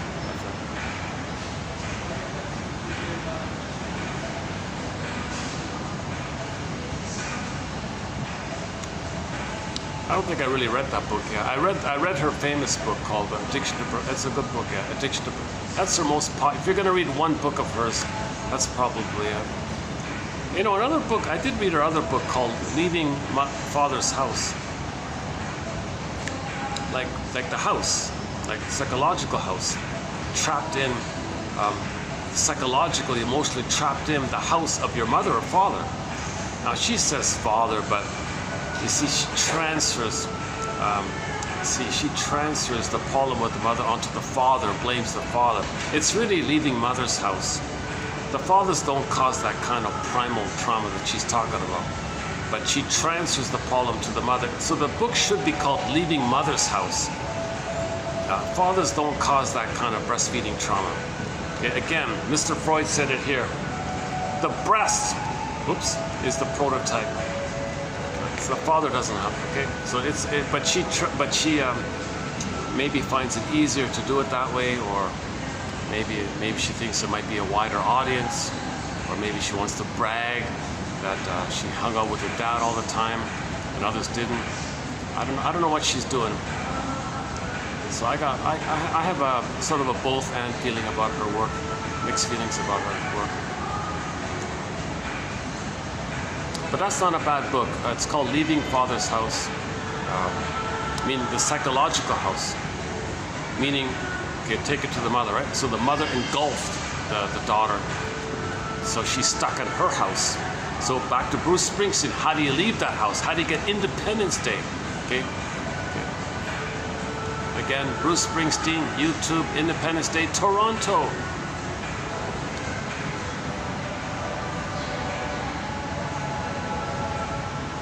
...2002 or something like that, 2002 or 12 or something like that, I forgot.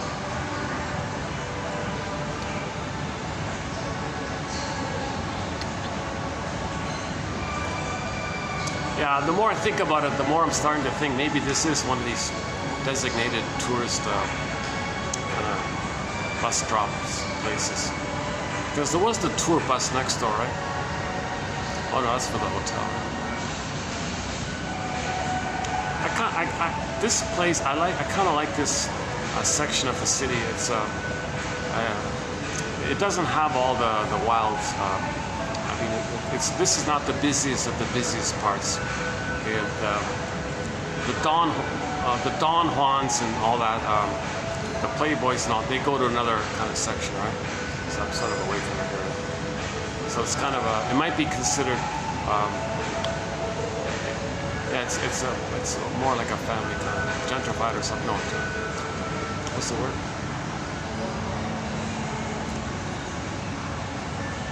Yeah, there's no.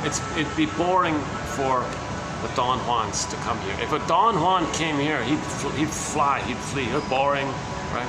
Because there's no one to reject, no one to fool in and reject. Right? So the Don Juans look for Donna Juanas. Yeah, you're not going to find Donna Juanas in this kind of area. It's funny, yeah, one interesting quote about that, who was it? I forgot the author, but the woman who presents herself as a Donna Juana, ironically, is only going to attract the Don Juan. But she wants a maternal kind of caretaker person, but she attracts the fellow who's looking for the missing impossible mother, but she offers herself as the missing impossible mother. So, so it's a real mess like that. They're neither are going to be satisfied. They're both going to dump each other first. Jungle love. All that she wants. All that he wants. That's sad, right? That's lonely, right? And the song even opens up. She leads a lonely life. Well, apply it to the fellow. He leads a lonely life. You can do it the same way. So again, the Donna Juanas and the Don Juans, right? Playboy and the Playgirl, or the wolf and the she-wolf, or whatever. It's survival, so there's no affection.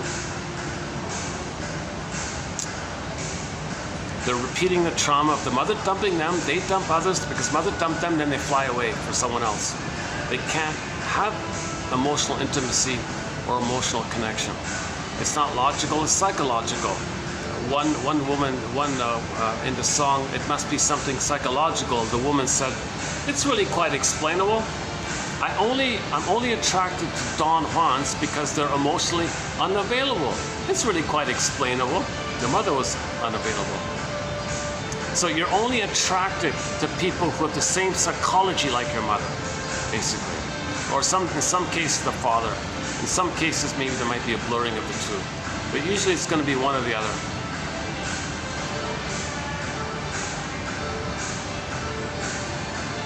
Some people think the fellow might be drawn to a woman who has the psychology of the father because they're looking for the father to leave the mother.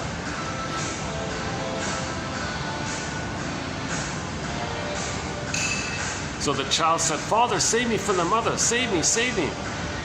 So that was the child's last hope. "Please protect me from this abusive mother. Please protect me." So they're still in that kind of mode. So they look around for a woman who has the father's mind. "Okay, wife, father, save me from my mother." So they're still in this unresolved, relentless struggle. It's a timeless, okay? It's grouped in the survival brain. Lizards don't know time. Okay, that part of the brain does not know time, but that part of the brain has all the energy called the id. The id is the ice under the water. It's the pushing it like that. Up the master.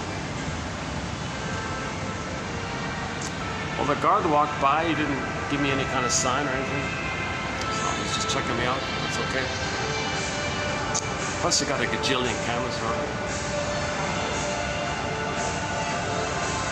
So we're okay here. Yeah. Oh.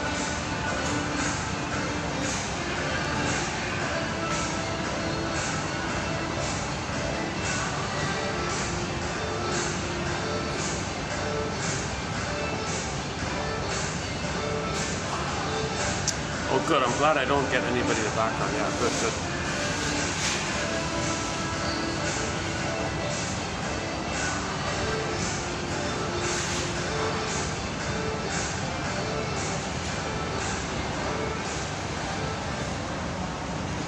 Or maybe people don't care about money. They care about the approval this restaurant has, like some kind of endorsement by somebody. People don't care about that.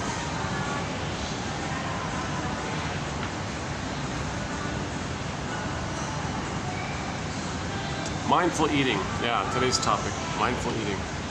So whatever we're doing, try to be mindful. You might click in the quote unquote the relaxation response, the physiological relaxation response. You breathe a little better and slowly. The exhale's a little longer. Okay. Inhale, exhale. But what you want to do is heal the memory that's preventing the relaxation response. So yeah, so you can do it sort of like that way, where you it's maybe a both and, right? Like maybe you can discipline yourself in that way. But ideally, the relaxation response would be a positive outcome of inner healing. So if you heal those memories, your body will have a natural quote-unquote relaxation response, where your breathing is better, your posture is better, and all that. Although you can do it outwardly by discipline a little bit, but you don't want to solely do it on the outer side. You want it coming from the inner side. But the inner side might be blocked, so maybe the outer can prompt the inner, and the inner can prompt the outer. It can be a back and forth, yin and yang, back and forth. It's usually not at both ends. It's usually at both ends. It's emotional work, and on both sides, inner and outer.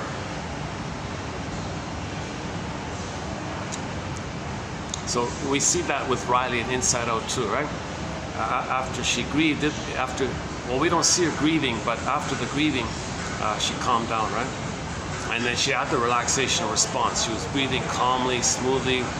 Okay, you even hear her breathing more deeply in the audio. They made a point about that. So you can hear the relaxation response in Riley at the end, right? Where she was breathing better, calmed down. I played the music like that. Or like that Tai Chi teacher. It's a both and. You can do both. You can practice. You know, maybe having enough of an inner healing lets you do the healing from the outer. Like, I don't think I have enough personal inner healing for me to do a Tai Chi practice. You see, I would need to do. Well, I need help on both ends. I would need a coach for the psychological healing and a coach for the Tai Chi practice. I'm kind of like, I need help on either.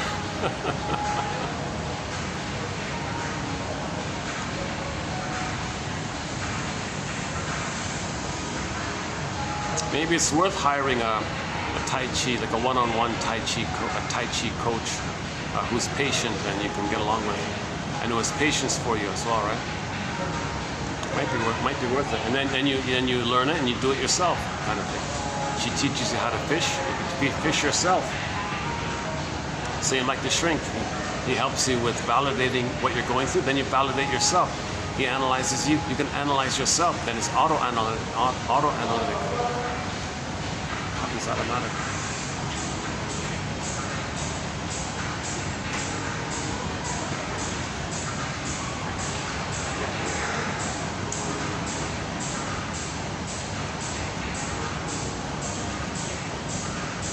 Oh, it's like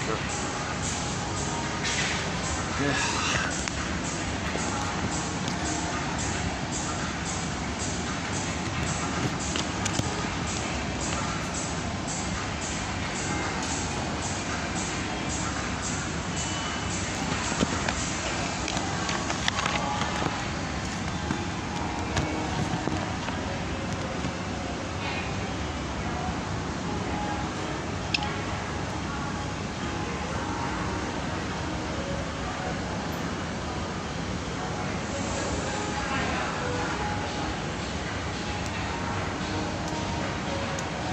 Just a little, some characters just pass by. Didn't want to. Sometimes when someone's walking in front of me, I don't want them to think I might be filming them, so I gotta turn the camera away.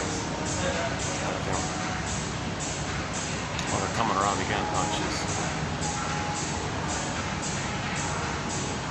Maybe I can just wrap it up here now. Yeah, let's wrap it up.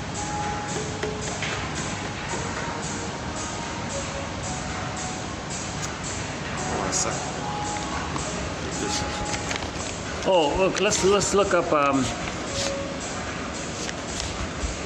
the lyrics to the song. Let's see what else was there. Let's let these fellows pass by here. Hold on a second. There's no greater agony than bearing an untold story inside you. Yeah, got to free the bird, right?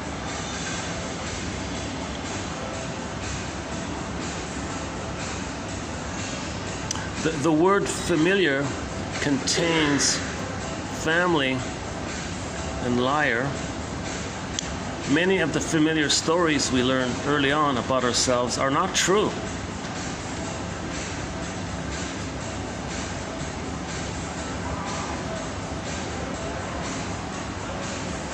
Okay, this is something unknown to me, but hopefully in the future we'll have some more information about this vagal, the vagal nerve. So there's the dorsal vagal. Okay, that's when our nerves are whacked. I think it's called the dorsal vagal, either in the parasympathetic mode or in the sympathetic mode. We want our vagal to be what he calls here the ventral vagal. That's when the nerves are calmer. Something about the nerves, that's got to be updated. Got a ways to go there.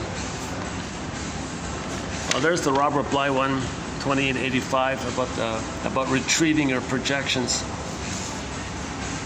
It's still there. Are they gone finally? Yeah, there was just some characters just sort of loitering, just hovering around me like that. Now they're gone. Okay, good. Oh yeah, the song. Unattended dreams will breathe life.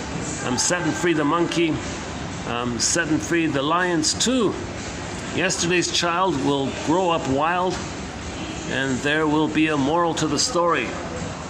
Oh yeah, we talked a little bit about the song When I'm Over You by the singer Randy Crawford. Not a bad little song. So letting go the monkey, that's this grief. That's this inability to mourn, this grief. It's like the albatross, this thing that hangs on you like that. So you want to let go the monkey, but you got to let go all the survival issue, the lion. All this rage, okay, this Italianic feeling towards your mother, okay, this revenge fantasies towards your mother, this oral issue, this oral trauma, this primitive stuff. Letting free the monkey like that. Let the lion. So this idea about the monkey, that's like primitive brain stuff. So she wants to focus on the child stuff. Unattended dreams will breathe life. Yesterday's child will grow up wild. Once we make the transition from the limbic brain to the feeling brain. And we also talked about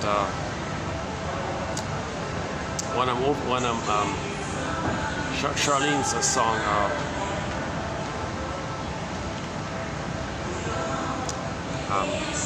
I've never been to me.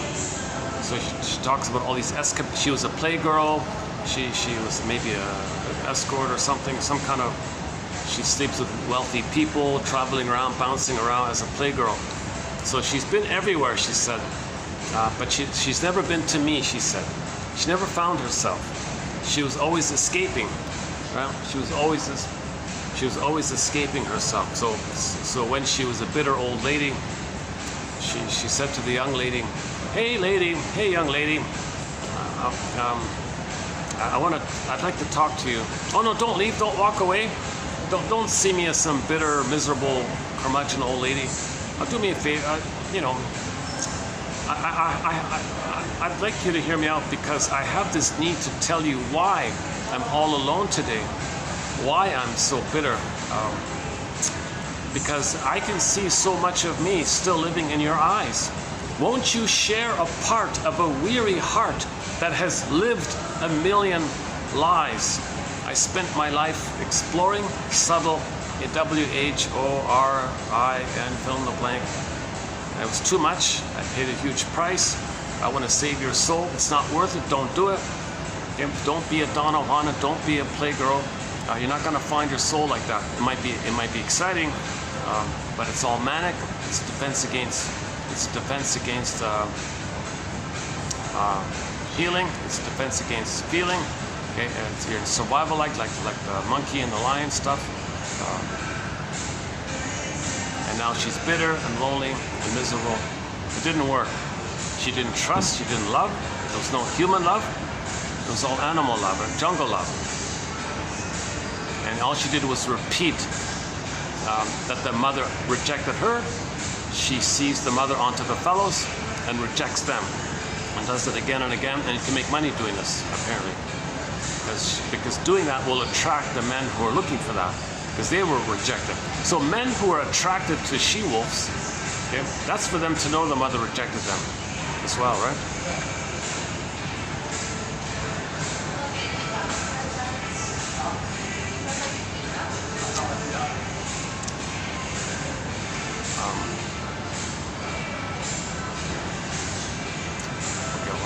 Got a young couple just in front of me here. Let me pack up, and I'll move to another spot. Close it up here. Hold on a second.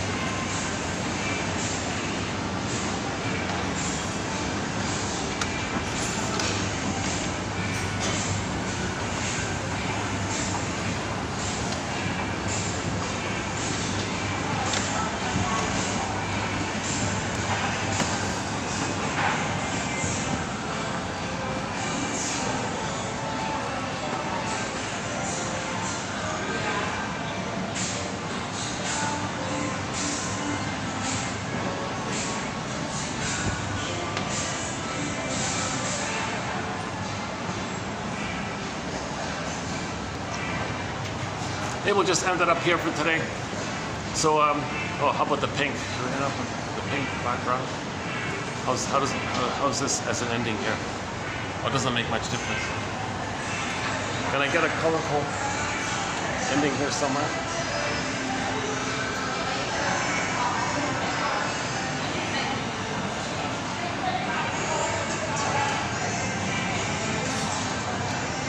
Okay, I'll just stay here then. Okay, so thanks very much. I'll see you in the next video.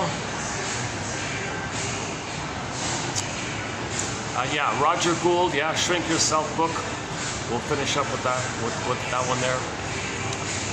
For the love of narrative medicine, for the love of strange medicine, let's play our theme song, which is Katja Epstein's German cover of the song Windmills of the Mind. It opens up with the bass tubas. The bass tubas. Thanks very much. I'll see you next time.